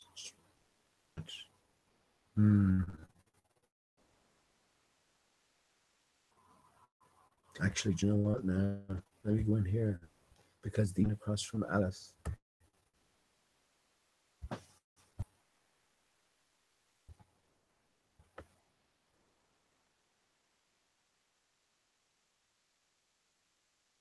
Most of the things are behind the ones, a couple maybe that are in front, and see if there's any more clarity to that. Remember, any of these powers only have power over us if we let them. And I think we have to know. Oh, isn't that hilarious? Isn't that hilarious? Taylor here, Ardent. Where's my? I'll bring up this.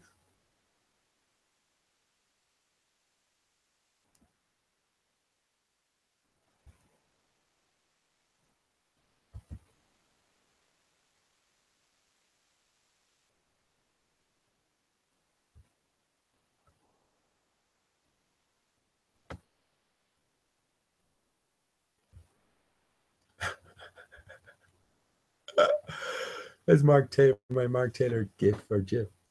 Uh, I'm Ert. I'm really Ert, Mark Taylor. So it's funny that Ert came up there because look at that. That's a blobfish. I think that's one of the deep sea ocean. I don't even think there's deep sea oceans anymore. I don't. It's all so much fucking up close and personal and so much more shallower than what we think. And even when we think about the oceans being 6 miles deep or at the deepest point, when you equate that to an expanse that's thousands of miles, um, then it fails or fades in comparison. But I don't even think it's that deep. You know? That's where the idea of the dodo came in the first place. If you drained away much of that water, you would have a continental shelf, and then you'd have a solid landmass sticking up from everything else. And I mean, I've entertained the thought that the whole fucking lot of this top is a tree. We're all just a sort of a cut tree, just with one piece across. But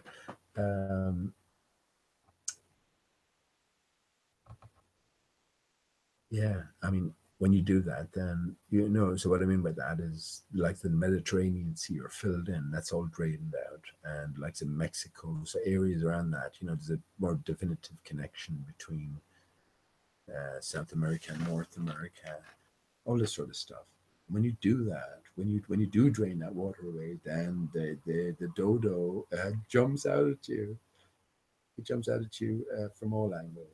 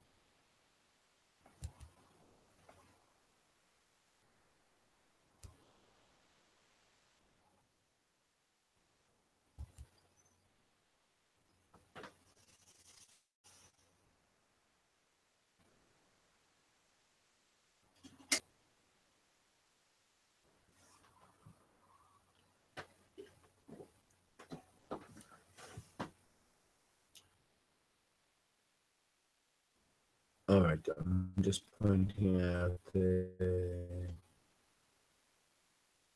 so I showed it twice. Laurel leaves. I showed about Mark Taylor and the art. But this is an interesting skull and crossbones as well, isn't it? And then we had the G.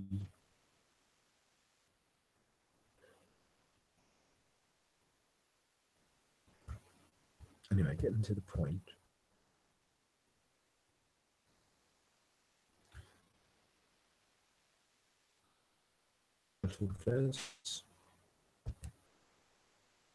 A great issue.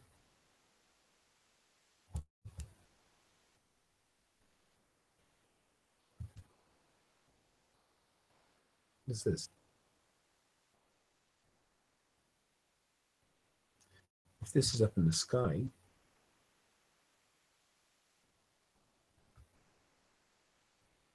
where are they standing? Flat floor, eh? High in the sky, isn't it? Sun and the moon. This is interesting. And I've been saying for a while, I mean, we didn't have the sun here, look, yellowy, and then the color blue. I've been saying for a while, the sun is all there is. There's no stars, there's no planets. It's all the same. It's all the sun. The only way the only reason we see these variations we see is because this light energy is being projected, broadcast like a lightsaber against a contoured barrier. And again, that contour is of paramount importance. The shape and nature of it. When I say the nature of it is, it's an invisible electromagnetic barrier holding back waters beyond, and the shape of it is, again, the best analogy I can think of is like a spider. And the north center, you have a ball. It's a two barrier system, and the inner north center is isolated, and then we're in barrier two, I guess, which starts low at the north, rises up high in the equatorial areas, and drops down low again in the peripheral. So yeah, all there is the sun. But yeah, interesting that the Earth is up here, but it's two sides. But all of these characters are standing outside of the Earth, in one sense or another. Yeah. So I think just to leave this there, look back here, and this I'm just going to finish off with an excellent connection.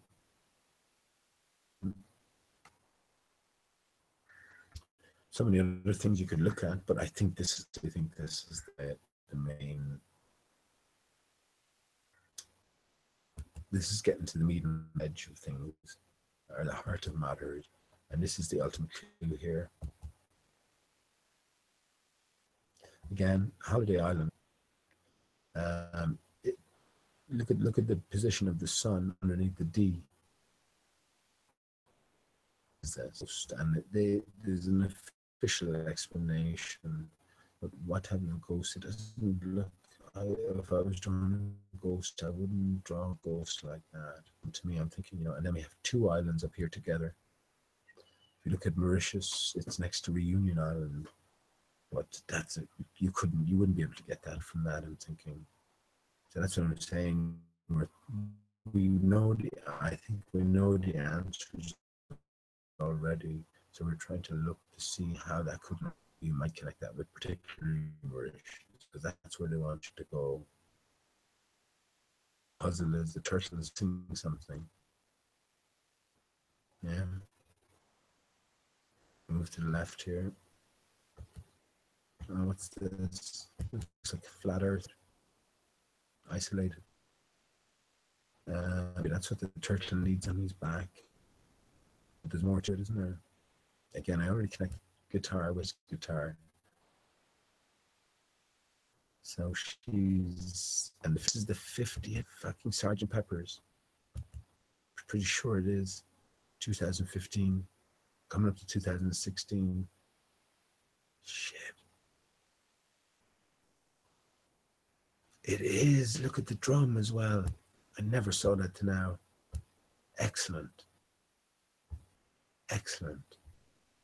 Brilliant. So that's your Sergeant Pepper's. I didn't know how to connect this, but I knew it was the 50th anniversary of, Dell was saying they had a program on BBC maybe last year, or no, maybe this year, and it wasn't, I don't think it was exactly the 50th, so it might have been the 51st or something. It could have been the 50th as well. But that's my immediate thought there. Now that's connecting the Beatles. And again, Patricia Steere has, what's the chances? What are the chances of Patricia Steere having a guitar exactly like this in her room? And when she goes over to stand by it, she looks tiny, like she's Alice in Wonderland. Already made the connection between Patricia Steere and Mark Sergeant Pepper. Mark Sergeant Pepper is the everyone is pointing to Mark Sergeant Pepper. And oh, for fuck's sake. Is there anyone still listening live? Is there? Probably everyone's gone at this stage, are they? That's cool. Seven here. Okay, anyone is still listening?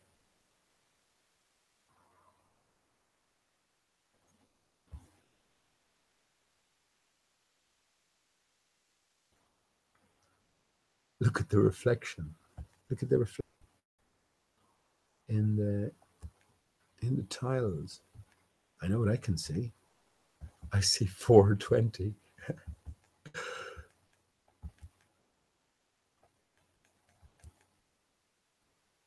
Inverted and reversed in that sort of way. Man. Excellent. I should turn on to, maybe I'm not broadcasting this. I seem to be. I am, yeah. Inverted and reversed. Oh gosh. Again, just another Beatles connection, tie-in, Sergeant Pepper's more specifically.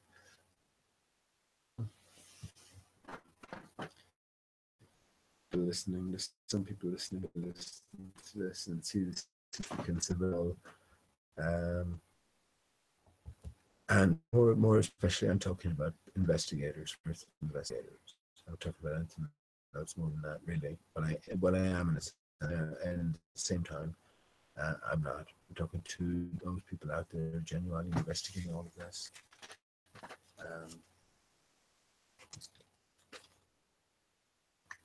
This is all connecting.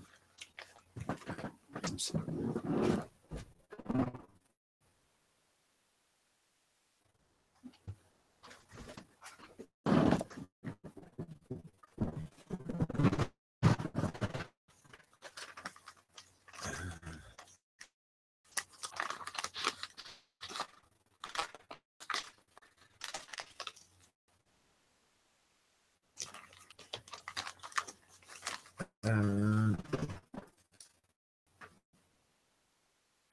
This is notching. Let me just go a few thoughts for Dave High then, because I know Dave has been. So if you listen, Dave, I know you've been.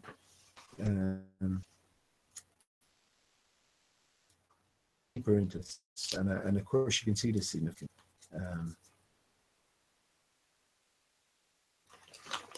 It's not something someone slapped together and has no anything. That's the official explanation regarding can be accept code. I'm after putting a direct line. It's a puzzle, it's a maze, and it doesn't serve to go too deeply into it because this has to transcend all life. And again, it's a sideshow. Alice is looking on to performance. Alice is the one that's real. All of us is real.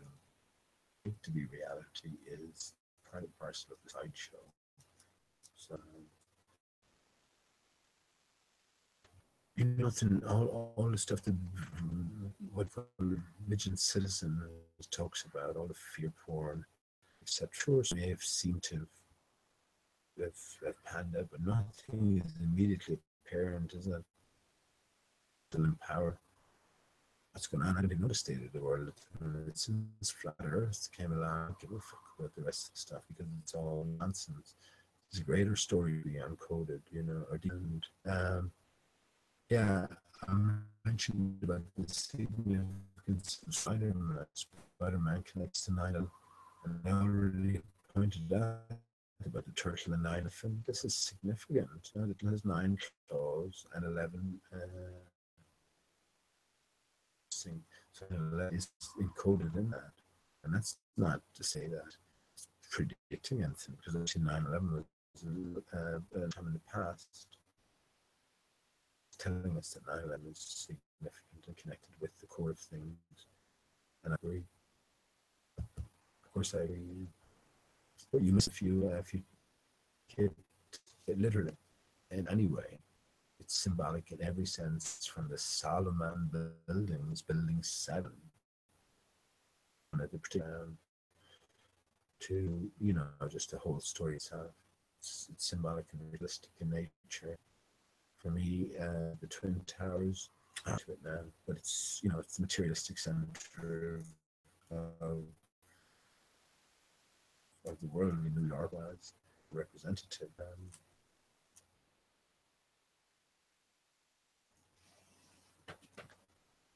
Capitalistic.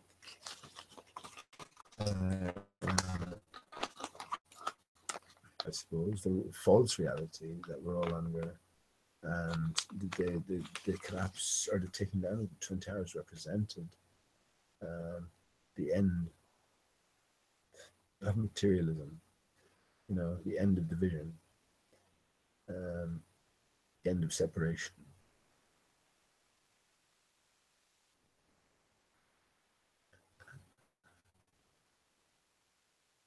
Overnight, I think, and again, the timeline was always set. Spider-Man, again, it ties into 9/11, just on 2003, and looking at the fact regarding that complete CGI landscape or backdrop 11 as well. They had everything prepared a year in advance, if not more. Kid A was released in 2000 as the soundtrack. The Hungry were shown in 9/11, so I mean, what are you going to do? That's my idea of a Spider-Man connection here.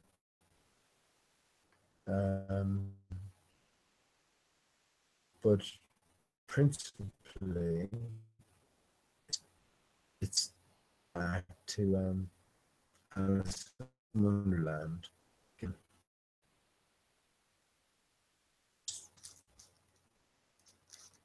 Overlooking the whole scene, looking at the Cheshire Cat as well. It's real. It's real is unreal. What's unreal is real. So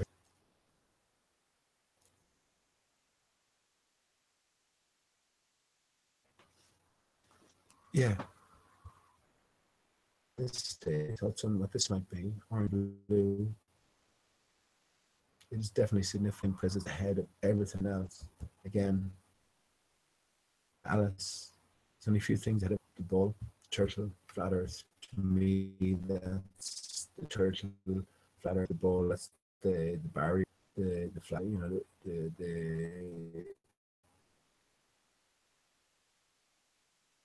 I mean, or whatever the waters beyond that. So yeah, this tip of the beak is ahead of everything else. And if you look back, it has a puncture here that represents that a bit more. If you have any thoughts on that, Dave? Let's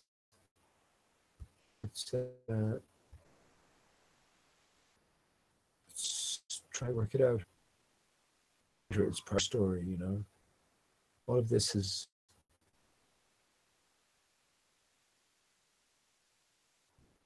so here we go as well. Alice is looking in this wonderland, And the dodo is a fictional character. So once we get to the holiday island, holido, I definitely think that's a clue. Look, I sound probably like a rambling man now with the dodo, but I don't give a shit. Not, I know it's not how I come across, really. Yeah, you can see it's almost directly under the D. So we have a doe there. So there'll be probably a few more subtle clues around that I'm not spotting anyway, but I'm not too pushing it. But definitely would be happy to find a more definitive connection to Honeymoon Island. And if is that a condom? If it was a condom, could you connect that to Honeymoon Island with a smile? That'd be a vague connection, wouldn't it? But you know, I mean, for me, somebody over a drink or something, rather than just talking here myself, because it's probably not holding the interest of too many. But you know, listen. Yeah, I can't see anything that's too significant, Dave.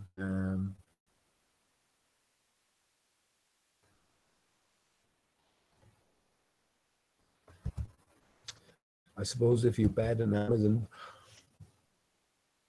I suppose if you bet on Amazon in 2000, if they were going to skyrocket, and I was thinking about that myself, and I don't like any thoughts, but yeah, if I was, Amazon would have definitely been a good. That anyway, it's going to skyrocket, and I wonder how it did do since 2015. It's more popular now than ever, so it has to have increased at a what do you call it rate?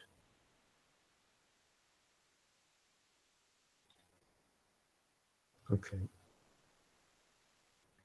okay. Let me shut the hell up. I fucking said a whole lot, and I'm guessing to most people I didn't say anything at all. Swear.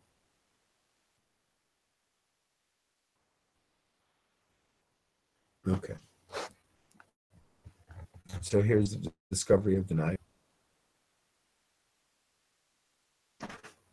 Here's the discovery of for me.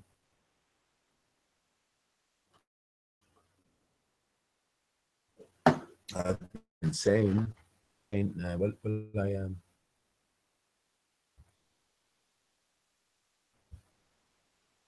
yeah, I'll start open a new one.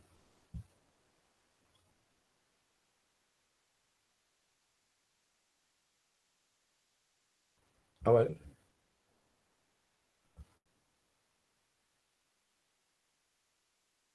um, oh yeah, I've been Soto leads to 8-8,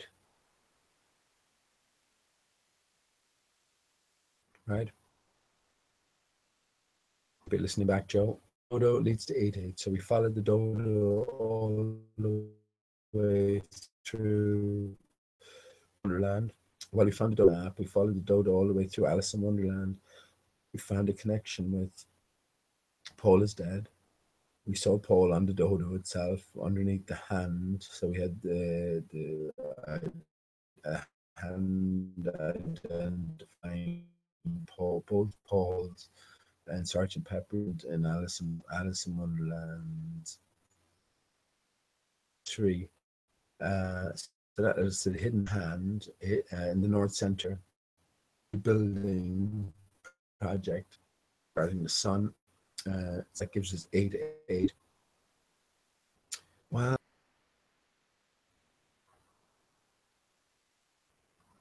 Let's turn. Hang on. Look at that. Let's turn the 8.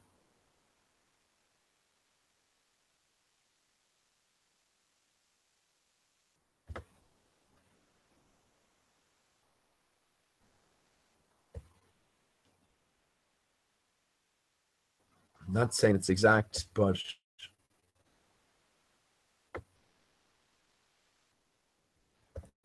close. It's almost too close for comfort.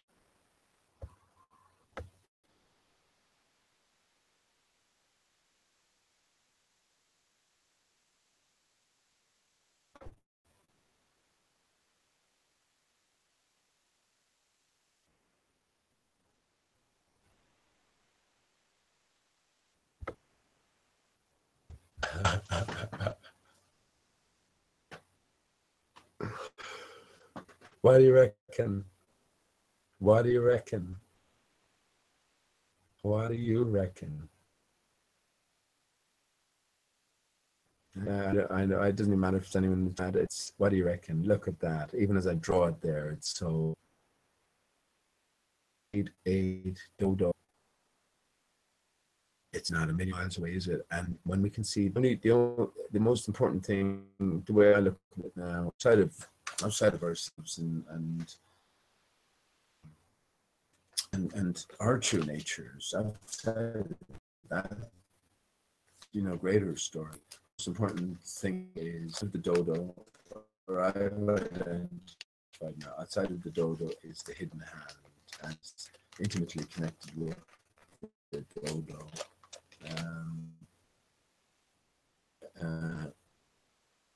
The hidden hand is 8-8. We lay 8-8 on its side, and we do a do and a do. 8 hidden hand. Even I drew the 8-8 there, and the dodo looks exactly like. It looks exactly like. Stretching it, I can be stretching. And be stretching it. I don't care what you say. Well, I'm not. It doesn't matter what I mean in that sense, but why is my screen not coming up?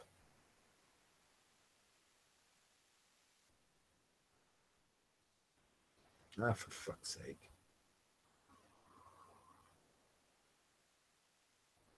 Oh, hang on. It has. Oh, gosh. I don't know what I did there then. So hang on, let me just see where the last. I have to show this again then. Why is it not coming up there? So where's the last piece I showed you?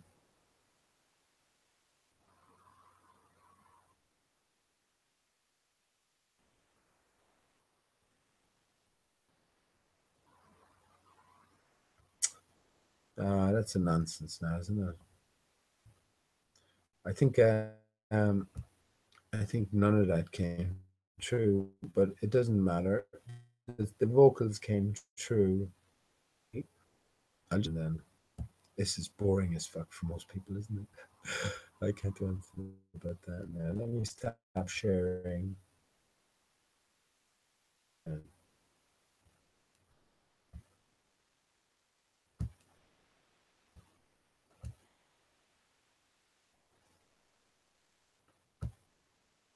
Oh yeah, here we go. You should be able to see that now. So let me just undo that again. So this is the point of everything then, I guess. So yeah, I talked about the hidden hand. Again, this is just for people who've been following. If you haven't been following, this won't make any sense. I don't know anything about that.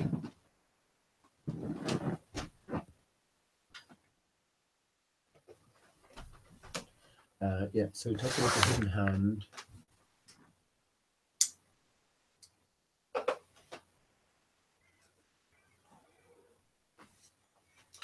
The North Center, I guess the restoration project that's ongoing,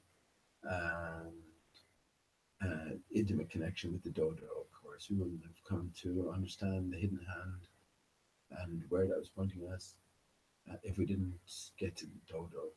So they both are intricately connected, and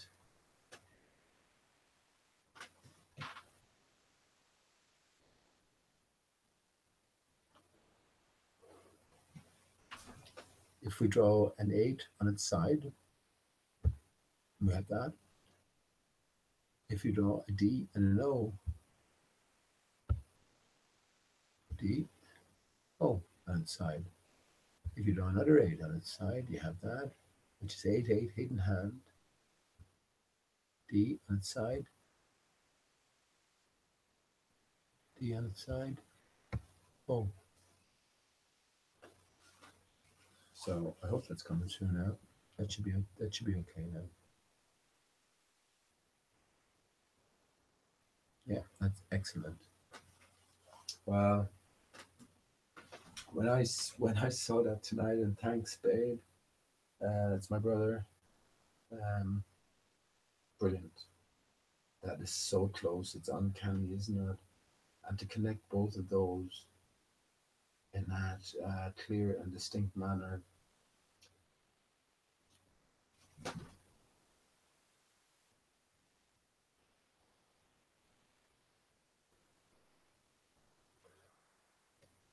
It's clear. It's a clear thing, and it's off the charts. It's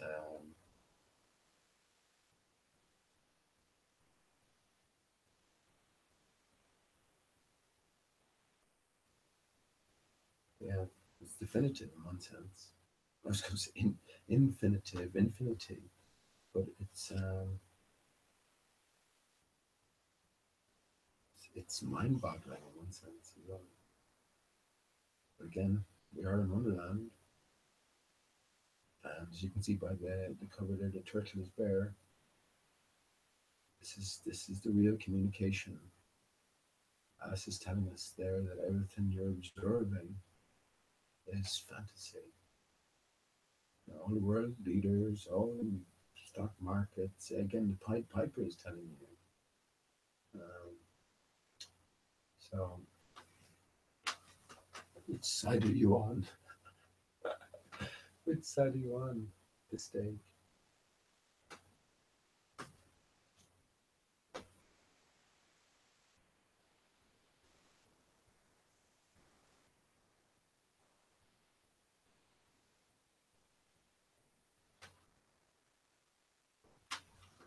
I know which side I'm on. I'm on the side of Alice.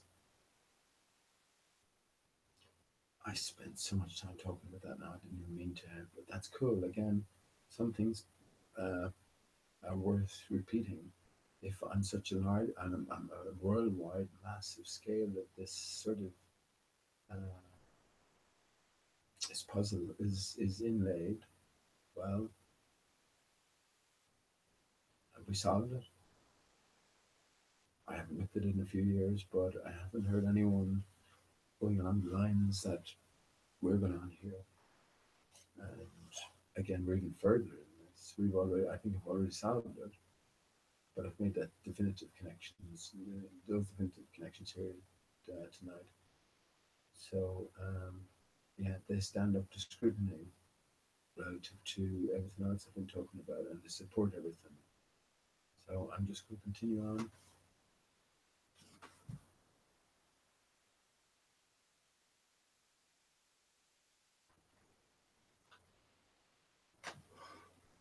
From where I'm at without looking back. And two questions. Yeah, two questions. Two bigger questions remain. Mauritius. Is it Mauritius or is it the North Centre? Because Mauritius now seems to be coming back into focus. So that definitely merits more attention, especially now since it's found very close to that magnetic anomaly and that link that I read out earlier on. I started to lost continent discovered. That's an amazing link. Let me read that. Can you see that?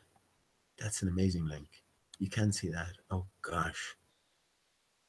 So if this is our gateway to okay, let me just read it. I'm reading this for the first time. So it says there may be other fragments of supercontinent uh, Gondwana scattered around under the sea, say researchers. Yeah, well, researchers say it must be true. Let me just read this briefly. Scientists have found the last continent under the island of Mauritius in the Indian Ocean. I wonder, I haven't read this now, I wonder, pretty sure they'll mention the dodo. I wonder will they mention giant turtles and elephants in the same article. That would be amazing. That would be absolutely amazing. If I find 420s anywhere, I'm going to crack up. Again, I've never seen this. I'm going to save that. I've never read this before. Never saw it out. So anyway, let me read it. The tropical island nation was formed from lava spewed by volcanoes over a period of about 9 million years. Bullshit, bullshit. But researchers recently identified a mineral that was several billion years old. Several, I mean, the Earth itself is only 4 billion, so several billion in rocks found on a particular or a popular tourist destination. Further investigation by a team of geologists led by South Africa's. Okay, well, again, I'm going to read the names because if this is fabricated, there might be lots of encoding within the names. South Africa's University of Witwatersrand. Witwatersrand. Okay, Witwatersrand. We have waters in there. That'd be interesting to look a bit deeper into that. Concluded the island was actually sitting on top of an undiscovered fragment of the 200-year-old supercontinent. Just anyway, we know this is nonsense, but anyway, go on. Gondwana.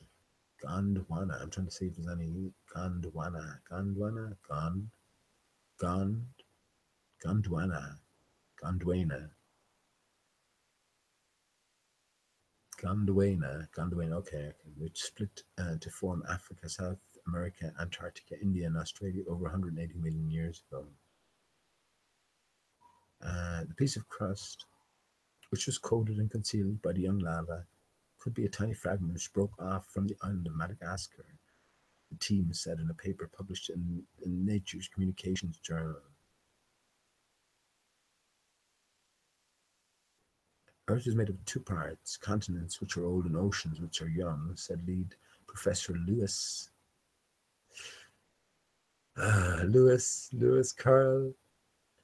Professor Lewis Ashwell. On the continents, you find rocks that are over 4 billion years old, but you find nothing like that in the oceans. As this is where new rocks are formed. He added, Mauritius is an island, and there is no rock older than 9 million years old on the island. However, by studying the rocks on the island, we have found zircons that are as old as 3 billion years old. This is nonsense, isn't it? But zircons are minerals that occur mainly in granites from the continents. They contain trace amounts of uranium, thorium, and lead, and they are highly resilient, which means they contain a rich record of geological processes and can be dated extremely accurately. Of course they can, because if they couldn't, no one would believe your shit. The fact that we have found zircons of this age proves that there are much older crustal materials under Mauritius that could only have originated from a continent, said Professor Ashwell. Lewis Ashwell. So I wonder, I'm just looking, will Ashwell, does that decode into something, a bit of an anagram of something? Shawl, S-H-A, Professor Lewis Shawl. Lewis is shawl. A shawl is a sort of a cloak, isn't it? It's sort of a concealment. Anyway, discovery was not completely new, as a previous study found traces of the minerals back in beach sand back in 2013. However, the result was dismissed by the academic community at the time. They said the mineral could have been either blown in by the wind or carried on vehicle tires or scientists' shoes. This is nonsense, isn't it? I mean, honestly, all of this fucking and scientists said, but scientists claim that those scientists said that this is nonsense because the academic community agrees. You know, this is stupid, and it's all nonsense in the first place anyway. I don't see any mention of the dodo. In fact, we found the ancient zircons in rocks, 6 million year old trichite. That corroborates the previous study and refutes any suggestion of wind-blown. Look who's in the corner here, Princess Diana. Look at that, Princess Diana and Dodo Al Fayed. In knew I'd find the dodo. Oh Lord.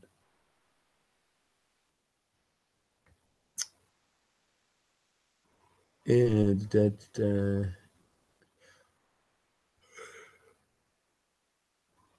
no, there's nothing else too interesting as far as I'm seeing anyway.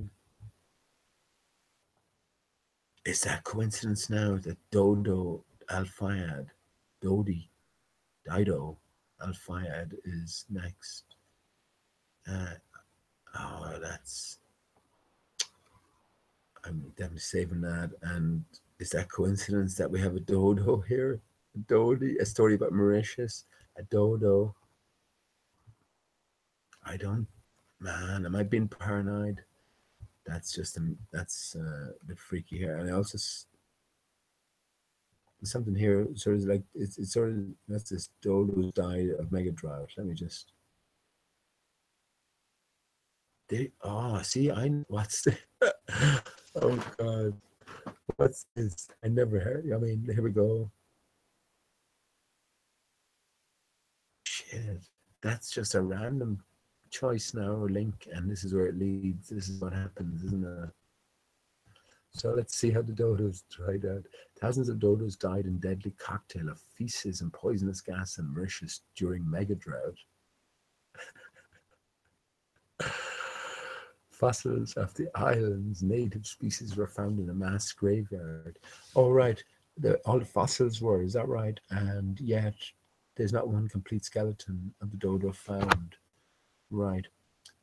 So immediately, this is yeah, yeah. This is telling us. Look at the date here. 311. So 1511. 311 is 33. The hoax code is telling you that this story is encoded. I was hoping for 420. That would have been brilliant. Uh, but no, we have 429. So close, but no cigar. I wonder if 429s come to 430s come to 120. So there's your 911.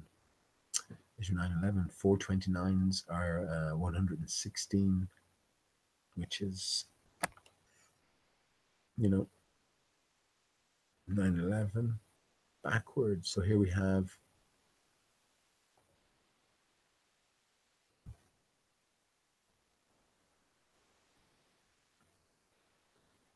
yeah, there's the dodo, there's the flat earth, there's the flat earth map. I don't think this is the correct form. If we can think about South Africa or South America wrapping around the north of South America here, wrapping around Mexico, up around North America, Canada, wraps around Australia, America, not America, Asia, all the way over to Middle East, Africa, back up and around. But that's not quite the representation. But let's see what they have to say. Dodos have long since been known as one of the unluckier species in the animal kingdom, but a recent study has suggested they didn't have the best time of it, even before they were hunted to extinction. An ancient mega drought is thought to be behind the deaths of thousands of dodos and I knew it, giant tortoises. There you go. So we're in for a little disclosure here. So we have dodos and giant tortoises, which are found in a mass graveyard on the tiny paradise of Mauritius. Mauritius. The island to which the dodo was endemic. Many of the islands, I wonder we'll get elephant in here. Many of the island's native species were found dead in a soup of poisonous algae and their own feces. It was reported in the latest issue of Holocene. I mean, this is all nonsense. It's all fantasy fabrication, but the real story is about the dodo. This is why they keep doing this. This is why, because it's encoded, and it encodes flat Earth, or it's associated intimately with flat Earth.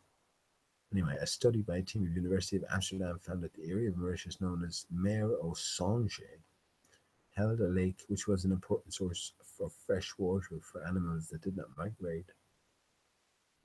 As a prolonged drought forced animals to one part of the island where they know all this, like going back to generations and thousands of years of excrement. So as a prolonged drought forced animals to one part of the island where there was still fresh water, their excrements produced hypertrophic conditions that combined with salinization and high temperatures. The result was a deadly cocktail that resulted in the deaths of an estimated 100,000 vertebrates by intoxication, dehydration, trampling, and miring, and promoting a unique conservation of fossils.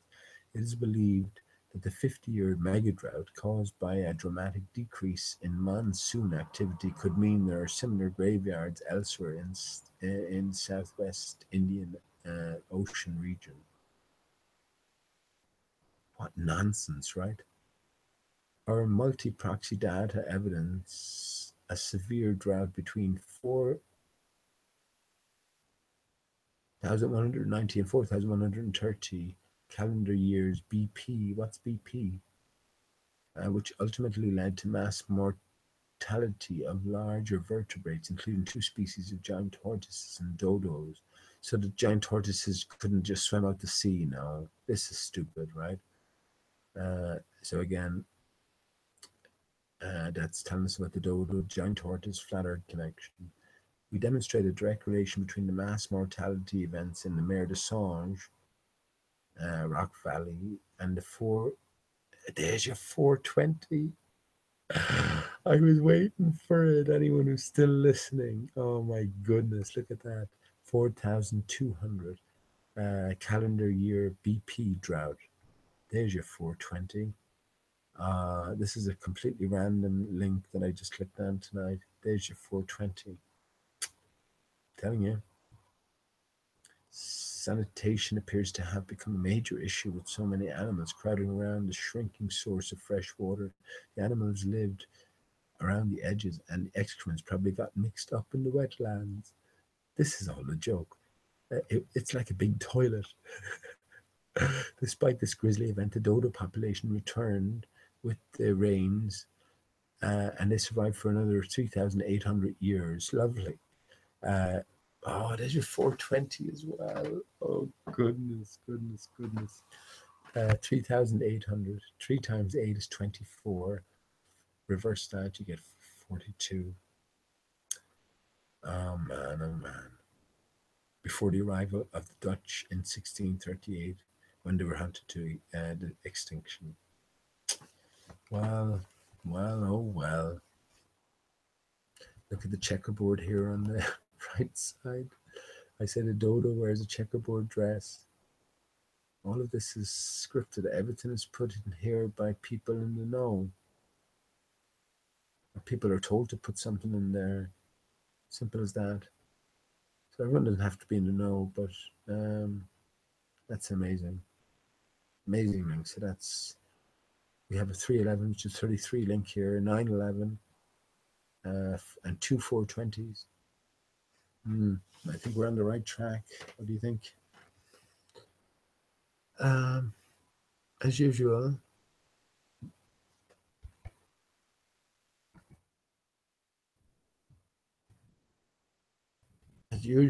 I kind of do get stuff talked about, and then I don't as well. So that's just the way it goes. Yeah, I hope all of that came through okay. I know there's not many listening at this stage, but yeah, I'd like to point out specifically a few things, just the 420s there. That's the amazing corroboration. I say it's all about 420. The dodo was discovered in 1598, so that's when the earth was inundated. And 420 was always set to be the year, 420 years afterwards, that a relaunch was activated. That's my thoughts at the minute. The other great thing I learned from tonight, and I know it's not coincidence, is the hidden hand, 8-8. On its side, and you write dodo on its side, it's 8-8. Dodo 8-8. It's too close to it's too close to dismiss. So I'm going to continue on as I am. And anything else that, well, I'm not going to say anything else that's worth talking about because I definitely loads of things to talk about. But yeah, for the moment, I'll leave you with some sound advice from Cat Earth. So thank you, Cat Earth, for that. And I think we'd all do well to take some of this advice on board. Don't go full dodo, dude. Don't go full dodo.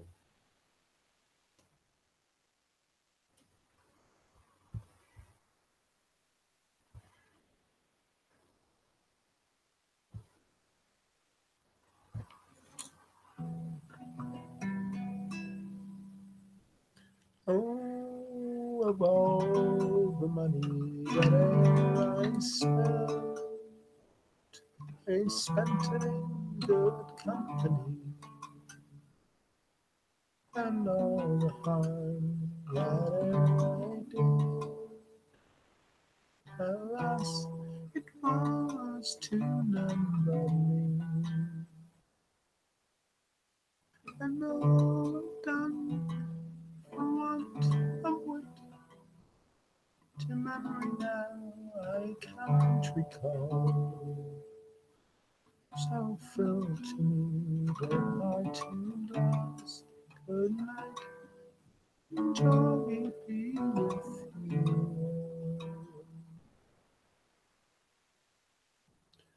If I had money enough to spend and leisure to sit a while,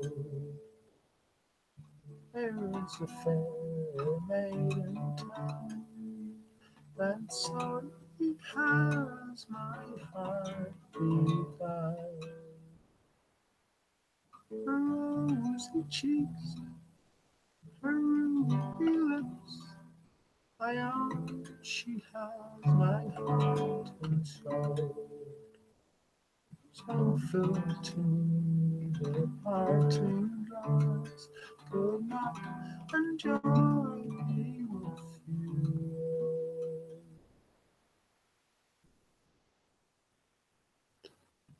Oh, all the comrades that e'er I had, they are sorry for my going away, and all the sweethearts that e'er I had, they'd wish me one more day to stay. But since it falls unto my lot that I should rise and you should not, I will gently rise and I'll softly call. Good night and joy be with you. I will gently rise and I'll softly call. Good night and joy be with you.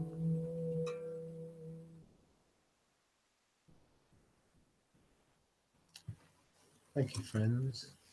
Oh, well. And I love you, Steve.